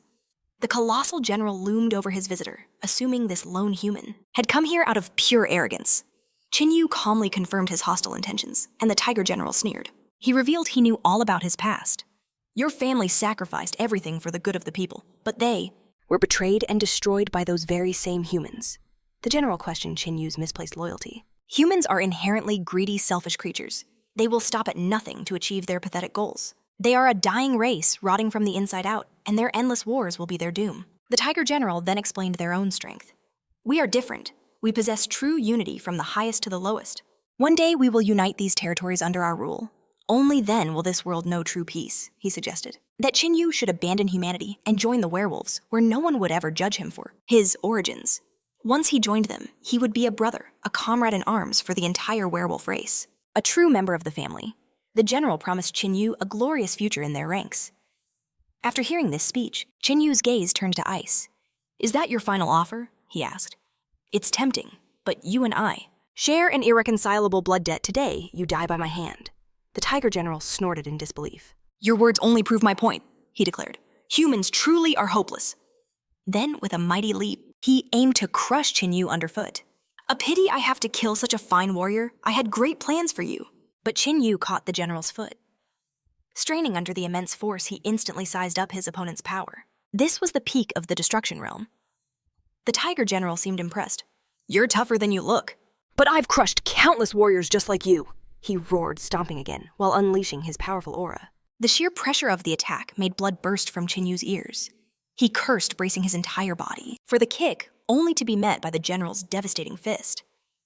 Having seemingly ended the fight, the Tiger General sighed with regret.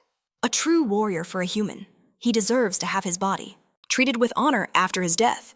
He then ordered the Red Scorpion distribute his flesh to our warriors. It will be a fitting tribute to his strength. The Red Scorpion cackled eagerly, accepting the order as she approached Ching Yu's body. But suddenly she froze in terror. The Tiger General felt a shocking aura explode from Ching Yu. The Red Scorpion shrieked in horror. He's not human. He's a wasteland beast. Ching Yu simply asked, What's the matter? Does your generous offer still stand?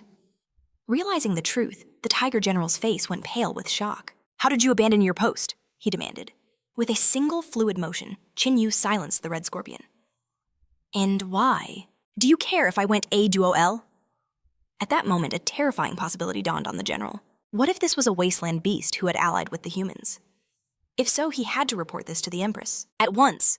Because if the wasteland beasts and humanity united, their entire position would be in grave danger. The Tiger General tore open a portal yelling, We will meet again! But Ching Yu only snarled in response. He lunged his fist, barely grazing the general's head.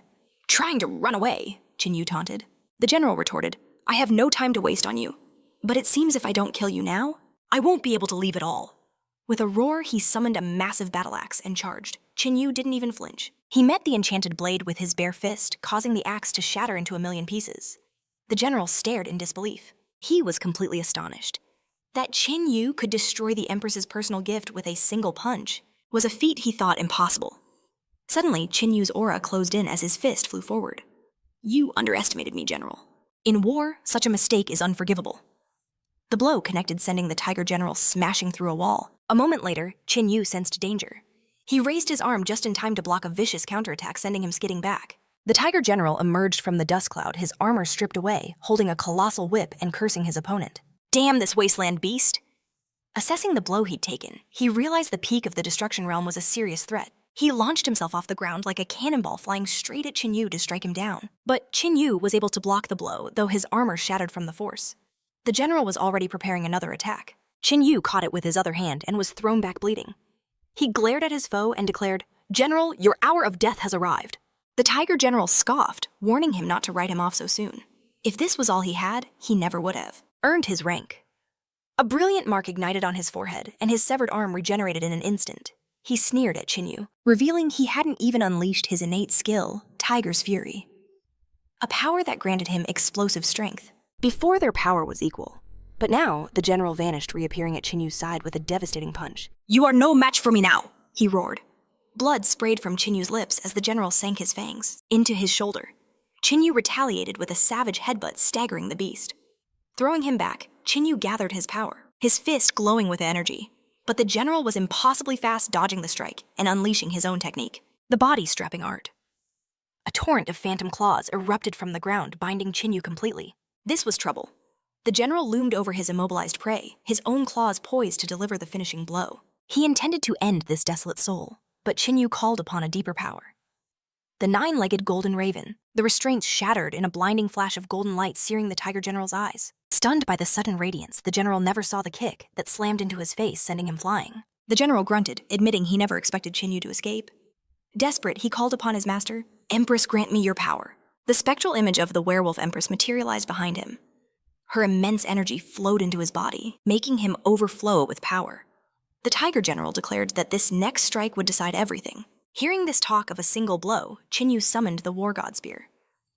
"I'm fine with that," he replied, infusing the spear with the might of the four wasteland beasts. The tiger general condensed a ball of pure energy, which swelled in an instant to dozens of times his size. At the exact same moment, they unleashed their ultimate attacks. The general with his fire condensation, and Ching Yu with the fourth lightning spear of hell's curses. But as the cursed lightning met the inferno, it was instantly consumed. "Die!" the general screamed, and the world vanished in a cataclysmic explosion. Wounded and utterly exhausted, the victorious general heaved a sigh of relief. He had finally defeated Ching Yu, but a voice cut through the smoke. "It's too soon to celebrate." Suddenly, the war god spear pierced through the tiger general's chest, creating a massive crater. Ching Yu stopped the spear just inches from the general's throat before delivering the final blow. The general coughed up blood, accepting his defeat as his body turned to ash from Ching Yu's devastating strike. The arduous battle was over. Ching Yu admitted that killing an enemy at the peak of the destruction realm was no easy task. His strength finally spent, his legs gave out, and he collapsed.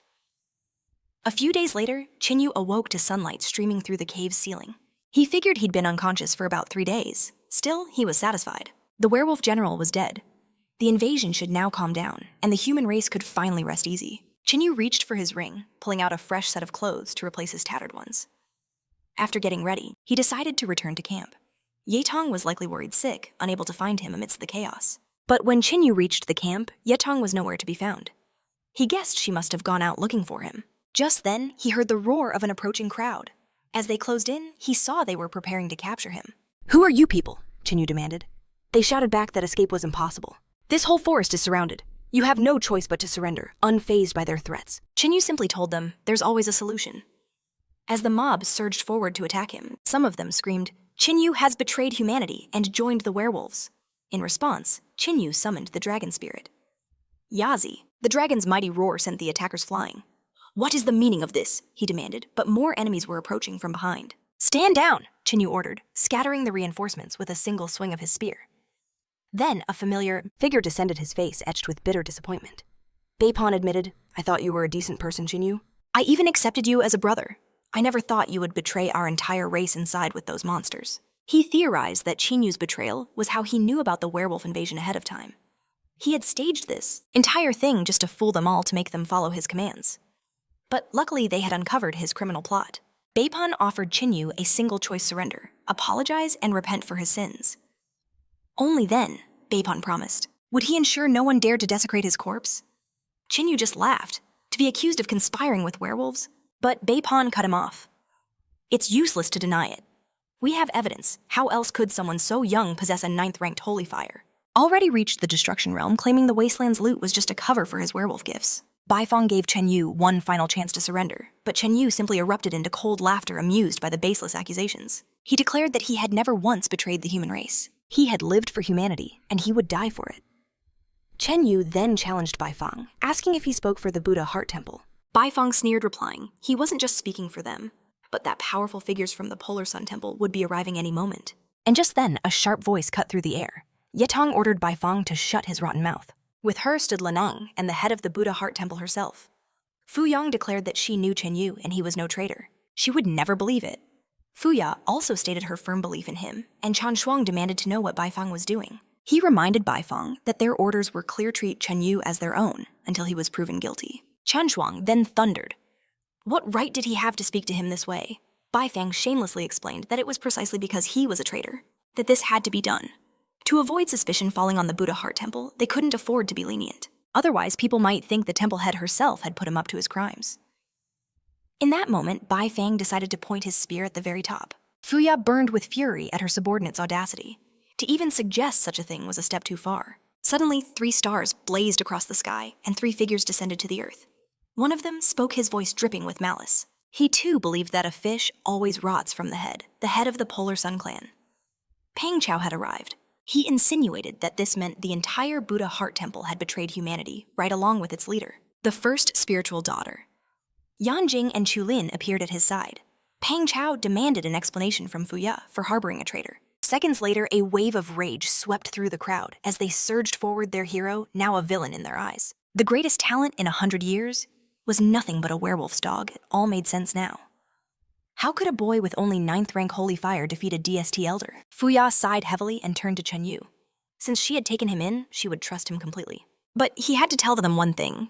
Where had he been for the last 3 days? Ching Yu calmly explained. The werewolf invasion was commanded by their military advisor, the Tiger General. 3 days ago, he had discovered his location and ended his life. But in the battle, he was grievously wounded, losing consciousness until now. Bai Fang just smirked. He mockingly asked Ching Yu if he'd hit his head. No one would ever believe such an impossible story. Convinced of his victory, Bai Fang gave the order. Bring in Zhen Xuan. Zhen Xuan was dragged forward, shackled and beaten.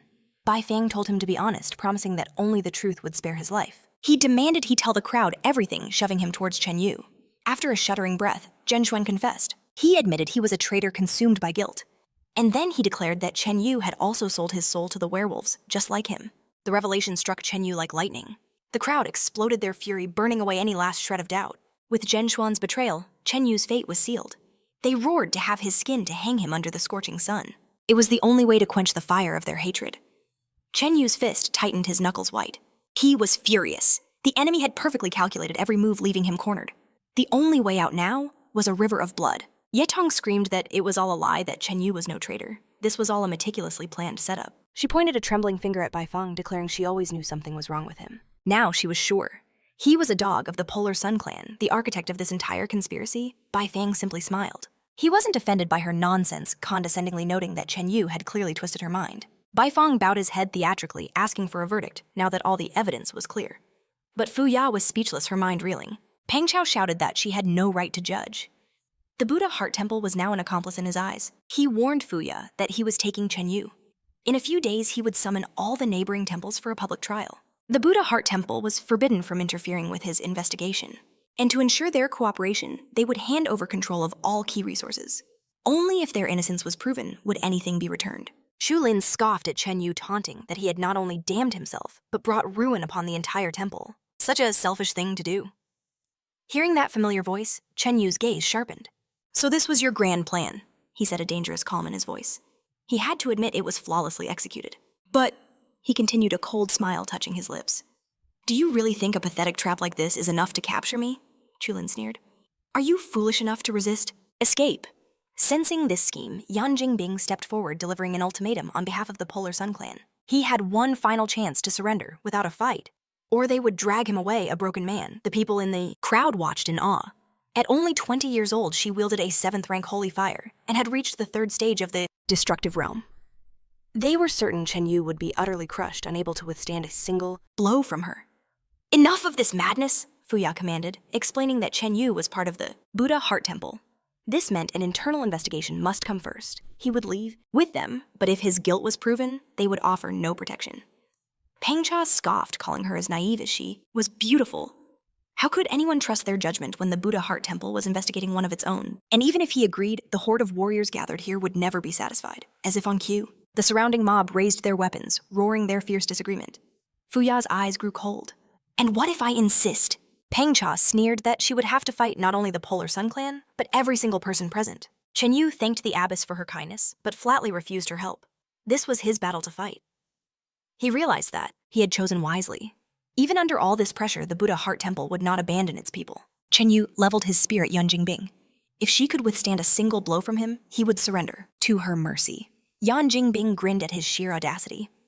The head of the Polar Sun clan gloated, declaring that Ching Yu had made a fatal mistake underestimating them.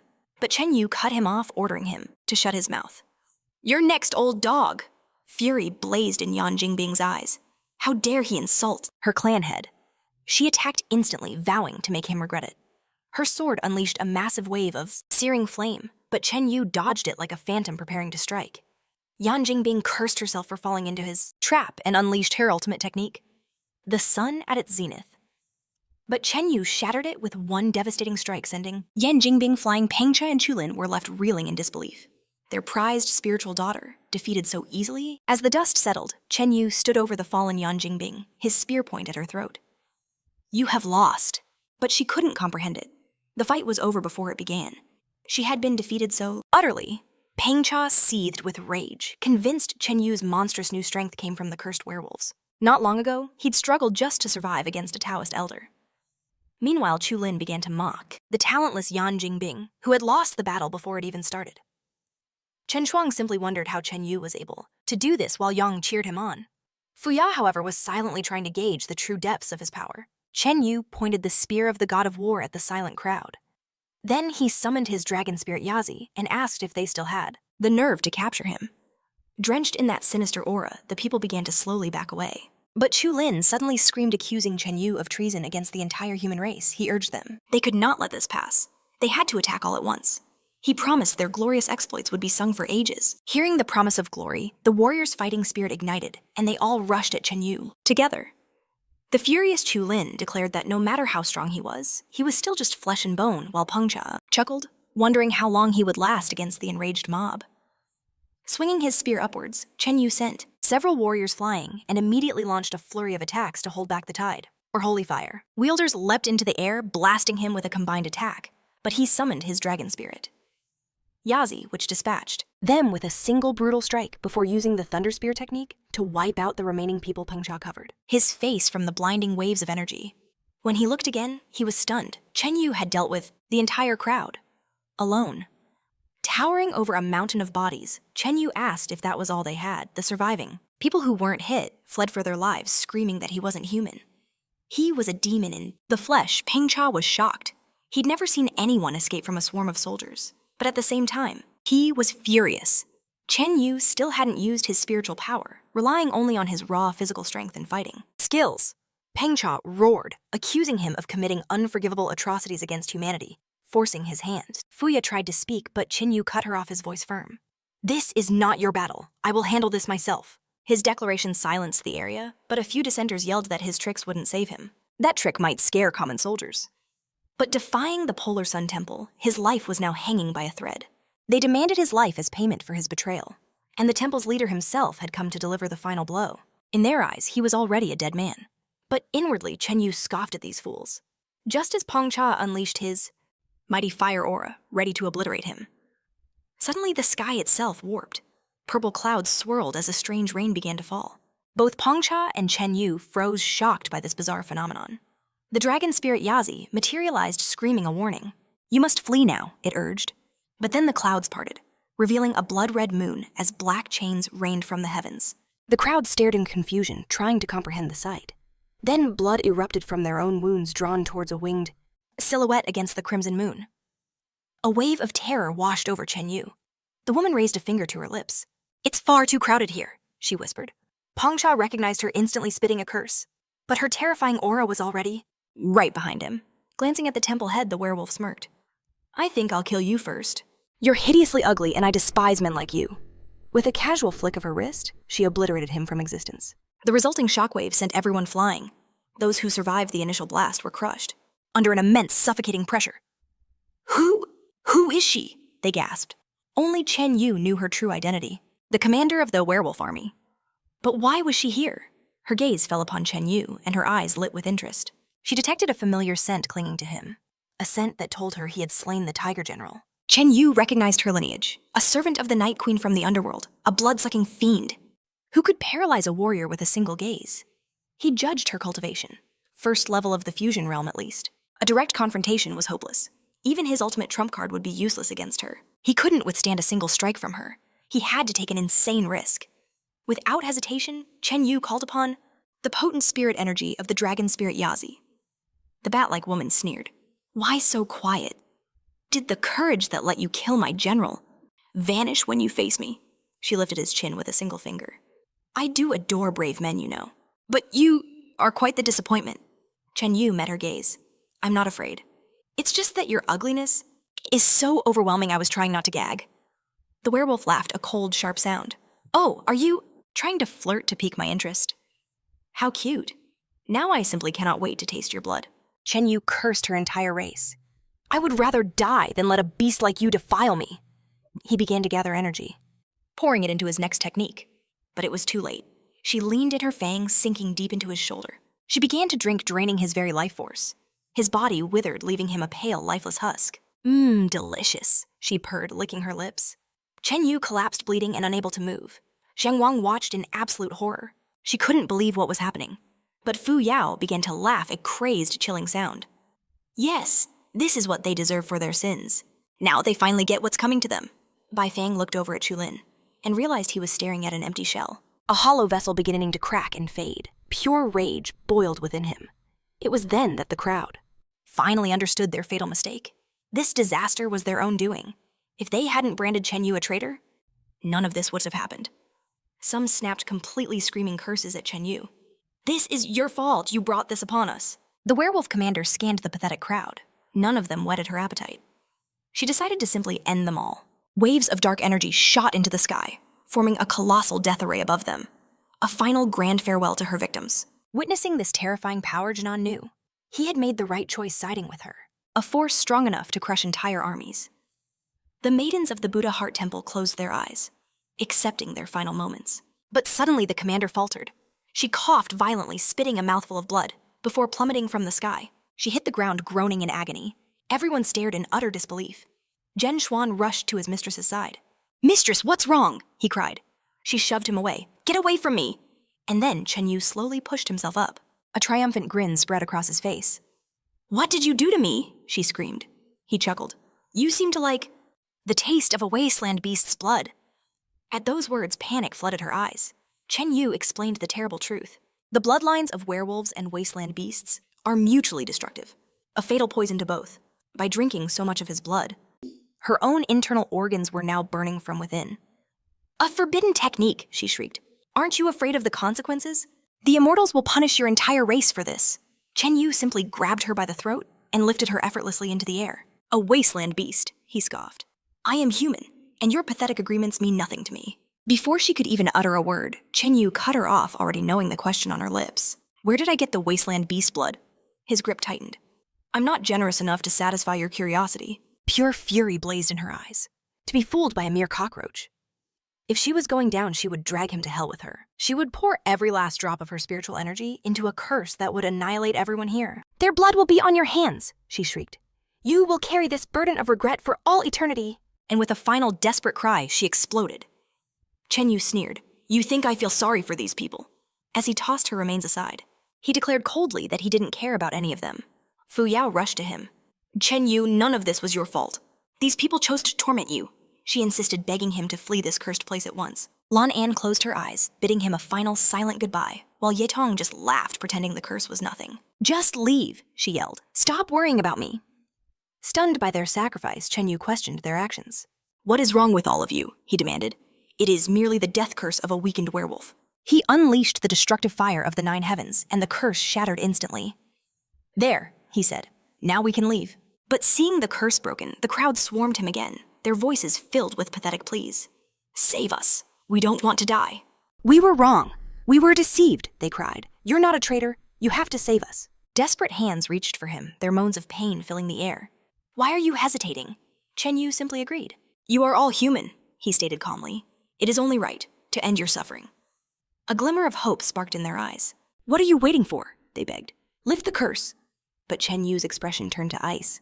"You have misunderstood," he explained. "I never said I would save you." A wave of utter shock washed over them. Ching Yu admitted, "I will not forget the look on your faces for a very long time." Confused, they finally lashed out. "He's a traitor," they screamed. "Capture him. We will bring him to justice and be hailed as heroes." "After using me to further your own ambitions," he spat, "you dare expect mercy. You are not worthy of it." The crowd began to protest. "What kind of man are you? You can't just let so many people die in front of you." At this, Ching Yu erupted in cold laughter. "For your sake, I swam through boiling water, I walked on fire. I pierced my own chest on thorns. And what are you spineless parasites? That's what—" You have no opinions of your own, only trying to curry favor with the strong." He finally realized that no matter how many of them perished, he would not feel a single iota of remorse. Coughing up blood, they died with his name on their lips. Ching Yu turned his back on the carnage. Originally, he mused, I intended to give you a painless death. But now I see you deserve this agony. He turned to the sect head. Take Yanjing. It's time to leave. As they departed, a dying man screamed a final threat. We managed to spread the news of your betrayal. Every sect will know. You'll join us soon enough. Even in death, we will not leave you alone. Suddenly, Ching Yu's gaze fell on the bound Jianshan, driven mad by the death of his beloved. He realized with a jolt, I almost forgot about you. With a weary sigh, he flicked his finger, and a jet of flame turned Jianshan to ash. With that, they finally left. On the way, Ching Yu asked quietly, Do you think I was too cruel? Qian Shuang replied, They brought this upon themselves, though it is a pity that those who once fought the werewolves had to die such a dishonorable death. But Yetong just grinned and shouted, They all deserved it. Ching Yu sighed and was about to speak when he suddenly collapsed to his knees, panting heavily. Qian Shuang immediately rushed over. Ching Yu, what's wrong with you? She cried. He forced the words out. I drank too much blood. I feel weak. We must leave, he said, as soon as possible. And with that, he passed out the girl's worried cries, echoing around him. At the same time, in the desolate desert lands, a mighty black dragon lay in his lair surrounded by beasts. Suddenly, a younger dragon flew in. On her back was a maiden. The dragon landed and took human form. Father, the dragoness announced, I have returned. The black dragon was overjoyed that his daughter was finally home. But when Ji Royu saw the huge, sinister dragon, she began to tremble with fear and sob uncontrollably. The ancient dragon pondered for a moment, his eyes fixed on her. He praised his daughter. You have brought me a girl with the blood of purebred werewolves, an exquisite gift. He opened his massive mouth, ready to taste the delicacy. Ji Royu panicked, waving her arms, when suddenly the dragoness stepped in. Father, stop, she commanded, blocking his path. I brought her here for purification, not to be your meal. She is to become one of us. The Dragon King stared shocked. Daughter, what is the meaning of this? In that instant, they were swarmed by a horde of desert beasts, Juyu shrieked, hiding behind the mighty dragoness in pure terror. The dragoness exploded with fury. How dare they bully her little sister? Begone! She roared, and the beasts scattered in fear, desperately pretending to be asleep. The black dragon scoffed. Do you truly believe werewolf blood is so easily cleansed? She'll soon have a splitting headache, all thanks to you. His daughter met his gaze. I'm not warning you of this, father. I am telling you. And I have other news. A sly smile played on her lips. During my travels in the human world, I met a very interesting young man. The black dragon grunted. What could possibly be interesting about a mere mortal? Her smile widened. He possesses the body of a wasteland beast. Her father's aura flared in astonishment. The black dragon swept his gaze across the land, his pressure scattering every last creature. He then took his humanoid form, his eyes piercing. Daughter, are you certain this man has the body of a wasteland beast? His daughter nodded firmly. His name is Ching Yu. He commands a rank 9 sacred fire. I invited him to our clan, but he refused me. He is the key to leaving this desert prison for the outside world, she insisted. And so, I forged a contract with him. Hearing this, the black dragon was utterly stunned.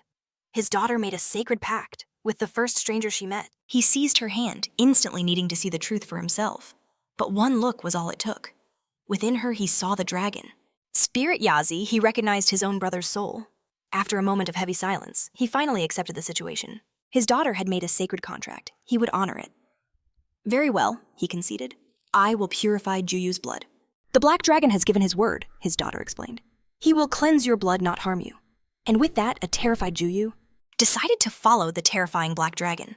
Once they were away from the girls, the mighty dragon suddenly began sobbing in 3 powerful streams. He swore an oath. I will care for Ching Yu as if he were my own son. He is Yazi's final pillar. Wiping his and tears, he told Juyu, we shall have a grand celebration in 7 months. A wide smile split his face. That will give you 2 plenty of time to breed. Hearing that word, Juyu panicked, her mind reeling. What on earth did he mean deep within the planet's core? Stood the werewolf palace where the empress sat upon her throne as her warlords paid homage. The dragon warlord sneered at the fallen bat. She never deserved to be in our ranks, to fail her task and die at the hands of a human. The bat warlord's former subordinate tried to nominate a replacement. He is just as capable as she was. But the Kappa warlord scoffed. That meathead could never equal the bat. He is far too crude and stupid. Listening to them bicker, the empress couldn't help but giggle. How typical. The moment one of her pawns falls, the rest scramble for power. I already have someone in mind to replace her, she mused aloud. But for now, I am far more interested in the one who killed the bat. Although the bat wasn't known, for immense strength she had reached the first stage of fusion. In the entire area under her command there were no more than 7 or 8 people of a comparable rank. Escaping them should have been easy. The dragon warlord offered a theory. Perhaps a unicorn has appeared among the humans. The bloodsucker was always undone by her arrogance. After hearing her warlord's opinions, the Empress issued her decree. Go to the Tian Empire. Lure this assassin to our cause. If he refuses, kill him. If we cannot have him, then no one will. The dragon warlord dared to question her. Why send 3 warlords to kill a single person? The Empress's deadly glare was his only answer. Go now. In a flash, all 3 warlords streaked towards the Tian Empire at full speed. The very next moment, Xiao Fengxiang's silhouette appeared before the Empress. She immediately rose to welcome the immortal. Welcome to my humble home, she said. But his words were like ice.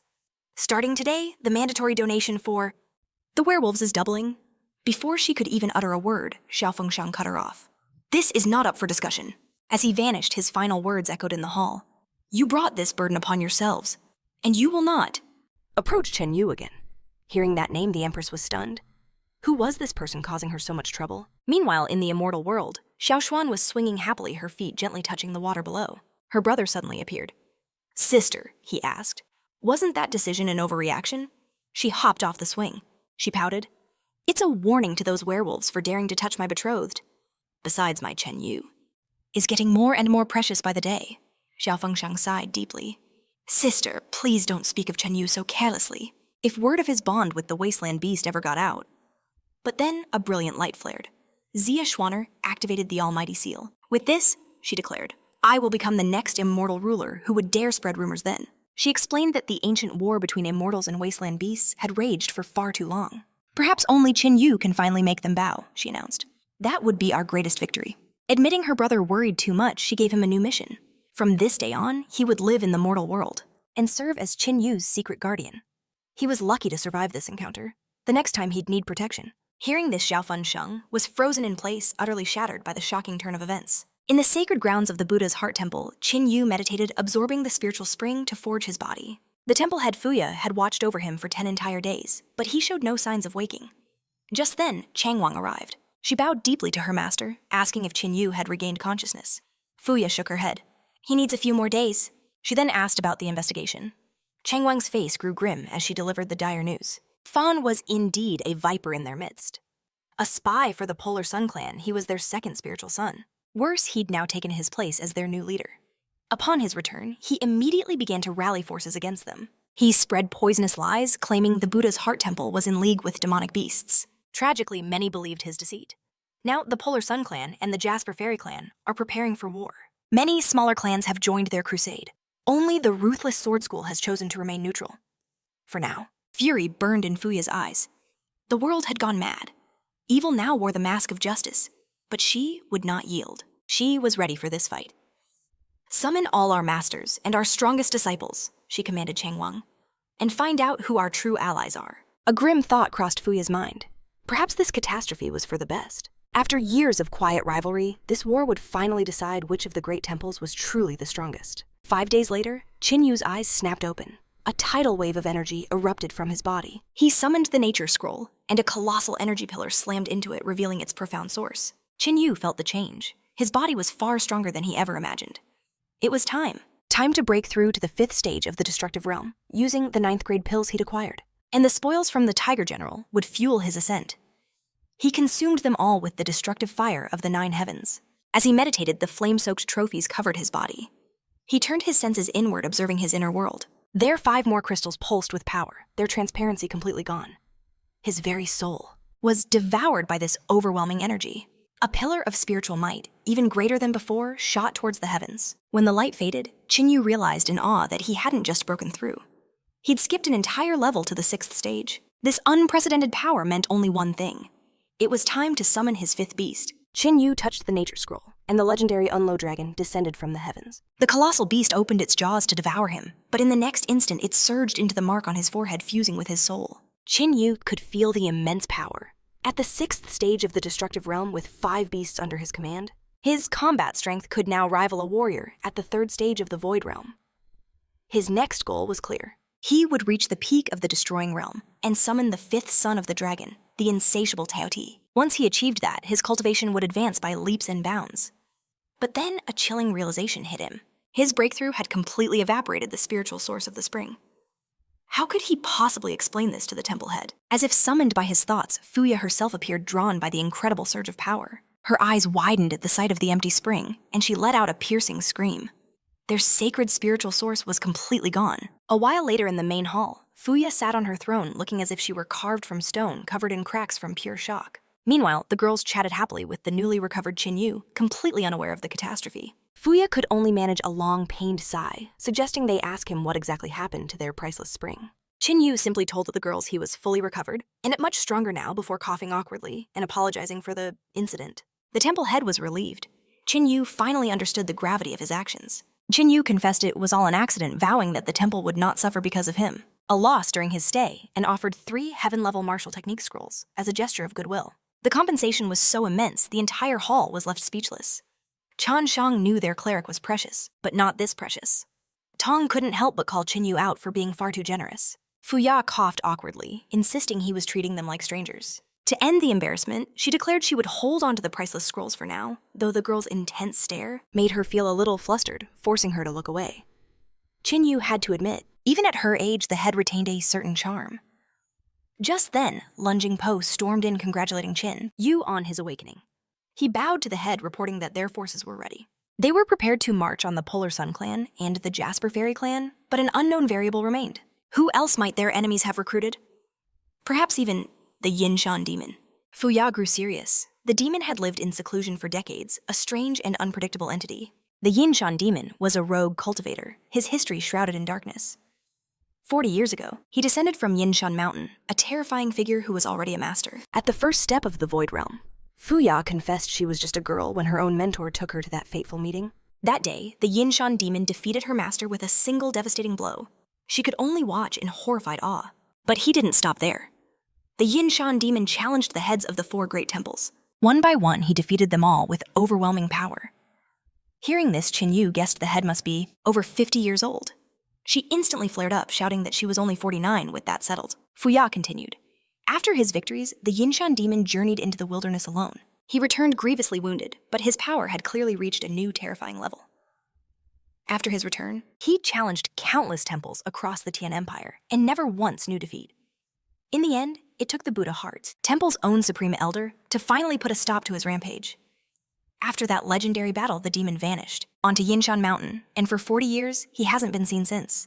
Ching Yu remembered the rumors from his past life. They painted the Yinshan demon as an absolute madman, one who existed beyond good and evil. For the sake of power, there was no line he wouldn't cross. It was entirely possible. The Polar Sun clan had made him an offer he couldn't refuse. Hearing this, lunging Po suggested they summon the Supreme Elder of the Buddha Heart Temple once more. But Fuya shook her head. He too had entered seclusion for decades. Summoning him would be no easy task. Suddenly, Danning rushed into the hall with urgent news. A visitor from the Ruthless Sword School had arrived. At Fuya's command, Chui strode into the hall. She announced that after the competition, she had officially joined their ranks. She then greeted Head Fu, Yao, and the others, saving a special nod for Ching Yu, who returned it calmly. After the pleasantries, she got straight to the point. She came bearing the will of the divine, Sword School. They were willing to join the Buddha Heart Temple in their war against the 2 clans. But in return, once the dust settled, they would require Ching Yu's assistance for a time. They wished to borrow his rank 9, Sacred Flame, for their own purposes. That was their one and only condition. Fuya turned to Ching Yu, explaining that while he was their guest, she had no right to decide his destiny. The choice was his alone. Without a moment's hesitation, Ching Yu agreed, which brought a smile to Chui's face. She addressed the head once more. Since Ching Yu agreed, their alliance was sealed. The Ruthless Sword School would move at her command. Fuya accepted his decision. A great battle awaited them, but with such powerful allies, they would not fear their enemies, even if they brought the Yinshan demon himself.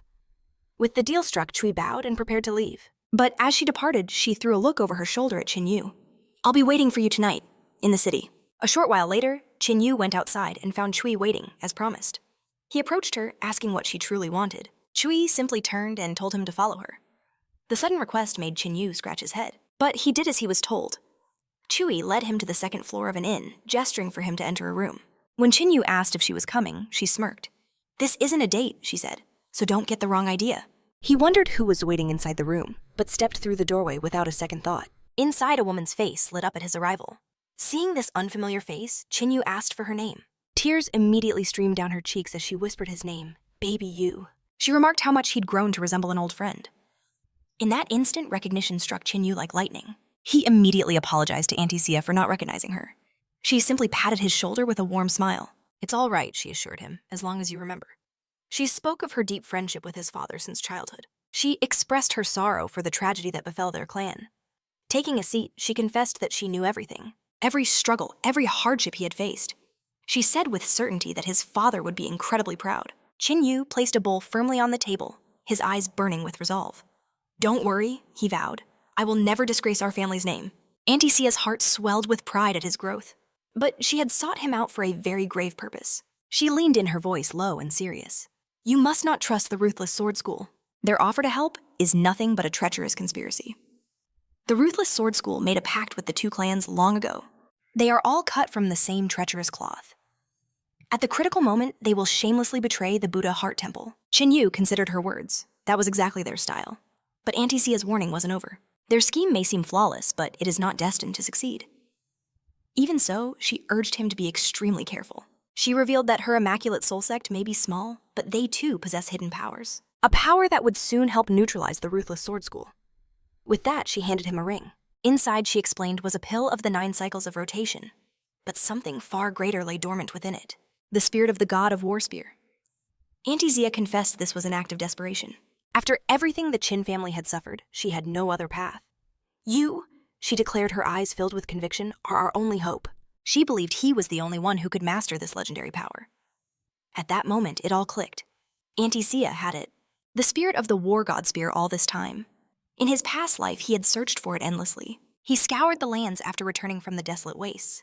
But his attempts were all in vain. He assumed it was lost forever with his father and grandfather. Because by the time he returned in his past life, Auntie Sia had already perished in the werewolf invasion. She warned him that in these dark times, even honorable men fall. His father was a brilliant warrior, but he died from a despicable plot, a betrayal by the very people he trusted. She begged him to be more careful than ever before. Inattention was a luxury he could not afford. He was the last living male of his line. But Ching Yu told her not to fear for his safety. He would restore the glory of the Qin family with his own 2 hands. His unwavering determination filled her with joy. Still, she urged him to keep their conversation a secret, and to begin mastering the spear spirit immediately. Ching Yu bowed deeply, pleading with her not to risk her own life to take down the Ruthless Sword School. Her life was far more important to him. Hearing this, Auntie Sia grinned warmly. Don't you worry about me, she said.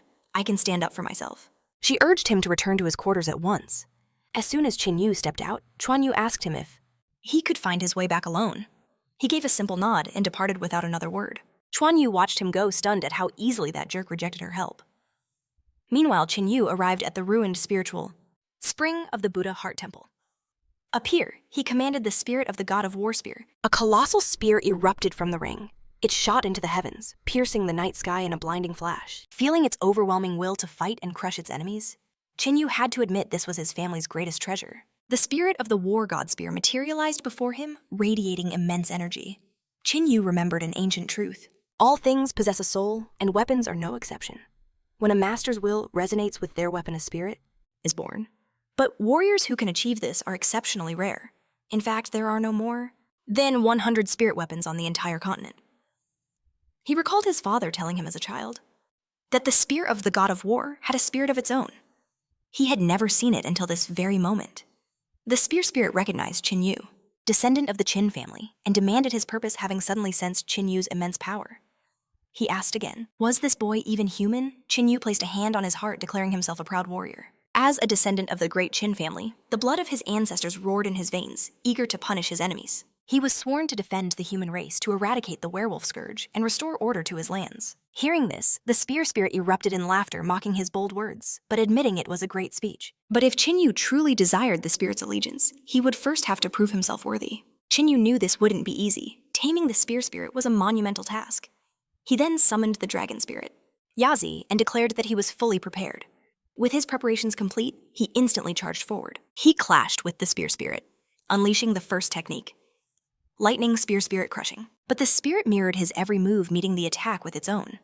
Their powers collided, shattering the very landscape around them. With incredible energy, Ching Yu pressed his assault, unleashing the second Thunder Spear without hesitation. Just then, the massive hand of the dragon spirit Yazi seized the War God Spear, creating the perfect opening. Ching Yu immediately used the third Lightning Spear, the Ancestor Spirit.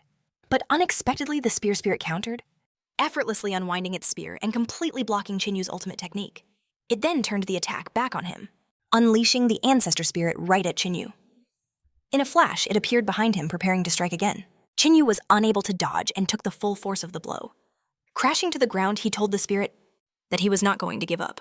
The spirit merely scoffed, saying it was only natural. As the spirit of the spear, it could master any technique with a single glance. Surpassing it in skill was impossible. But Ching Yu warned it not to jump to conclusions. After all, he was only just getting started. He attacked once more, declaring that the real game begins now. The spirit noticed no change in his attacks and began to effortlessly parry his blows. But the moment their weapons made contact, Ching Yu suddenly rushed in, breaking through its defenses. He slammed his fist into the spirit, sending it flying. As it crashed to the ground, the spirit complained that Ching Yu had tricked it. Ching Yu simply asked if that was its only excuse, and if it wished the fight could continue. He then revealed his trump card, the 10 Directions technique, a skill whose power was close to the divine heaven level. And even though it was a spear technique, the spirit could never hope to assimilate it, for it was far beyond its comprehension. Hearing this, the spirit's shock turned to thunderous laughter. It praised the descendant of the Qin family, and finally agreed to submit. Pledging to serve him faithfully, it dissolved into light and flowed into the spear of the War God, filling it with new, incredible powers. Ching Yu knew that with the War God Spear Spirit, his capabilities were now practically limitless. In time, he could even transform it into a legendary 9th grade divine spear. With his new power secured, Ching Yu took out the 9 cycles rotation pill. Although it was only a 5th grade pill, it possessed incredibly unique characteristics. Suddenly, the pill shot into Ching Yu's body, leaving no mark. This pill's main feature was protecting the heart. In a critical moment, it could make it beat again even after stopping. At this moment, Ching Yu was filled with confidence, ready for the great battle ahead. The Polar Sun and Jasper Fairy clans would be destroyed. Meanwhile, at the Steel Sword School, students bowed before invaders, swearing on their lives, and that they truly knew nothing about what happened on the final day of the battle with the werewolves. The warlords were enraged. How could even these lowlives have no information about what happened in that forest? The elders claimed that not a single disciple had returned alive. If anyone knew what happened, it was the people from the Polar Sun and Jasper Fairy clans. Upon hearing of the Polar Sun clan, the Dragon Warlord decided they should pay them a visit. The Steel Sword Elder hoped the werewolves would let them live. But to his horror, the Dragon Warlord informed these knuckleheads that he no longer needed them. He took on his true dragon form and exhaled a huge ball of flame upon the Steel Sword disciples. Only ashes remained. With their work done, he ordered his forces to leave, rushing towards the Polar Sun clan. In the Polar Sun clan's main hall, Fei Han was drinking tea, thanking the Buddha Art Temple for helping him become the head of the clan so quickly. Suddenly, 3 portals ripped open the air before him. He immediately knew the werewolves had come for him. The Dragon Warlord asked Fei Han if he was the head of the clan, but he could only feel their oppressive power, realizing in that instant that he had to find a way to escape. The warlord slammed Bifan down, forcing him to his knees, before stepping closer to demand an answer. Why was he so pathetic? After all, one of their own had managed to slay the bloodsucker bat. Hearing this, Bifan started to curse. He swore desperately that he wasn't the one hoping he'd be spared from their wrath. But the dragon commander just called him a fool, an idiot. He explained he'd never suspect such a lowlife, but demanded to know who was responsible. Realizing his grave mistake, Bifan panicked immediately, claiming that he didn't understand what had transpired back then. It was all Ching Yu's doing, the Bull Warlord grunted, having never heard that name, while the Kappa Warlord theorized a new fusion realm cultivator had emerged in the Empire. Hearing this, Bifan quickly explained to the werewolves that Ching Yu was only at the destruction realm level. This enraged the werewolves, who thought the man before them dared to mock their intelligence. The Dragon Warlord lost his patience, preparing to incinerate Bifan with a fireball, as the coward began to desperately make excuses. He insisted Ching Yu was truly at the destruction realm, and that their tribeswoman had cursed everyone as she was dying before bursting into flames and exploding. The Kappa Warlord stepped in, extinguishing the dragon's fire with his staff. He reported that, judging by Baifao's expression, he was telling the truth. The Bull Warlord then reminded them that no one at the destruction realm could possibly kill one of their kind, regardless of their abilities. Hearing this, the Dragon Warlord concluded that Ching Yu was merely a puppet for someone far more powerful. All they needed to do was find him and uncover the truth. Fearing for his life, Bifan began groveling before the werewolves, even swearing absolute loyalty to them for the rest of his days. Seeing this pathetic display, the dragon Warlord sneered that their victory was close if humans had truly fallen this low. The Kappa Warlord suggested They keep him, as he might still prove useful. At that, the Bull Warlord began to infuse Baifan with werewolf energy, binding him to their cause. The Dragon Warlord then declared that from this day forward he would serve the werewolf race. Their business concluded, the werewolf warlords vanished in pursuit of Ching Yu. In their wake, Baifan realized, with their power he could finally achieve a breakthrough. It turned out gaining strength was incredibly easy. Baifan couldn't fathom what magic Ching Yu used to kill the bat, but against those werewolves he stood no chance. And once Ching Yu was gone, no one would stand in his way of claiming the temple of the Buddha's heart. As soon as the werewolves left, Baifan summoned his disciples. A cold dread washed over them at the very sight of him. He commanded them to gather an army surround the Buddha's heart temple and notify all their allies. Meanwhile, Ching Yu was sparring with the girls in the temple's training arena. Seeing them begin to falter, he asked if they were tired already. Ye Ton complained that she couldn't understand his monstrous strength feeling, as if he grew stronger with every single exchange. Xian Wang admitted that even in this life she could never keep pace with his growth. Ching Yu simply told the girls they weren't without talent. Only through relentless training could they achieve success. Yang then teased him, saying he sometimes felt like he wasn't from their generation lecturing them, like a wise old man. Chang Wang, standing beside her, nodded in agreement. Hearing this, Ching Yu could only scratch his head in embarrassment. Suddenly, a temple disciple rushed toward them, announcing that the head of the temple was calling an emergency assembly. A grim look crossed Ching Yu's face, the polar sun. Clan had finally made their move. A deathly silence filled the meeting room as they waited for everyone to gather. That silence was broken only by Ching Yu's arrival as he entered and greeted the temple head. As soon as he was seated, Fu Ya declared that everyone was present and began the report. Intelligence confirmed. The Polar Sun clan was marching on them. They would arrive in 3 days, and with their arrival, the final battle would begin. A battle to decide which great clan would survive. She then turned to Lan's mentor, asking if their troops were prepared. He confirmed they were ready and awaiting their allies.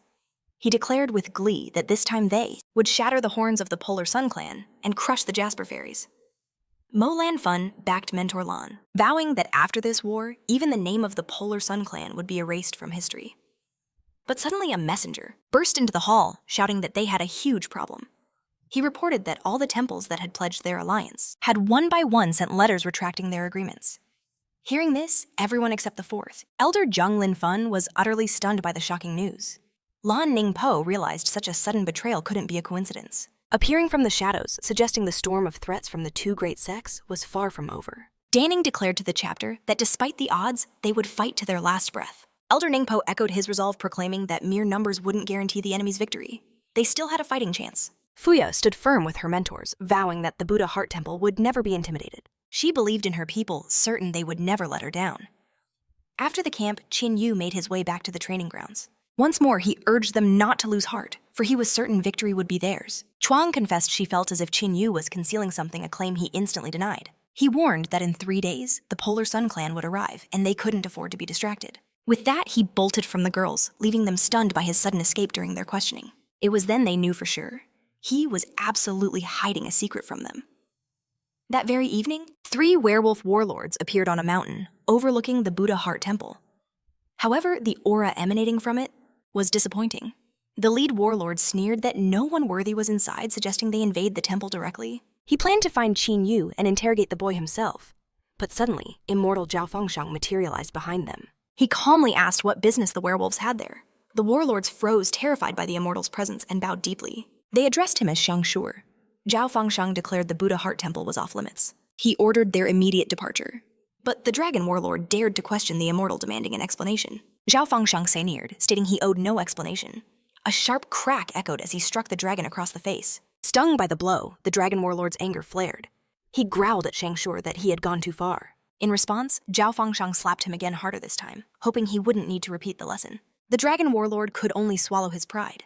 Defeated, he vanished in an instant, taking the others with him. 3 days later, near the temple, Bai Fan gazed down, dreaming of the moment he would finally capture Ching Yu. By day's end, he scanned the area for the werewolf warlord's aura, but sensed nothing. He assumed they were simply late. No matter.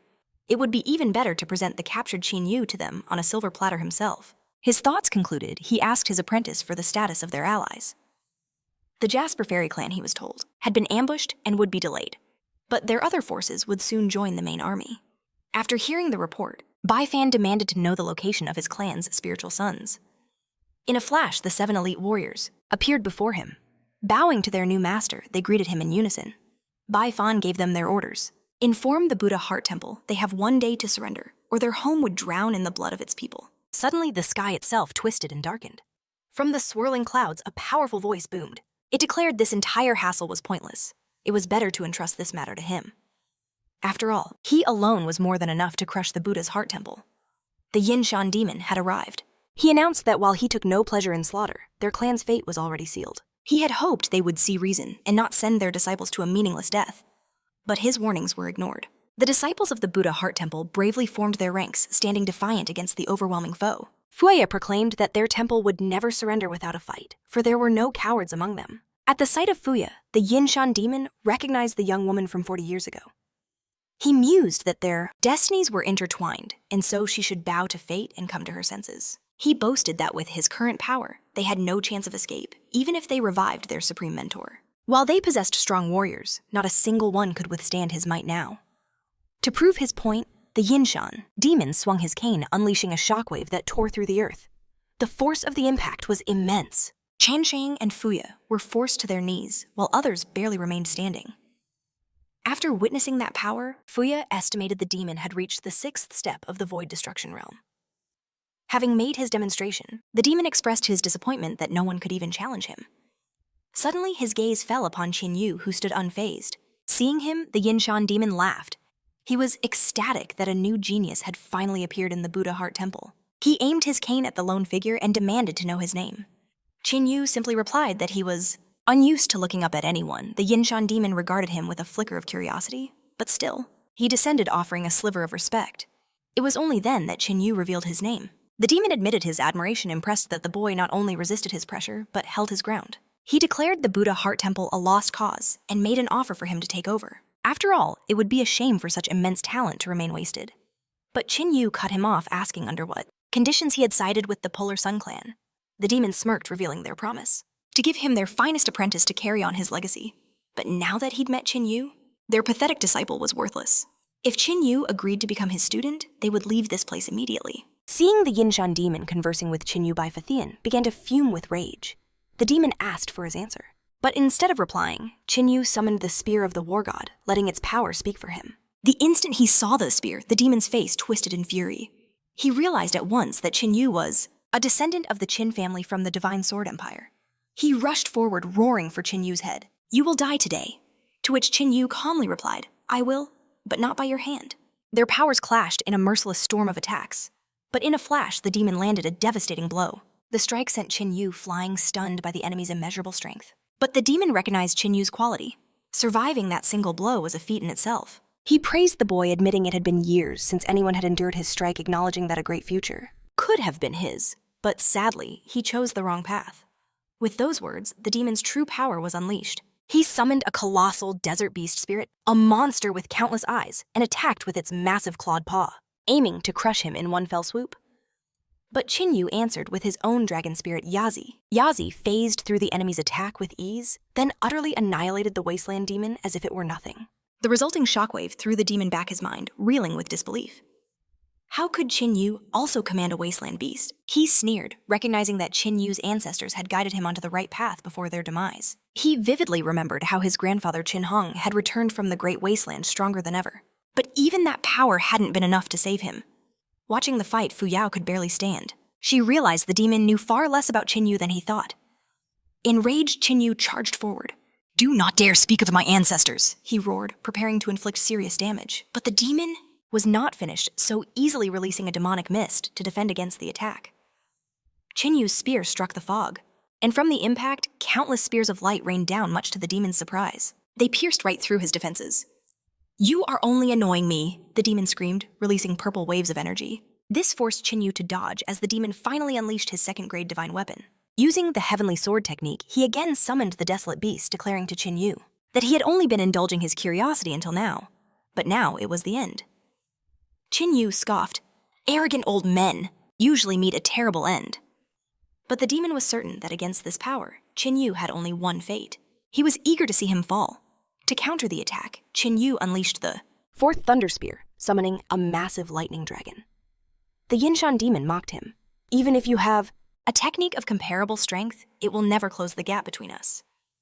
But just then, the impossible happened. The spirit of the war.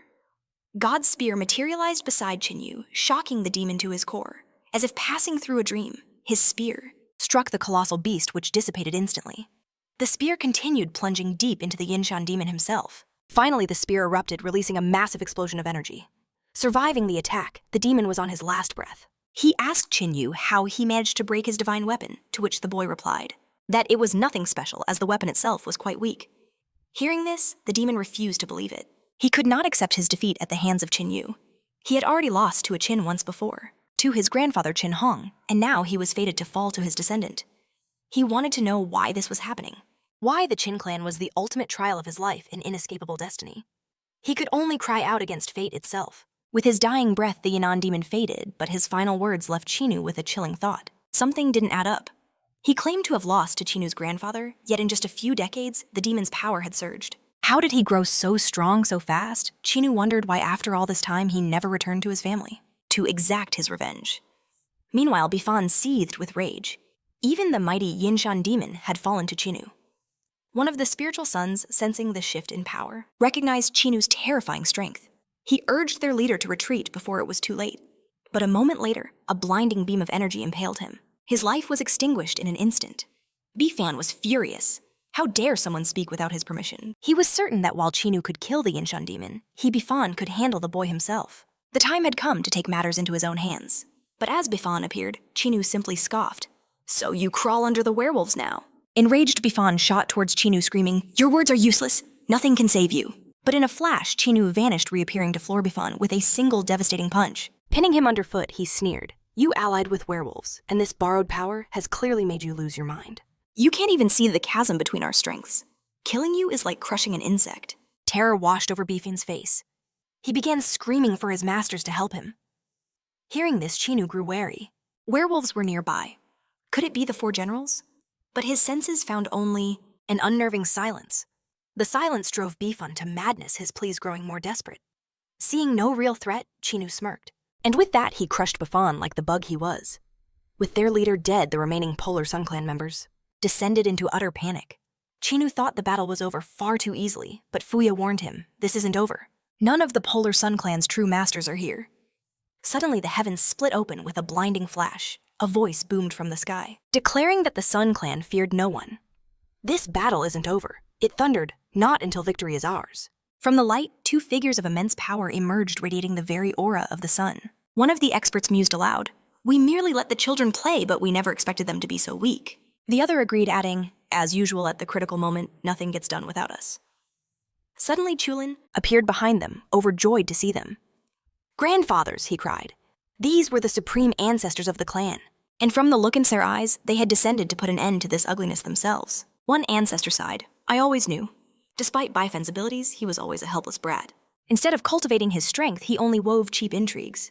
The second ancestor replied, "It is our failure as well.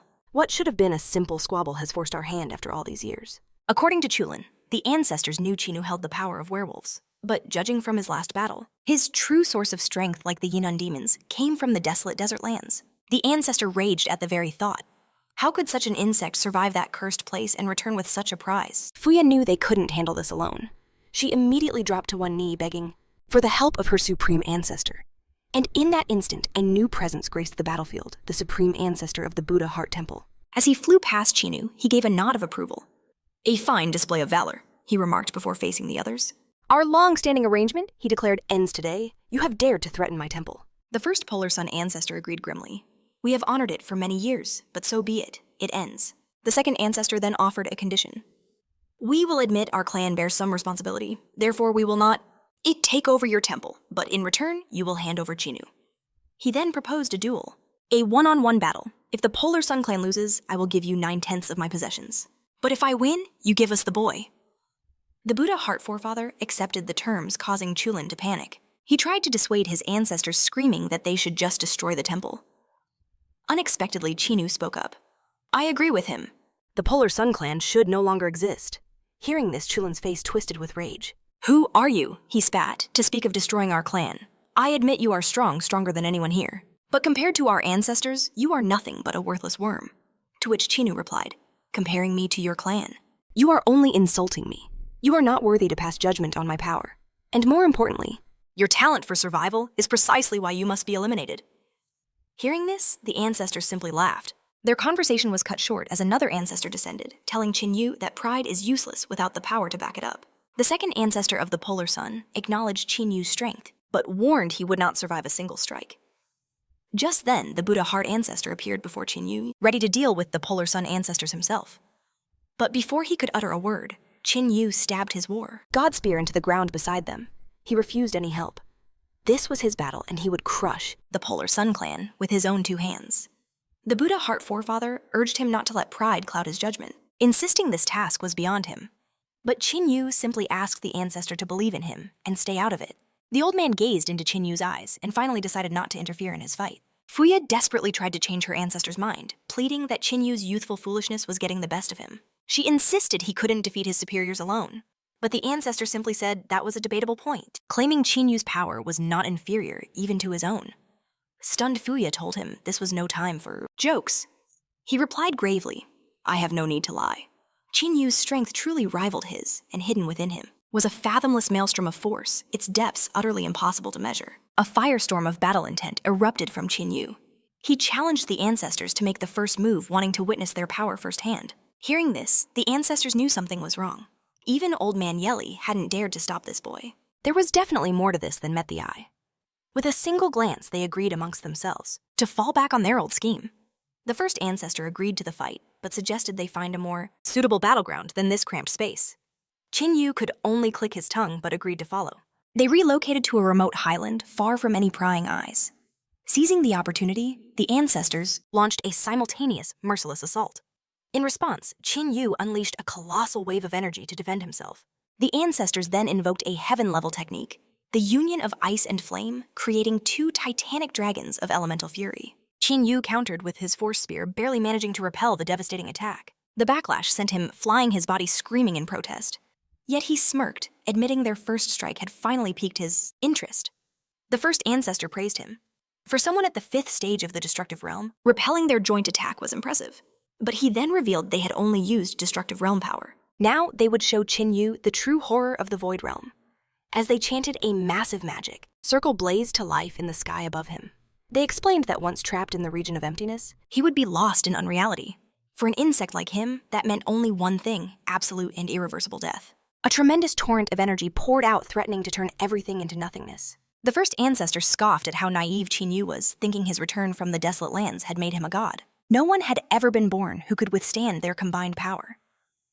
As the dust settled, the first ancestor told the second it was a shame the Yinan demon fell into the hands of that bastard. Suddenly a voice cut through the air, behind them, asking if their little chat was over, because he still had a few words for them before he left. It was Ching Yu, standing in his full dragon form, who coolly asked why they had suddenly fallen silent. The second ancestor was in total shock. The legends of the desolate land's gifts were true. It was the only way Ching Yu could have survived their attack. In a flash, Ching Yu closed the distance, his fist aimed straight for the second ancestor's face. Reacting at the last possible second, the ancestor threw up an ice shield, desperately trying to block the bone-shattering blow. But it was no use. The shield shattered like glass as Ching Yu's fist broke through with ease. Seeing his chance, the first elder tried to attack from the side, but was immediately sent flying with a single devastating strike. Wasting no time, Ching Yu fired a volley of pure energy from his palm.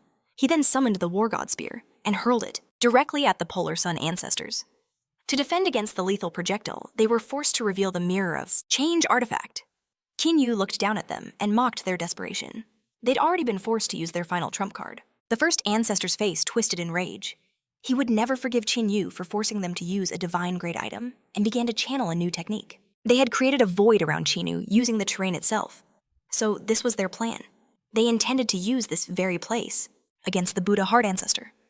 "You have no idea who you're truly fighting," he told them. He saw right through their pathetic scheme, so he made the ancestors an offer to witness the true power of the Void Realm's 3rd stage. He smirked, admitting he knew it was a trap, but he'd walked into it willingly. This was simply a chance to test his own limits. With a sigh, Ching Yu unleashed the spirits of his beasts, the dragon Yazi, the 9-legged raven, the lion, Swanee, the bullen and the winged dragon Unan. "Awaken," he commanded. A cataclysmic surge of energy erupted from him. In a blinding flash, Ching Yu's mortal form was no more. He had become a divine dragon. The sheer force of his presence tore the void region to shreds. The first elder stared in utter disbelief, never imagining such power was possible. Ching Yu's voice boomed with disappointment. The elders, the current generation of warriors, they were all weak compared to the foes of the past. Or perhaps he mused he had simply grown far stronger than any enemy he'd ever faced. With a single step, Ching Yu appeared. Directly before the ancestors, they flinched, paralyzed by fear. He raised a single finger towards the heavens. "Consider yourselves lucky, Gay," he declared. "For today, you will witness my true strength." A wisp of energy shot from his fingertip, powerful enough to rip a hole in the sky itself. A moment later, a colossal Tayoti dragon emerged from the rift. Ching Yu unleashed his technique, Desolate Lands, Tayoti's Fury. The giant dragon's claws descended upon them. In a desperate final act, the first ancestor summoned the change mirror to defend them. But it was useless. The Tayoti dragons struck, extinguishing their lives in an instant.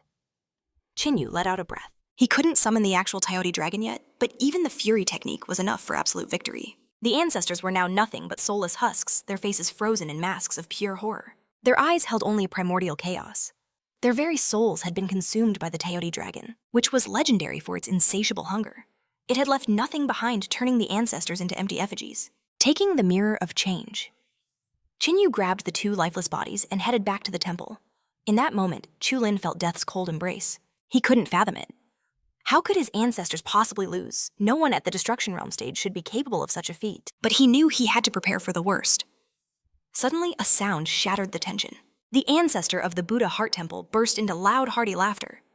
Seeing this, Fuya was confused, asking how he could laugh at a time like this. Stroking his beard, the old man replied, "Because from this day forward, the Polar Sun clan will be at our mercy." Just then, Ching Yu appeared among the disciples of the great clans. He casually tossed the lifeless husks of the two Polar Sun ancestors onto the ground. The disciples of the Buddha Heart Temple erupted in joyous cheers. The Polar Sun clan, their aggressors had been utterly destroyed. Chulin stood frozen, shock rendering him speechless. Without warning, Ching Yu's hand shot out to the side, unleashing a blast of energy. The attack struck Chulin's shadow, where his real body was hiding. On the brink of death, Chulin tried to beg for his life, but Ching Yu had no time for his pathetic enemy. He annihilated him, leaving not even ash behind. His voice echoed through the crowd. "As of now, the Polar Sun clan is no more." He turned to the head of the Buddha Heart Temple. "You can handle the rest." And with that, he vanished, leaving the temple behind. Fuya watched him go, her curiosity about this mysterious man burning brighter than ever. On his way to his next target, Ching Yu contacted the Wu sisters through his jade token. They reported they had escaped, safely with Liangya. However, Auntie Sha warned Ching Yu that the Jasper Fairy clan had gained a powerful, mysterious ally. This new warrior had forced her to retreat. She urged Ching Yu to be careful as this enemy was heading straight for the Buddha Heart Temple. Hearing this, Ching Yu made his decision. The Jasper Fairy clan would be next to fall. Meanwhile, somewhere in the mountains, Bifei struggled to catch her breath after a recent battle. She apologized deeply to her companion. "Your Highness, without you, our journey would have ended before it even began." The Emperor's ninth son, Chen Shang, dismissed her apology. "Is the Buddha Heart Temple truly just beyond this mountain range?" he asked. Bifei confirmed. It was, though, she added, it was unclear if the Polar Sun clan had already conquered it. Chen Shang was unconcerned. "Even if they did, it matters little. The Jasper Fairy clan should have no trouble dealing with them." Bifei admitted that her clan alone would have no guarantee of success. But with the support of the Emperor's son, she declared, "Our total victory is assured." The head of the Jasper Fairy clan bowed deeply. "We thank the Ninth Prince for his support," she promised, "and we pledge to serve you." A fight to their last breath. Should the Buddha Heart Temple fall today? Chen Shang praised his leader's inspiring words. He urged them to hurry, lest the Polar Sun clan claim all the glory. But then a silhouette appeared. It materialized behind Chen Shang, bowing deeply. "Ninth Prince," the figure said, "what brings you here? It is not your custom. And to involve yourself in the squabbles of sex." Chen Shang just smiled. "I'm looking for some adventure. Life in the palace is so dreadfully dull. At least this," he continued, "will be something worth remembering." The servant could only sigh. He knew there was no way to argue with His Majesty. Suddenly, an overwhelming spiritual energy washed over them. Its owner descended from the heavens. Ching Yu casually slung his spear over his shoulder and prepared to unleash his killing intent. But just then, Bifei recognized Ching Yu, crying out his name in shock. The clan head was stunned by this revelation. How had Ching Yu already reached the fifth step of the destructive realm? It was impossibly fast. Ching Yu leveled his spear at the leader of the Jasper Fairy clan. Then he delivered their death sentence. "Today, the Jasper Fairy clan meets its end."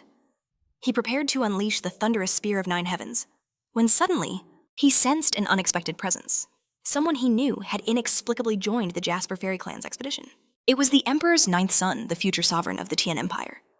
Bifei acknowledged Ching Yu's impressive growth, but mockingly asked if he'd lost his mind daring to challenge their entire clan all by himself. At the same time, the clan head grew wary. For Ching Yu to appear alone, there had to be a hidden trap. Ching Yu's mind, however, was flooded with memories of the man who would one day be Emperor Chen Xiang. In the future, Chen Xiang was a legendary warrior who subjugated the entire human race with his own overwhelming power. The Tian Empire was always overshadowed by its mightier neighbors, inferior in land military, and even the number of elite warriors. In his past life, Chen Xiang concealed his genius and ambition for years, secretly gathering his strength. Then one day, he seized his destiny, claiming the emperor's throne and beginning his ascent to greatness. At first, Chen Xiang allied himself with the immortals. From them, he received countless heavenly seals and slowly forged himself into an invincible existence. He also acquired numerous divine-class weapons, which aided him in unifying the continent under his banner. And so he became the great emperor of the unified Tian Empire. Once Chen Xiang ruled over all humanity, he led them into a glorious war against the werewolves. Under his command, the human race became so powerful that the surviving werewolves never dared to dream of attacking humans again. Chen Xiang was truly a great man, as unbending as steel. But tragically, the immortals who supported him were eventually defeated by the Xiao Immortal clan. Unwilling to bow to Li Qingji, he was executed by her hand. And just like that, the star of a great emperor was extinguished forever. Lost in these memories, Ching Yu let out a sorrowful sigh. Chen Xiang spoke. "I've heard the rumors about you. They say you possess a ninth stage sacred flame and have achieved unparalleled success for your age." He then looked closer. "So why do you shake your head upon seeing me?" Beifei sneered. "Do you even know who you're standing before?" But Chen Xiang's voice cut through the air like a blade. "Beifei, be silent." Terrified by the prince's authority, she couldn't utter another word. Qin Yu addressed the ninth prince. "Please don't misunderstand. I mean you no disrespect. It's just, I was suddenly overcome by painful memories." Chen Xiang was surprised. "So you know who I am?" He smiled faintly. "Only strangers call me the ninth prince." He assumed Qin Yu was well informed. "Since you know me, you may call me Brother Chen." Qin Yu accepted the gesture. "Brother Chen, then I must ask, Can your companion restrain his murderous intent?" Turning, the prince saw the look on his servant's face. The servant sent a mental message. "My prince, this man is far too dangerous the moment I considered a surprise attack." He sensed it instantly. The prince replied, "It said he gained incredible power in the desert lands. If I can win his allegiance, he could be the key to fulfilling my ambitions. I cannot let this chance slip away." Qin Yu spoke again. "Brother Chen, I don't know your connection to the Jasper Fairy clan." He aimed his spear back at the clan head, his resolve unshaken. "But my decision is final. Today they will all perish." Bifei erupted in anger. "Are you insane? As if we would ever submit to you." Chen Han admitted his knowledge of the Jasper Fairy clan was limited and declared he wouldn't stand in Qin Yu's way, since he had a score to settle. The prince and his servant wisely stepped aside.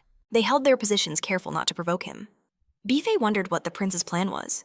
Was he putting them to the test? Unsheathing her aura, she roared at Qin Yu. "Whatever you're plotting, it won't work." In the next blink, Qin Yu's spear pierced right through her. He was already at her back, the deed done. With Bifei finished, Qin Yu aimed his spear at the clan head. "You're next," he declared. Rage blazed in the matriarch's eyes as she prepared to strike him down. But in a flash, she met the same swift end as Bifei. The remaining Jasper Fairy clan members watched out in absolute horror. Panic erupted as they realized their leader was gone. Qin Yu's cold voice cut through the chaos. "Why are you still here?" In an instant, they scrambled from the battlefield in terror. Qin Yu put away the war god spear and declared, "This ends now." The prince and his servants were completely stunned. Qin Yu hadn't hesitated for a second before delivering those fatal blows. They could only wonder what the Jasper Fairies had done to earn such wrath. Chen Xiang forced a smile, praising Qin Yu for his sharp resolve. He pointed out that with the Polar Sun clan gone, the Buddha Heart Temple was on the verge of rising. It was about to become a major power in the Tian Empire. But he added killing the head of the Jasper Fairy clan. It didn't mean they were truly defeated. He suggested that Qin Yu should put a decisive end to the matter. Qin Yu thanked Brother Chen, stating his intent to handle it all personally. Seeing his determination, Chen Han knew. There was no changing Qin Yu's mind. "Are you heading to the main Jasper Fairy Temple now?" he asked. "The sooner the better," Qin Yu replied. Chen Han then asked if Qin Yu would mind him tagging along. He had nothing else to do, and at least they could chat on the way. Qin Yu agreed, and so they set off. Meanwhile, at the temple of the Jasper Fairy clan, two spirit flames flickered into existence beside the senior mentor, only to be extinguished in the same breath. She knew exactly what it meant. A curse escaped her lips just as a frantic student burst in screaming, "What has happened?" The mentor's voice was grim. "The clan head and her daughter are dead." The apprentice's world crumbled. She understood in that moment. This wasn't just a loss in battle. This was a complete and utter defeat for their clan. The senior mentor explained that a monster had appeared in the Celestial Empire, a boy named Ching Yu from the Buddha Heart Temple. He has single-handedly shattered the balance of power that has stood for hundreds of years, she lamented. So the rumors are true. He has ruined our clan, the student whispered. Does that mean we... But before she could finish, the senior mentor confirmed her unspoken fear. There is nothing left for us here. I will fulfill my promise, she said, and take you to the desert lands. The apprentice thanked her mentor, her eyes filled with hope. Excited for a new start, she ran to pack her things. A few days later, Ching Yu and the prince finally reached the Jasper Fairy Temple only to find it completely deserted. Chen Han mused that they must have accepted defeat and fled. Ching Yu could only curse their cowardice under his breath. Just then, the prince's acolyte returned. He reported that not a single fluctuation of spiritual aura could be felt anywhere on the temple grounds. It seems they've taken all the clan's treasures with them, he concluded. But to make sure, Ching Yu closed his eyes, activating the insatiable Tiote's keen sense of smell. He caught a faint hidden scent. I wouldn't be so sure they took everything, he said with a knowing smile. The prince was completely surprised. His servant had just reported the exact opposite. Just follow me, Ching Yu said. Memories from his past life were flooding back. He knew that deep beneath this very temple, the tomb of an ancient human lord lay hidden. A tomb filled with divine-grade weapons, and judging by the faint aura he felt they were still there. After a short walk, they stopped near a well. Prince Chenjiang asked, You seem to know this place far too well. Ching Yu turned to him with a challenging gaze. Would you risk venturing down there with me? The prince agreed instantly, but his servant tried to object. The prince cut him off. If brother Ching Yu wants to go down, it's because he knows far more about this place than we do.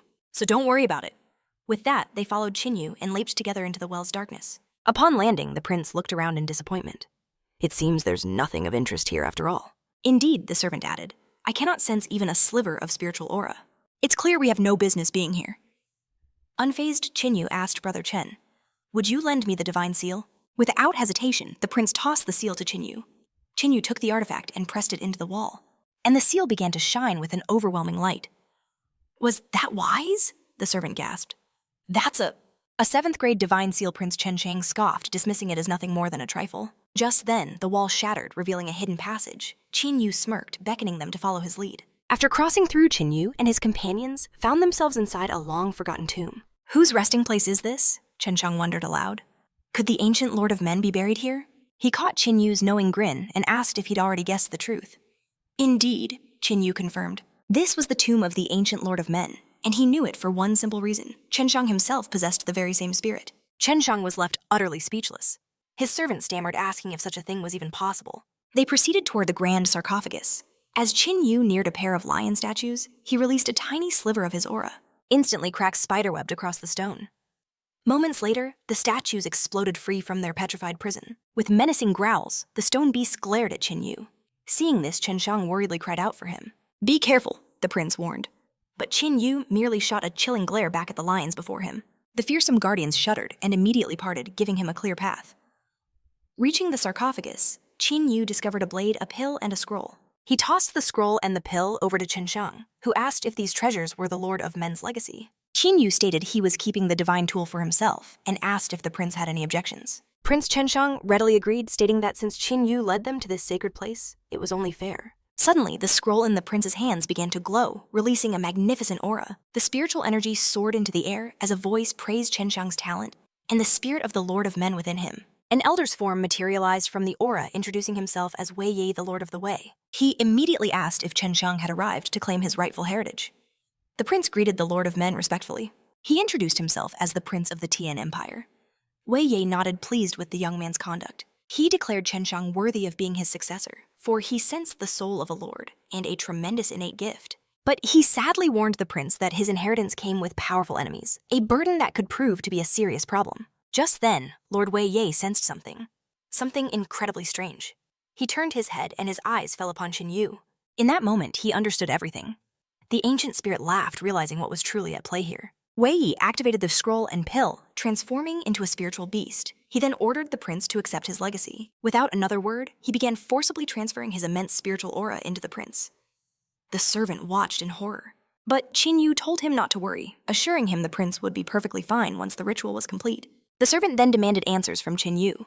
Who was he to single-handedly crush the Jasper Fairy clan? How did he find the tomb of the ancient lord and summon its spirit with such impossible ease? He demanded to know why he was approaching the prince. Ching Yu simply explained that his meeting with the spirit-bearer of the Lord of Men was an act of destiny. As for the prince, Ching Yu asked if their encounter truly seemed like a coincidence.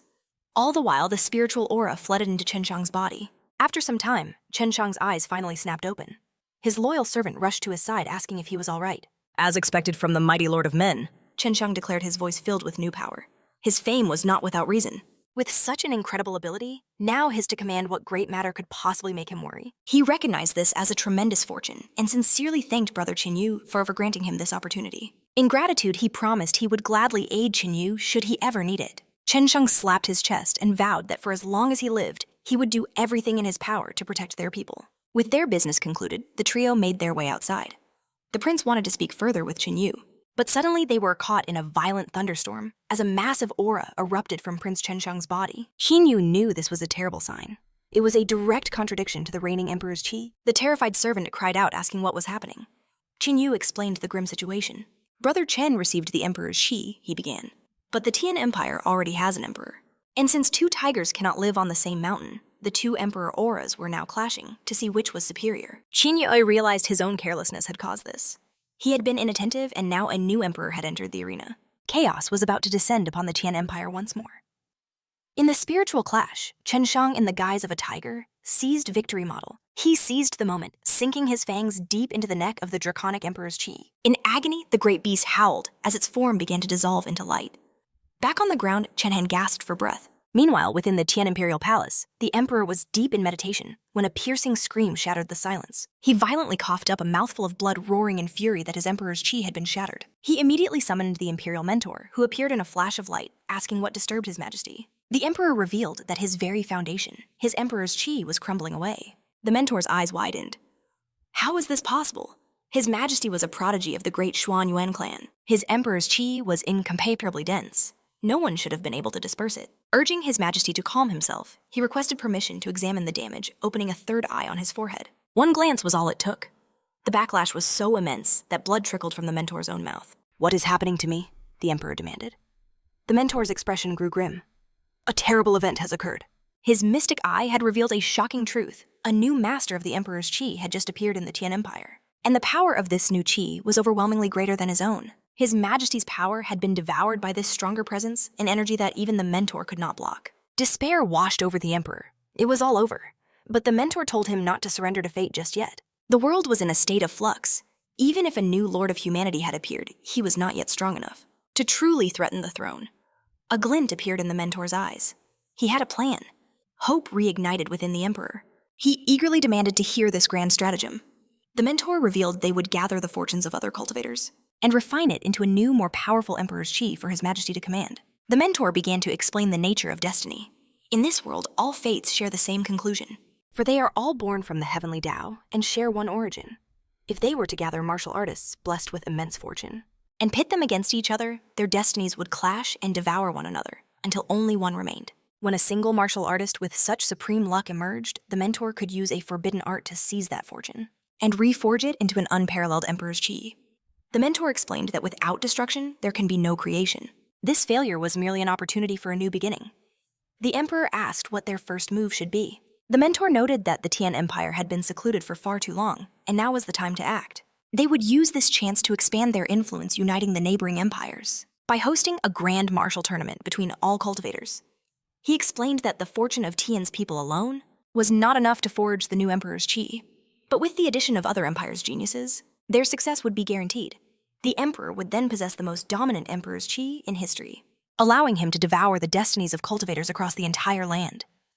A spark of ambition lit the emperor's eyes. His empire could use this as a pretext for war and conquest. A wicked laugh escaped his lips as he praised his mentor's brilliant scheme. He entrusted the entire operation to him. The imperial mentor, clearly pleased, accepted the monumental task. Back at the Jasper Fairy Temple, Chen Shang asked Ching Yu if he truly wouldn't join them in the imperial city. Ching Yu simply shook his head, explaining that in the capital, he would be powerless. To go would only be a burden. Therefore, he would return to the Buddha Heart Temple as the Jasper Fairy clan was no more. Before leaving, Ching Yu gave the prince a solemn warning. He must never forget the emperor qi concealment technique. No one could ever discover his secret unless his life was on the line. Chen Shang nodded, assuring him he understood completely. Without another word, Ching Yu bid them farewell and soared into the sky. He flew towards the Buddha Heart Temple, becoming a distant speck. Chen Shang boasted to his servant that they'd made a big catch. But the servant replied that Ching Yu was an enigma, far too mysterious and unpredictable. He asked if the prince wished for him to be followed. Chen Shang refused, saying there was no need. If Ching Yu discovered their surveillance, it would only sow discord between them. The servant could only frown in agreement. The prince just chuckled and said it was time they departed. Meanwhile, at the vast Buddha Heart Temple, its members were busy collecting treasures left by the Polar Sun clan and repairing the damage from the fierce defense. As Ching Yu arrived at the temple, the disciples greeted him with reverence, calling him their senior brother. Seeing their exhausted faces, he felt a pang of guilt. The treasure hunt had clearly taken its toll. The moment he stepped into the main hall, Yang and Changwang rushed to greet him with worried eyes. Yang inspected Ching Yu from head to toe, and seeing him unharmed, she asked in disbelief if he truly handled the Jasper Fairy clan all by himself. Lanner blushed, admitting that Ching Yu never ceased to amaze them. But she gently chided him, warning that such reckless acts were far too dangerous, and begged him to let them help in the future. After speaking with them, Ching Yu approached the temple head, asking for Qing Yao's whereabouts. Fuya immediately ordered Yetong to escort Ching Yu to his love, but Yatong simply grabbed his hand and began dragging him away. As Ching Yu pleaded for her to slow down, Fuya turned to inform Changwang of a somber truth. Ching Yu's heart already belonged to Li Qingyao. At this, Long Shenwang could only sigh, accepting that such a fate wasn't hers to have. Meanwhile, Li Qingyao was bored out of her mind, wondering what chaos was unfolding outside. Suddenly, the doors burst open, revealing a familiar smiling face. Ching Yu sat beside her, and Qingyao immediately asked if the rumors were true. Had the Jasper Fairy clan really been annihilated? Ching Yu explained that the clan was not the benevolent sect she imagined. He revealed the dark and sinister deeds they committed in the shadows, then gently stroked her hair. He asked her to stay by his side, vowing to protect her for the rest of this life. Li Qingyao's face turned beet red. She quickly scrambled away from him, hiding her face with her hands as she accepted his heartfelt promise. But she shyly asked him not to be so sudden next time Ching Yu sighed, realizing their once close bond would have to be rebuilt from scratch. 1 month later, Ching Yu was meditating within the secret spring of the Buddha Heart Temple. He felt a surge of power he had finally broken through. Just a little more, and he would reach the legendary 9th stage of the destructive realm. That breakthrough would finally allow him to awaken the 5th dragon's son, Teoti. And with Teoti's power unlocked, the path to the desolate desert lands would open once more. Just then, Yang appeared. She excitedly ran to his side, bursting with incredible news, a truly monumental event. The ruling dynasty of the Tian Empire, alongside all 7 other great dynasties, was hosting a grand cultivator tournament. Hearing this, a spark of interest ignited within Ching Yu. Yang explained that this was no ordinary competition. It would gather not only the strongest warriors of the 8 dynasties, but also their 8 mighty Qi emperors. Yang's eyes blazed with excitement as she described it, a battle royale open to martial artists from all 8 dynasties. No limit on participants, no limit on clans, and the prizes were beyond belief. The top 100 winners would receive a 2nd stage divine weapon and a 1st stage divine pattern. The next top 50 masters would claim a 3rd stage divine weapon, and the elite top 20 would be granted a legendary 4th stage divine weapon. Ching Yu's eyes widened. The chance to obtain a 4th stage weapon was an irresistible lure. He knew that rewards this great would draw out countless hidden masters and disciples from secret sects. But that wasn't all.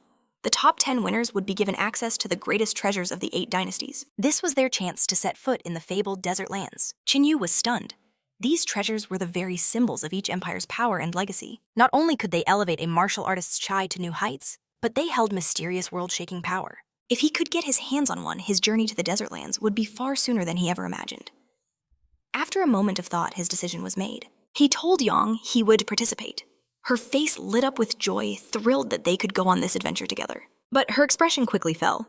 She sadly remembered that Sister Chang had urgent clan business and would not be able to join them. Shaking off the sadness, she began to push Ching Yu forward, urging him to hurry. The competition began in 3 months, hosted in Moon City, a journey of 3,000 li to the northwest. If they left immediately, they could arrive early and get properly prepared. Ching Yu chuckled, telling Yetong she was being far too impatient. He suggested they at least say their proper goodbyes first. A short while later, the group gathered in the temple's main hall for their farewell. Fuya wished Ching Yu the best of luck, encouraging him to seize first place in the tournament. One by one, the others followed suit. Yang pouted, complaining how everyone was only rooting for Ching Yu to get first place, completely ignoring her. While no one else offered encouragement, Fuyao asked the sisters to watch over Ching Yu. Yatong could only watch from afar. Finally, Long Changwang offered his own blessing for the journey. Ching Yu told them not to worry.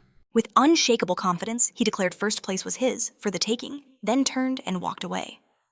Staring at his back, Fuyao whispered that she was waiting for the day he would soar through the heavens. The next morning, Ching Yu and the girls were on their way to the grand competition. Ching Yu casually asked if they had a bigger carriage, to which Yayu snapped back angrily. She retorted that there was usually more than enough room. But Zitu Jungu on the other side of the wagon just laughed as Yatong asked why. Another person had tagged along. Zitu Jungu simply chuckled, calling it a fateful encounter. In any case, they were all heading to the same competition, so the more the merrier. In response, Ching Yu and the girls stared at Zitu Jungu in absolute silence. Ching Yu ultimately decided to just ignore the man. But suddenly Zitu Jungu loudly proclaimed that second place in the competition would be his. Yayu demanded to know what made him so sure. Zitu simply replied that first place, of course, was reserved for Ching Yu. Yatong pressed the issue. She wanted to know why he was so certain he could claim second place. At this, Zitu Jungu's expression turned grim as he said, "It was all because of the prize." Seeing he had their full attention, he leaned in and cried out, "Because second place gets to marry 2 princesses from a great dynasty." Hearing this shameless declaration made Ching Yu deeply regret letting the man ride with them. Yatong, covering herself in a deep blush, shouted that Zitu Jungu was nothing but an old pervert. The Wu sisters could only sigh at the unfolding chaos. After some time, the group finally reached the border of the ruling Tianyuan dynasty. Zitu Jungu peered out the window, his voice turning serious. He warned them to be vigilant as the journey ahead was about to become very dangerous. Zuo Qiu asked if it was because of the werewolf race. But Ching Yu explained it wasn't just them they had to worry about. The Tianyuan dynasty's border is a lawless land swarming with countless small states and rogue cultivators. The threat they posed was far greater than a single race. These vagabonds hide in the forests, ambushing anyone who dares to pass through. It's how they make their living. Zitu Jungu praised Ching Yu for his vast knowledge. Just then, they all sensed a wave of killing intent. In the next instant, their carriage exploded into a shower of splinters. After inspecting the shimmering purple barrier that protected them, Ching Yu announced they would likely be walking the rest of the way. That evening, the group made camp around a fire. Zitu Jungu pulled out a map pointing at a certain location. He told them they could reach Qinfen City by tomorrow, and from there find another carriage. But suddenly, Zitu's head snapped up. He sensed a presence lurking right behind him. A moment later, a group of battered-looking bandits emerged from the woods, demanding the group hand over all their valuables if they cherished their lives. Ching Yu calmly looked over the wretched bandits who had surrounded them. After a quick assessment, he saw their leader was barely at the destructive realm. These were clearly not easy cultivators. He advised them to leave immediately, if they wanted to live. Hearing this, the bandit leader flew into a rage and told the insolent youth not to blame him for what was coming. With a roar, he launched himself forward, swinging his crutch straight at Ching Yu. But a hair's breadth from impact, he stopped. He offered Ching Yu one final chance to surrender his treasures, or no one would be left alive. Ching Yu simply asked, "Who are you? And why are you using an art of my Qin family?" Hearing this, the old man's face turned white as a sheet. He instantly realized who stood before him. He scrambled back and immediately ordered his men to retreat. In a panic, they all fled back into the dark woods. Zitu Jungu asked Ching Yu if he was going to chase them. Ching Yu stood up, his eyes narrowed. "That old man's technique, it belongs to the Qin family's personal battle arts." And the sheer terror on the man's face confirmed it. Ching Yu decided they had to follow. They needed to find out what was truly going on here. Fleeing for their lives, the bandits took refuge inside a ruined temple. One of them begged the leader, Old Man Hu, for water, desperate to know what happened. The old man wept, confessing that he had dishonored the Qin family, and worse, someone had finally discovered him. Just then, the temple doors creaked open, and Ching Yu stepped inside. He asked the old man directly, "Who are you really?" Panicked old man. Hu tried to deflect the question, but the man's answer sent a shockwave through him. He was Ching Yu, from the legendary Divine Sword Dynasty. The old man erupted in rage, but Ching Yu was faster binding the sovereign in spiritual chains. The captive then dared to ask, what was he doing? The old man ordered him to watch his tongue, then commanded Shilon to take the rest of his men and leave the temple. Shilon dared to defy the order, but the old man roared for them, all to get out of his sight. Moments later, the gang members were all out on the street, leaving them alone. Ching Yu immediately removed the old man's restraints, demanding to know his true identity. The man revealed he was a descendant of Huli, a soldier from the Bang advance camp of the Great Qin clan. After a moment's thought, Ching Yu realized he'd never heard of Bang camp. He then questioned why a man related to the Qin clan would choose such a lowly path in life. Old Man Hong admitted this wasn't the life he wanted, but he had no other choice. Ching Yu demanded he explain everything, saying he had all the time in the world to listen. Hong sat down and began his tale, a story that started at the Bang camp 30 years ago. His father, Huli, was the personal guard of the Qin family head himself, Qin Hung. But one day, he was ordered to lead the Bang Squad to the Qinfeng's family border to complete a critical mission. Ching Yu's eyes widened in shock. Huli was his own grandfather's personal guard. Hong explained that in those days, terrifyingly powerful figures appeared in Qinfeng. These people committed unspeakable atrocities, placing an unbearable burden on the sovereign, who pleaded for their aid. Upon arriving, the squad dealt with the fiends swiftly, and for a moment they thought they could return home, victorious. But suddenly, a mysterious and overwhelmingly strong warrior appeared. In a single horrifying instant, he was able to completely annihilate the Bang camp. Huli resisted the monster, risking his own life, which is the only reason Hong was able to escape and survive the massacre. After fleeing, Hong planned to return to the Qin Divine Sword Dynasty's encampment, but he accidentally discovered a horrifying truth. The mysterious man had ties to the young sovereign of the Qinfen country. That very man sent an army to hunt them down, sealing off every escape route and trapping them in a desperate situation. In the end, they could only hide away with their families. What made things even more hopeless was that the young lord of Qinfen had already informed the Qin family that the Bang camp was destroyed. He even sent back the corpses of their fallen soldiers as proof. This cruel act finally severed any hope that the Qin family would ever come to their rescue. The children in his gang, they are all descendants of the people from Camp Bang. Hong revealed that for the past 30 years, he's been desperately searching for a breakthrough, but every attempt ended in failure. He wishes for death, but if he dies, how can he face his ancestors in the afterlife?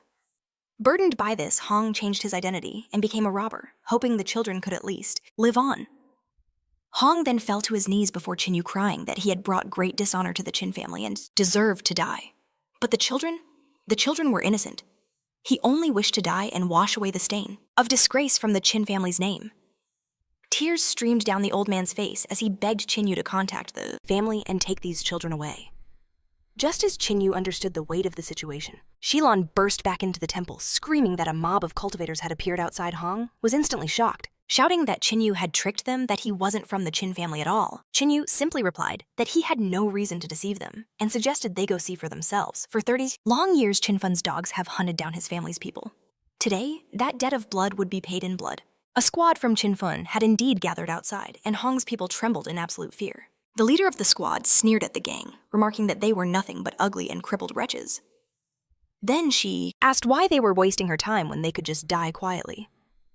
At that moment, Ching Yu and Hong stepped out of the temple. Seeing Hong, the woman smirked, pleased she had finally found her prey. Ching Yu, however, did not recognize the woman before him. Noticing him, she commented that he looked quite elegant and offered him a chance to come along with her, calling herself his big sis. Ching Yu strode forward and asked if she was the one who had been hounding them all these years. She casually replied that many people wanted Hong dead, but she only wanted him for herself. It seemed her lucky day had come. It was finally her turn to get rich. After saying this, she reached out to touch Ching Yu, offering him a chance to live, since he was so much better looking than the rest. But just as suddenly, Ching Yu's hand shot out, grabbing her by the throat. He whispered coldly that it would be better for her to simply die now. Gasping for air, the woman choked out, asking who he was and what Hong had promised him. She desperately offered to give him double, even 10 times more. With her final breath, she screamed a desperate plea. But in the next instant, Ching Yu ended the life of the woman who hunted his people. Qinfeng's soldiers were frozen in sheer terror. "Run!" one shrieked. "He killed the wife of the heir to the throne." But just as they turned, an ominous image of Yazi's ghost materialized behind Ching Yu. "No one is leaving," he declared, his voice devoid of emotion. The spectral beast then unleashed a torrent of spiritual aura, wiping out everything in its path. Seeing their enemies so utterly annihilated, Hong's men wept with joy. They had been granted another chance at life. Ching Yu then stated that their attackers were not the only ones. Many more wanted them dead, and he was determined to find out who. Hong understood his intent, but warned him against it. Though Qinfeng is a small state, he cautioned, it is home to many powerful warriors. Killing one of them has already exposed us all. Soon Hong offered to stay behind as a decoy, urging Ching Yu to take the children and flee to safety. But Ching Yu refused. "From now on, all of you follow me. The old Qin family is no more." Old man Hong stared in shock, asking what he could possibly mean. Ching Yu simply said he would explain everything later. His current mission was to hunt down every last person who threatened his clan. Hong revealed that all their other enemies belonged to the lineage of the young lord, who was now the sovereign of Qinfeng country. A cold smirk crept across Ching Yu's face. "Excellent," he said calmly. "This country is about to fall." At that moment, the barrier near the ruined temple shattered, and from the rift, Zitu Zhengyu appeared with the rest of his company. As he approached, Ching Yu admitted he never expected to find the last survivors of the Qin clan in such a place.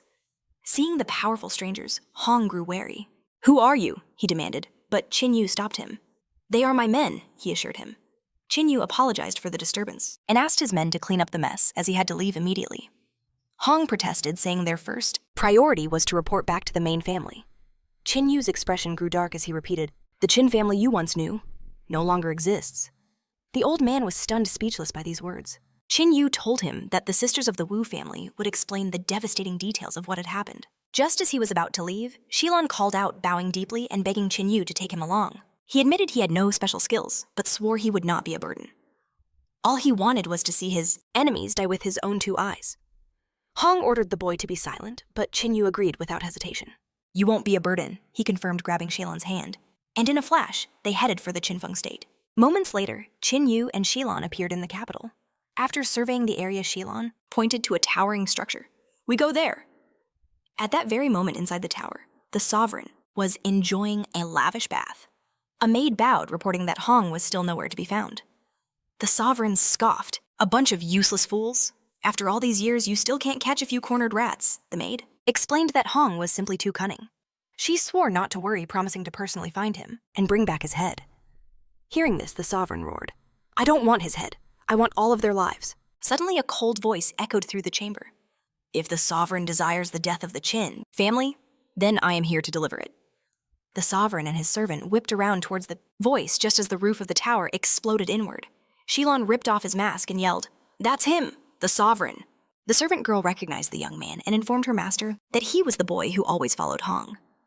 Hearing this, the sovereign let out a mocking laugh, amused that a rat would dare to walk straight into the lion's den. "Kill him," he ordered flatly. The servant girl and a team of shadow assassins leaped forward, descending upon Qin Yu and Shilon. The sovereign taunted the boy for his courage, warning him not to underestimate his power. But just then, Qin Yu unleashed the overwhelming spiritual power of Yazi, annihilating all of the assassins in the blink of an eye. He then strode toward the trembling ruler, his gaze filled with pure disdain. The sovereign, terrified by this monstrous strength, desperately offered to pay him. "Double what those bandits offered," he cried out, then quickly corrected himself. "No, 10 times more." Qin Yu simply replied, "I am from the Qin clan."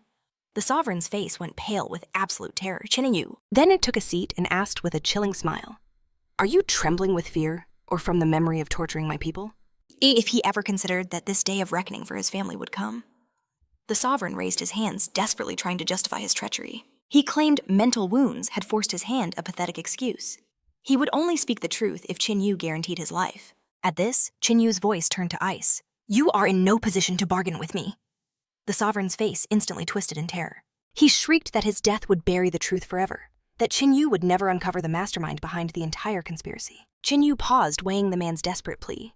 He finally agreed to spare the sovereign's life, but only in exchange for the absolute truth. But Shilon roared in protest, demanding justice. "The sovereign must die." In response, Qin Yu shot him a single silencing glare. The sheer pressure forced Shilon back. Seeing his chance, the sovereign cried out, "Swear it! Swear you will not kill me!" Qin Yu didn't hesitate. He channeled his aura, forming a sacred vow to spare the sovereign's life, if he revealed everything. A thread of light separated from his very soul, sealing the oath. Realizing he would survive, the sovereign began to laugh. A manic chuckle escaped him as he began his tale. His Qingfang kingdom was small, too weak to act without orders from a higher power. How could a tiny nation like his dare to defy the mighty divine sword dynasty on its own? Qin Yu's voice boomed. "Enough of your useless chatter!" Startled, the sovereign flinched, his confidence instantly shattering. He quickly confessed that a mysterious figure had ordered the complete annihilation of the Qin family's Baifeng squad. Back then, he was only a crown prince, but this stranger had promised him the throne itself. Qin Yu's eyes narrowed. He demanded a name. "Who gave you the order?" The sovereign's cowardly reply. He didn't know. In a flash, Qin Yu's hand was around his throat. "You clearly do not value your life," he hissed. Choking and squirming, the sovereign gasped for air, struggling to speak. He frantically explained that the person remained cloaked in shadows, their true face never revealed. All he knew was that their cultivation was terrifyingly profound. It was on a level he could barely comprehend. But he had a chilling guess as to who it might be. Though the figure was secretive, he had a regal bearing.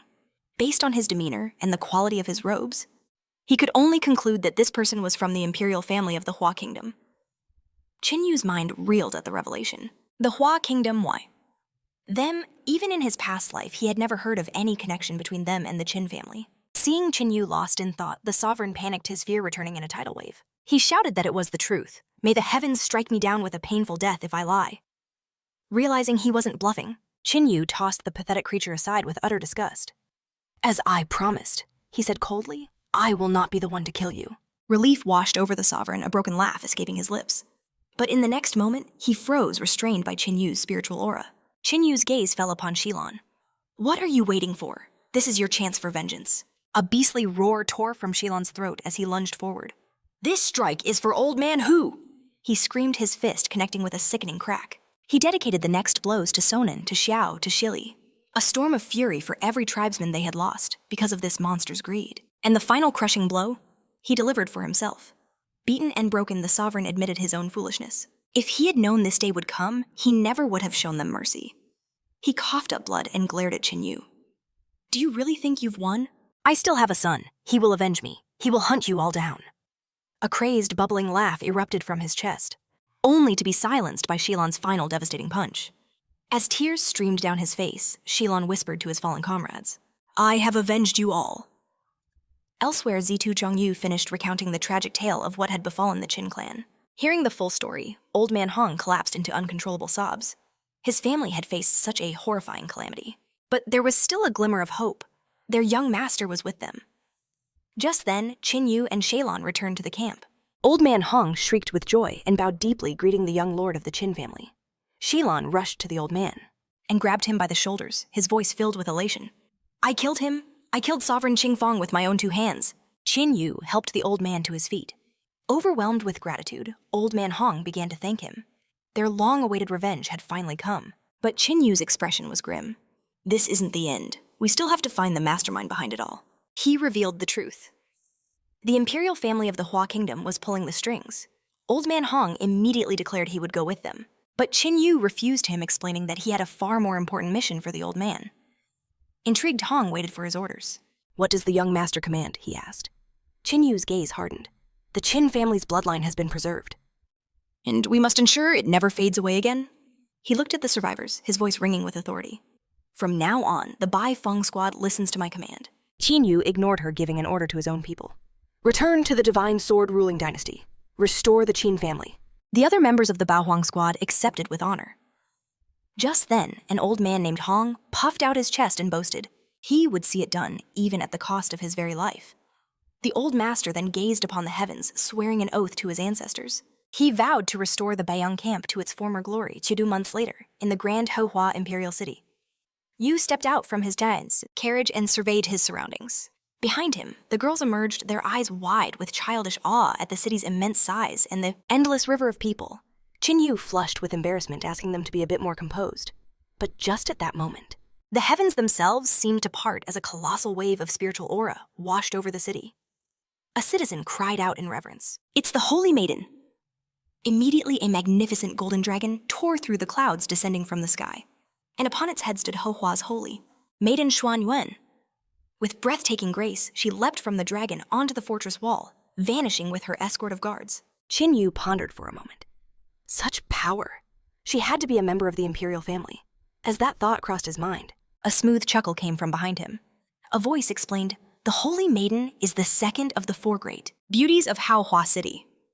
The man Dan Yang revealed that countless cultivators harbored deep admiration for the Holy Maiden. Therefore, he cheekily advised Ching Yu to abandon any foolish ideas. Sizing him up, he judged he must have come from some backwater state. His cultivation at the destruction stage was decent for his kind, but in a city of monsters, it was nothing special. Ching Yu frowned. How did this man know he was from a small state? Dan Yang simply gestured for him to look at the people, passing by explaining that their bearing screamed of major powers. Just then, in front of Dan Yang, Zitu Zhongyu bounded forward. "If the Holy Maiden is second," he asked, "then who in the world is first?" Dan Yang grinned.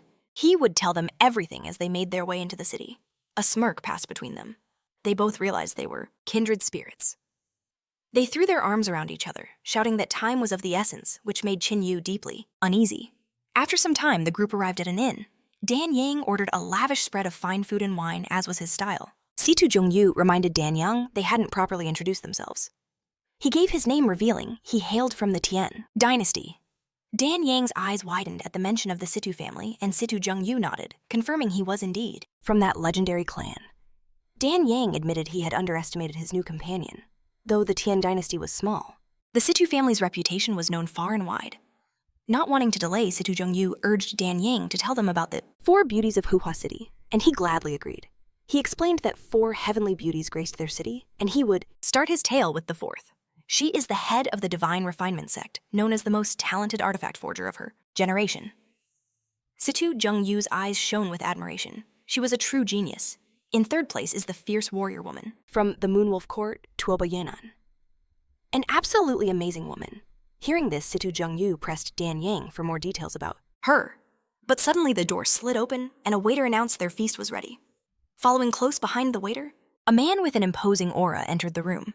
Dan Yang instantly recognized the 3rd prince and bowed his head in greeting.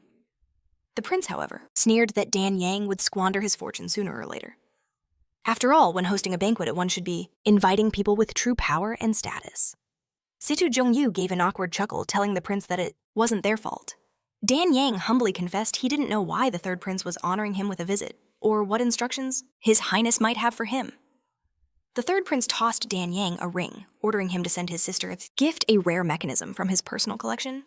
As he left, he recalled the wild beast caged near Dan Yang's home, and so he ordered it to be sent over as well. "Tomorrow is Yanan's birthday," he declared, "and I must gift it to her." Dan Yang said that giving the mechanism was simple, but there was a problem with the wild beast. The creature was far too powerful even after being confined for 100 years. Still, no one had managed to tame it. The prince simply replied, "Just have the beast ready by tomorrow." Ching Yu was stunned. The man standing before him, the arrogant prince, called him Dan Yang. In his past life, that was the name of the man who had burned the entire city of Hohua to the ground. Situ Jung-yu asked Dan Yang who that tyrant from the imperial family was. Dan Yang revealed that he was the 3rd prince of the Hohua imperial family, a monstrous talent with terrifying cultivation. He would only turn 25 years old. This year yet, he had already reached the 5th stage of the destructive realm. There's a chance that before the age of 30, the prince will shatter the destructive realm and ascend to the legendary void realm. Furthermore, the 3rd prince had journeyed into the Great Wasteland and apparently found a massive fortune just last year. Before that, while only at the 4th stage of the destructive realm, he managed to defeat a powerful cultivator at the 7th stage, and now he could probably fight on even terms with those at the peak 9th stage. Situ Jung-yu was left utterly speechless. In Haoyue City, the prince may be a big fish, but in the grand scheme of things, he's a nobody. He then glanced at Ching Yu, asking, "Isn't that right?" But his words were met with dead silence. To break the awkward tension, Situ Jung-yu asked Dan Yang, "Who is considered the #1 beauty of Haoyue City?" With a smug grin, the man replied, "My sister." Situ Jung-yu was so shocked he spat out the drink he was sipping. Dan Yang glared at him furiously. "What's that supposed to mean?" "You think I'm lying," he roared. "I knew you wouldn't believe me." "Fine. From now on, you will all live at my house. Then you will see that my words are the absolute truth." Situ Jung-yu's eyes lit up. He threw his hand in the air. How could we possibly refuse such a generous offer? And so after a short while, they arrived at Dan Yang's estate, only to find the manor practically in ruins. Zituo Jingyu was utterly speechless. Dan Yang admitted his home was in a sorry state and asked if they minded, but Zituo sternly replied that, of course they didn't. Suddenly, a wild, untamed aura burst forth from the side of the house, nearly throwing them off balance. Dan Yang explained it was the presence of a ferocious beast asking his guests to forgive the disturbance. Feeling this immense power, Ching Yu asked if they could see this creature. "Why not?" Dan Yang replied, leading them toward the beast's den. Upon reaching the lair in the backyard, Zituo Jingyu was horrified by the brutal energy radiating from within. Even Ching Yu had to acknowledge that this aura was truly savage. Exposed to such primal power, Yonger and Li Qingyao grew visibly unwell. Seeing this, Ching Yu explained that the beast's aura was far too intense. Their cultivation levels were not high enough to withstand it. He warned them to leave or their own internal energy would run rampant. Dan Yang slapped his forehead, admitting he'd completely forgotten about that. He then called for Xiao Hui, ordering him to escort the guests to safety and care for them. Once the ladies were gone, Dan Yang shattered the seal on the beast's lair. A deafening roar erupted as a monstrous creature charged out from the darkness. Seeing it with his own eyes, Zituo Jingyu had to admit this thing was a real powerhouse. Dan Yang revealed that his ancestors had captured this beast, imprisoning it here for hundreds of years. Over generations, they had tried everything to tame its vicious energy, but nothing worked. In fact, the beast's power had only grown stronger over time. His family was forced to weave countless spell formations and restraining arts just to contain it. Suddenly, Ching Yu stepped past Danyang, who immediately tried to question what he was doing. Approaching the beast, Ching Yu spoke, saying he understood its pain. After all, it was trapped, here against its will, filled with resentment, helplessness, and pure hatred. He then turned and asked Brother Dan if he could take this beast for himself. Danyang was stunned by the request. He quickly apologized and explained that it was impossible. Zituo Jingyu clapped Danyang's shoulder, saying that if money was the issue, he could just name his price. But Danyang insisted it wasn't about money. The real problem was the third prince, who had already laid claim to the beast. If he gave it to Ching Yu, the prince would surely take his life. Zituo Jingyu confirmed that Danyang was telling the truth. If Ching Yu truly wanted this prize, he would have to deal with the prince. Looking at the beast one more time, Ching Yu agreed. A talk with the prince was inevitable. Just then, Zituo Jingyu remembered something. He poked Danyang, asking about his sister. Danyang chuckled, admitting he'd nearly forgotten. At that moment, new guests arrived. Tuoba Yanyan asked if this was the place where the Dan family held the legendary beast. Danyang's sister replied that she was certain she'd love it. Hearing Xuying's voice, Danyang turned surprised to see her company and asked who her companions were. Danyang explained that the two men were new friends he'd just met. He introduced Zituo, Jingyu first, and then Ching Yu. He then presented his younger sister, Dan Shuying, and Tuoba Yanyan, whom he'd mentioned earlier. Glancing at Yanyan, Zituo Jingyu noted she was quite a beauty, giving her a thumbs up. She frowned immediately, calling him a lecher. In response, Zituo Jingyu flexed, his massive chest declaring that looks can be deceiving. He then brazenly invited her to spend the night to find out if he was a lecher or not. Having none of it, Tuoba Yanyan struck Zituo Jingyu with a powerful slap, ordering him to get. With a flash of anger, she hoisted him into the air, her voice dangerously low, threatening his life if he dared touch her again. Zituo Jingyu just smirked, saying he adored spirited women. Dan Yang quickly intervened, urging her to calm down, certain it was all a misunderstanding. Danning reminded her brother that a very important day was just around the corner. Tomorrow was Yanyan's birthday, and she wanted to give her the magnificent beast as a gift, which worried Dan Yang. It seemed far too many people had their eyes on this creature. Danning frowned, demanding to know what his troubled expression meant. Yanyan assured him she wouldn't insist if he disagreed, but Dan Yang sighed, explaining the situation was out of his hands. The beast had become a prize coveted by all. He decided to tell Yanyan the whole truth. He revealed his recent meeting with the third prince, who demanded the very same beast as a birthday gift for her, understanding the political game at play. Tuoba Yanyan ordered Dan Yang not to sell the beast to the prince. Instead, she asked him to name his price for her. Unsure what to do, Dan Yang looked helplessly at Ching Yu. Stepping forward, Ching Yu made a bold request to Yanyan yield the beast to him. A slow smile spread across her face as she agreed. Ching Yu was stunned by how easily she conceded. Even Zituo Jingyu and her own brother were shocked. But she explained her condition: she would give up the beast only if Ching Yu could surpass her. He accepted instantly, asking what the challenge would be. Yanyan declared that since the beast was their goal, the one who successfully tamed it would be the winner. Seeing a clear path to victory, Ching Yu immediately agreed. But Danning just chuckled, telling Ching Yu he was guaranteed to lose. After all, there were only a few people in the entire world who could dream of surpassing Yanyan in the art of beast subjugation. Ching Yu countered that if a few existed, he could be one of them. Danning gave him a thumbs up, admitting she admired his confidence. But even so, Yanyan would not be defeated. She had completely mastered her family's legendary subjugation technique. And in terms of raw talent, no one could match her. Not even in 1,000 years. More importantly, Yanyan grew up alongside the beasts themselves. This revelation shocked Zituo Jingyu and Ching Yu. Tuoba Yanyan confirmed it was true. She had lived among beasts since she was a little girl. For the sake of fairness, she offered Ching Yu the first attempt. But Ching Yu refused, curious to witness the taming skills of someone who was practically raised by them. Yanyan issued a final warning: once she began, his chance of winning would vanish completely. As she approached the beast, it let out a ferocious roar, its powerful aura blasting outwards.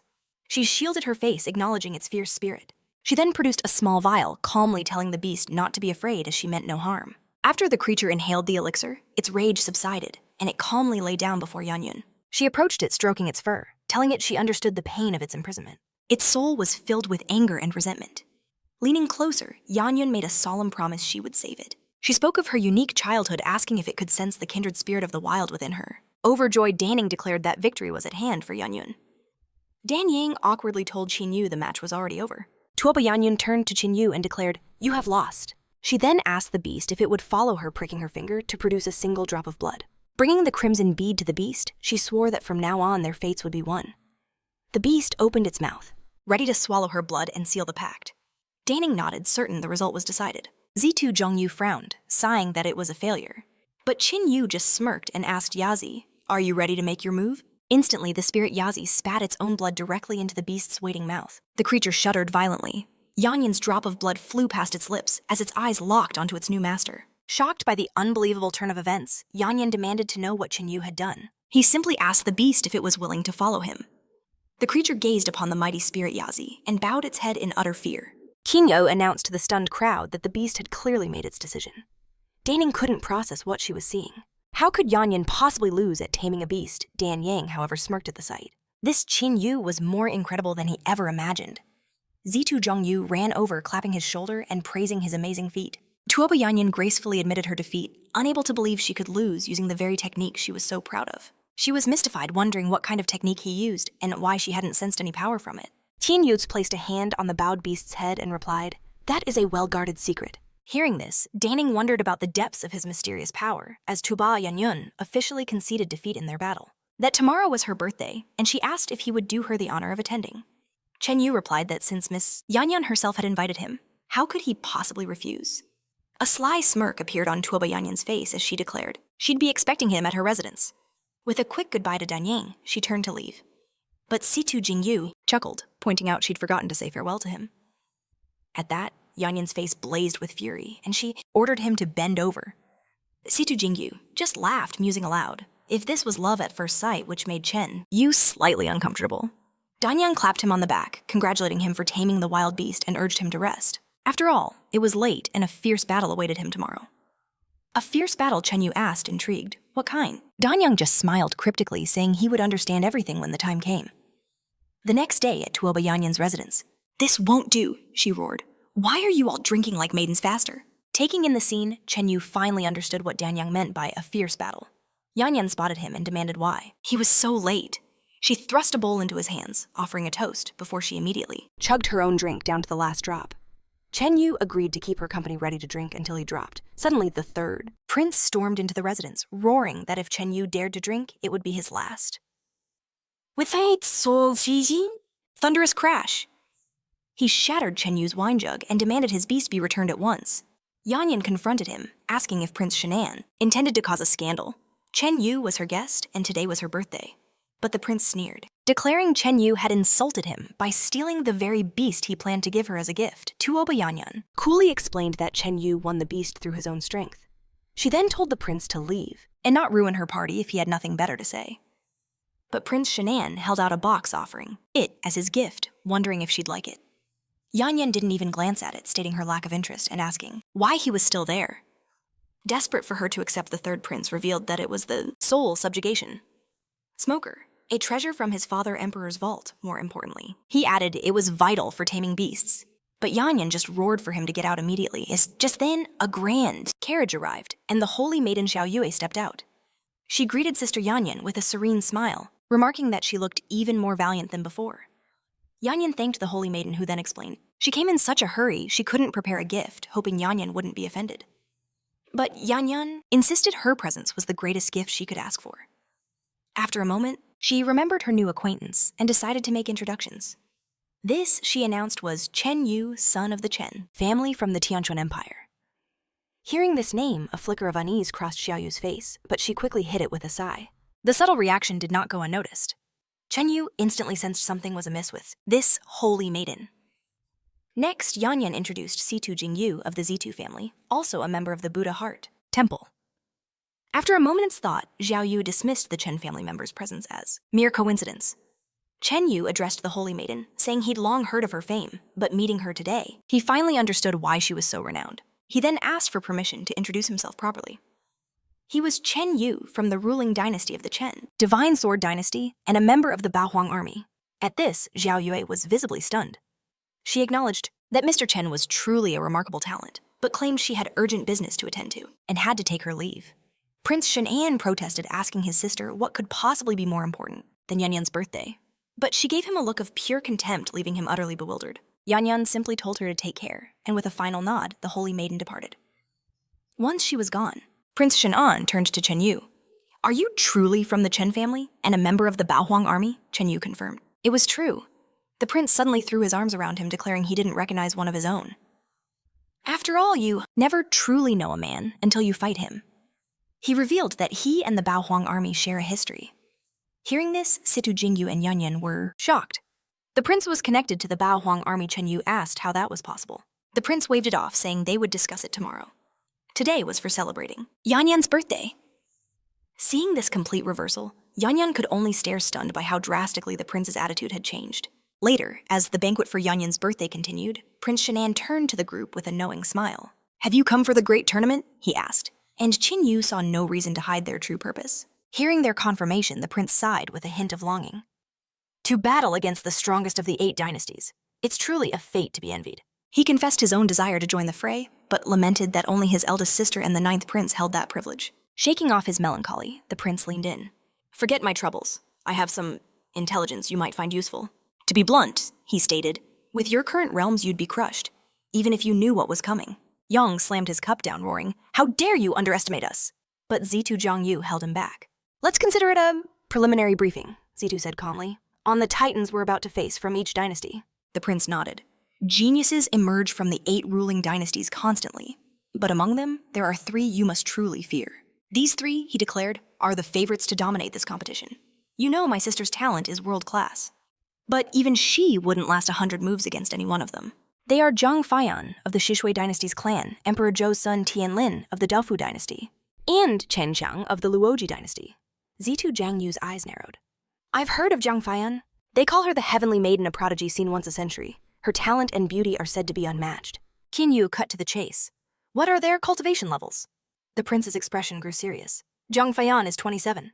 She's already at this peak of the Ascension realm, armed with multiple divine weapons of the 3rd level and higher. She even has the backing of the great Yin Immortal clan. An elder of the clan supposedly took her as a personal disciple. Of the 3, she likely commands the most formidable arsenal.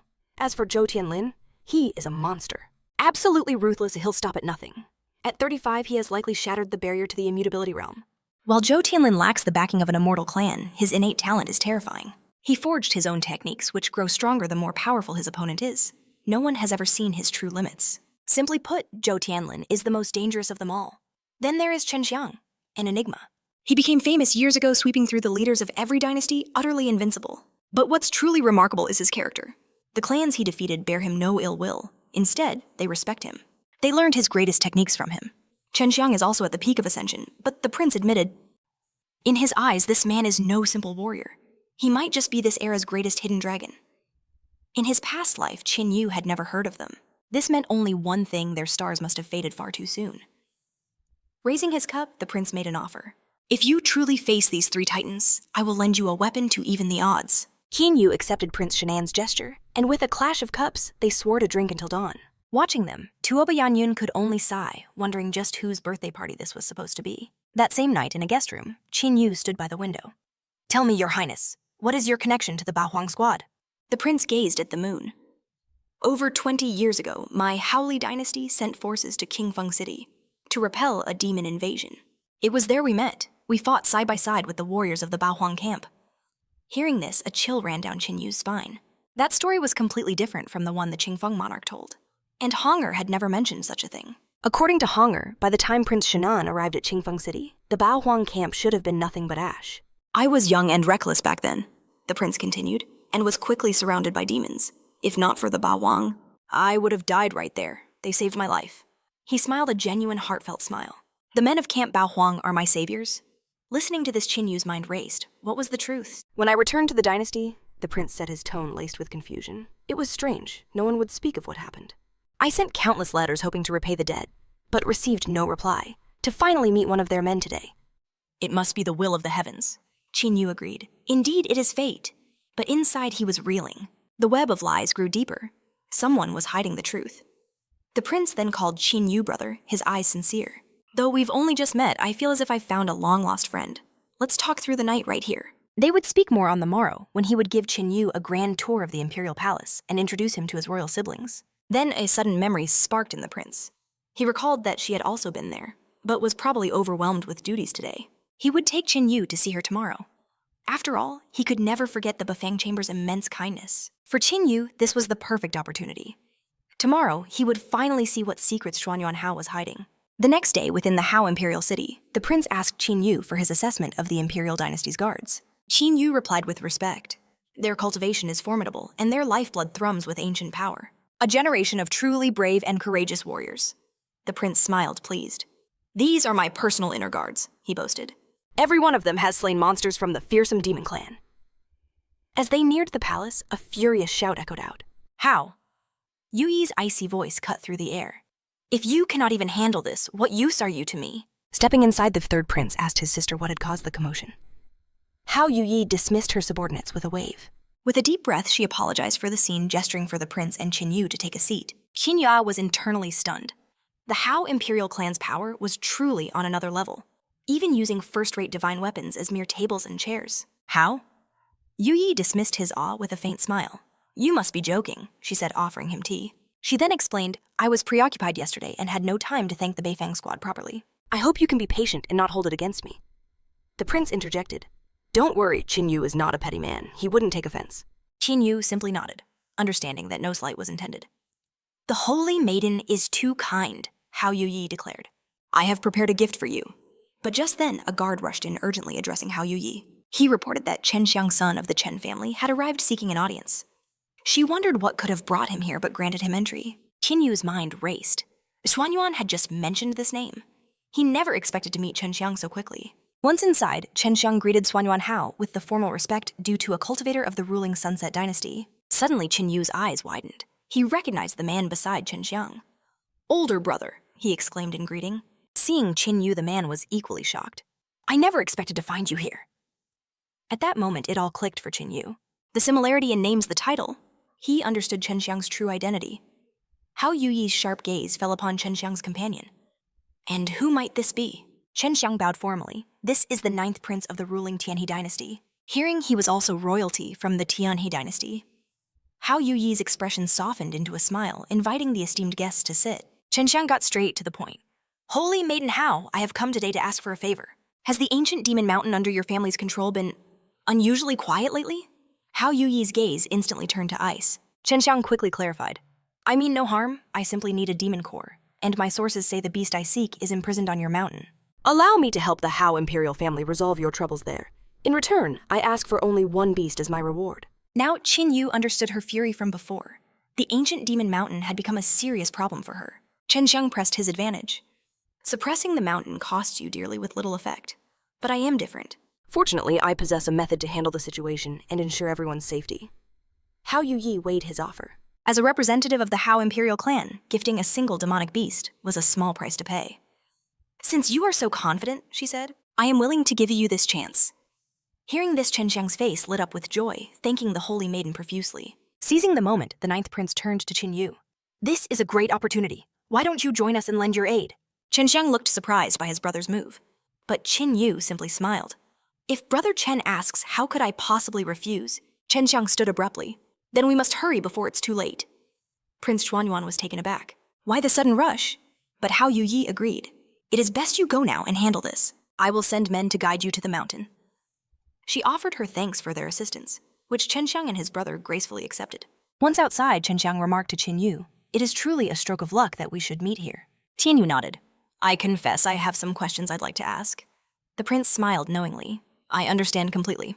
I will explain everything once we reach the ancient demon mountain. The man known as Zitu Zhangyu chuckled. I shall go on ahead so as not to disturb old friends. Chen Xiang watched him leave musing. The Zitu family truly understands what is right. They are destined for great things. A short while later, Qin Yu and his companions reached to the foot of the ancient mountain. One of the escorts apologized. Our journey ends here. We cannot guide you further. Our cultivation levels are far too low. Please be exceptionally careful from this point on. As the attendants departed, Qin Yu turned to the prince. Brother Chen, I believe you were about to explain everything. Chen Xiang of the Sunset Dynasty was no mere noble, but a true prince of the Tian Dynasty. He was the 17th in line and the youngest of them all. Chen Xiang bowed to Qin Yu, respectfully calling him brother. Chen Han then revealed a startling truth. The 17th prince had been sent to the Sunset Dynasty from the moment of his birth, his real identity a secret known to only a select few. Through fate and relentless cultivation, he carved out a legendary reputation in the Sunset Empire. Chen Han then told his younger brother that Qin Yu was one of them, assuring him he could speak freely. In turn, Chen Xiang revealed to Ching Yu the secret of his power. His technique was the fearsome sun absorption art, capable of devouring almost anything to fuel his cultivation. If he consumes a dragon beast, he inherits its draconic bloodline. If he absorbs a demonic beast, he seizes its demonic core. And what if it consumes a person? With a sudden smirk, he revealed the art's biggest limitation. The one drawback of the sun absorption art is, it cannot absorb people. Chen Han demanded to know how he could be so casual, telling him to get straight to the point. Ching Yu had to admit the technique was nothing short of monstrous. Truly a fearsome power. It explained why in his previous life he had never even heard of Chen Xiang. He must have met an early demise. Chen Xiang went on explaining he had recently hit a major bottleneck in his cultivation. To shatter this barrier, he needed to devour incredibly strong demons or monsters. He'd already consumed countless ordinary beasts, but none had enough energy. Only a truly potent demonic beast would do the trick. The problem was finding such high-level beasts in the wild is nearly impossible. He was on the verge of giving up, when his ninth brother suddenly spoke of a disturbance at the Ho clan's ancient demon mountain. That was the very reason for their journey here. Ching Yu asked Chen Xiang directly if he was the cause of all the mountain's chaos. Seeing his brother's confident smirk, Chen Han was stunned he would resort to such methods. But the ninth prince merely asked what difference it made. Whether he did it or not, it's time to get down to business. As they ventured deeper into the mountain, Chen Han revealed the sight before them, an ancient demon corpse formation, created by hundreds of the Ho clan's greatest masters. However, for some unknown reason, a flaw had appeared in the formation, causing the powerful seal to weaken. Because of this instability, the long-suppressed demons had begun to awaken. If the formation collapsed, the entire demon race would be unleashed upon the world, bringing endless misery. Restoring the seal would cost the Ho clan enormous effort, resources, and time, and would even damage the cultivation of their own clan members. That's why they had made their choice to entrust this monumental task to the three of them. Ching Yu grew uneasy, as the prince made no attempt to hide his involvement. Chen Han simply stated that his younger brother had earned his admiration. He then explained the formation wasn't yet weak enough for the truly sealed demons to awaken, and so he had to add fuel to the fire. With that, the prince hurled a strange object directly into the formation's core. The object latched on, instantly devouring the core's energy. Moments later, a huge chunk of the core itself crumbled away. Immediately, the entire mountain began to tremble violently. A moment later, the first demon emerged. Seeing it, Chen Xiang smirked. Finally, he said, a demon at the peak of the delusion realm. I've been searching for you for a very long time. Chen Xiang's spiritual aura exploded forth. He told Chen Han and Ching Yu to handle the other demons while he took care of the big one. Instantly, he summoned 2 massive hammers. I'll be back soon, he shouted, launching himself into battle. Ching Yu was astonished. Chen Xiang was wielding a level 4 immortal weapon. Chen Xiang just laughed. How can you travel the world without a few trump cards? With that, he slammed his hammer into the demon, tearing a massive gash in its flesh. Ching Yu, on the other hand, summoned his own weapon. The spear of the god of war appeared in his grasp. He unleashed the divine thunder spear technique, obliterating scores of demons. Chen Han was shocked by how much stronger Ching Yu had become. With just one technique, he had slaughtered so many demons. To this, Ching Yu simply replied, these demons were too weak. Glancing toward Chen Xiang, he sensed that the main battle was reaching its climax. Chen Xiang slammed his 2 hammers together, making the sun and moon appear in the sky as he unleashed the sun, moon, and thunder hammer technique. He fused the weapons, transforming into a towering giant. He was now even taller than the demon before him. Terrified by such an overwhelming foe, the demon tried to escape, but Chen Xiang was faster and obliterated it with a single devastating blow. Ching Yu was stunned by such a terrifying hammer art. He assumed it had to be, at least, a martial art of the highest heavenly stage. But even a technique this incredible must have its drawbacks. Chen Han inquired about the disadvantages. Ching Yu replied that this hammer art must be used with a combination of 2 hammers, and each time it is used, it inflicts great damage back upon the wielder. The hammer offered swift recovery, but its power came at a terrible price. Overuse would leave behind dark scars and creeping corruption. Hearing this, Ching Yu told Chen Han not to worry. He would master the hammer's technique and perfect it himself. Chen Xing could only smile, placing his hope in Ching Yu. Meanwhile, he reached for the slain demon's core, saying that with this, he could surely create a distraction. But just then, a piercing scream tore through the heavens. the sky was instantly covered with lightning. Chen Shen stared at the formation where the demon had crawled out, asking how this was possible. After all, he had only broken a tiny fragment of it. The demon simply roared, "You will all die here." The truth struck Ching Yu like lightning. He turned to Chen Han and said grimly, "We've been tricked." Chen Han was stunned by the words. Tricked? What do you mean? He asked. Ching Yu explained that in the contest of the 8 great dynasties, their strongest rival is Chen Sheng. But if he were to fall in this place, Realization dawned, and Chunshang roared. He cursed the Hewu imperial family. Their schemes were far too devious. As if on cue, the demon charged straight for Ching Yu. He could feel its oppressive power easily equal to the destruction realm. The immense pressure it radiated was just as strong as the underground bloodbath he'd fought before Ching Yu yelled to the princes that they had to run. But as they turned to flee, hordes of newly unsealed demons blocked their path. Chenzhang desperately tried to attack the beast. He saw a shadow loom over him, and in the next instant the colossal demon crushed him underfoot. Chenang was utterly frozen, shocked by the loss of the 17th prince. The demon lunged toward him, but a moment before impact Ching Yu intervened, saving him. Staring at the behemoths, Chen Shang admitted this was all his fault. He urged Ching Yu to escape if he had some hidden trump card. The demon mocked them. None of you are leaving this place alive today. Immediately after, it swung a flaming axe at Ching Yu, but just before the strike landed, Ching Yu summoned the Spear of the War God. He unleashed the Thunder Sky Spear to parry the devastating attack. The demon sneered, "Is this all the strength you possess?" He then ordered the other demons to stand down. He wanted to personally discover the limits of the man before him. Ching Yu knew this demon alone wasn't a true threat. It was weaker than he was before his reincarnation. The real problem was the 4 other great demons, and the one hovering ominously in the sky. The demon swung its massive axe again, but to its shock, Ching Yu perfectly blocked the blow. The demon instantly created distance, wary of a counterattack. Surprised by this human's power, the demon infused itself with more energy and charged again. It wanted to see how he would possibly dodge the next assault. Ching Yu knew the situation was dire. He decided to unleash more of his power, partially transforming into his dragon form. But just as he did, the demon halted its attack and suddenly dropped to one knee. Ching Yu stared baffled by this sudden turn of events. One by one, the other demons knelt behind it, and the one floating in the sky bowed, greeting the Lord of the 4 heavenly demons. A portal of pure darkness ripped open behind Ching Yu, and from it the 4 heavenly demon lord emerged. Ching Yu instantly sensed a new level of dread. Though no energy fluctuated from this being, the pressure he radiated was in a completely different dimension from the great demons. Even that terrifying bloodsucker bat was nothing compared to him. As the Overlord took a single step, the sheer pressure forced Chenhan to his knees. He approached Ching Yu, raised a hand toward him, and then unexpectedly placed it on his shoulder. A smirk spread across the Overlord's face. "I have finally found you," he said. Hearing this, Chen Shang reeled in shock. How could the Overlord act this way? The great demons were frozen in utter confusion. Only the hovering demon, Jin, dared to ask what was happening. Just then, the Overlord let out a laugh and invited Ching Yu to come with him. Ching Yu was stunned. How did the 4 heavenly demon lord know his name? And more than that, he seemed to be trying to befriend him. He tried to make sense of what was happening, when suddenly he thought of Xiaoan. This had to be her doing. Realizing the connection, Ching Yu agreed to go with the Overlord. But he had one condition. He told him he wanted to bring one other person with him. The Overlord simply turned and said he was fine with that. But suddenly, the hovering demon shot towards the Overlord, pleading for him to stop. The demon roared with hatred. "This man killed my beloved child. He must be executed for his crime." Hearing this, the Lord of the 4 heavenly demons casually waved his hand. A massive rift tore open the sky, and in the next moment, the hovering demon's lifeless body crashed to the ground. Lost. Seeing this unfold, Chen Yu realized this Overlord was even stronger than he'd first thought.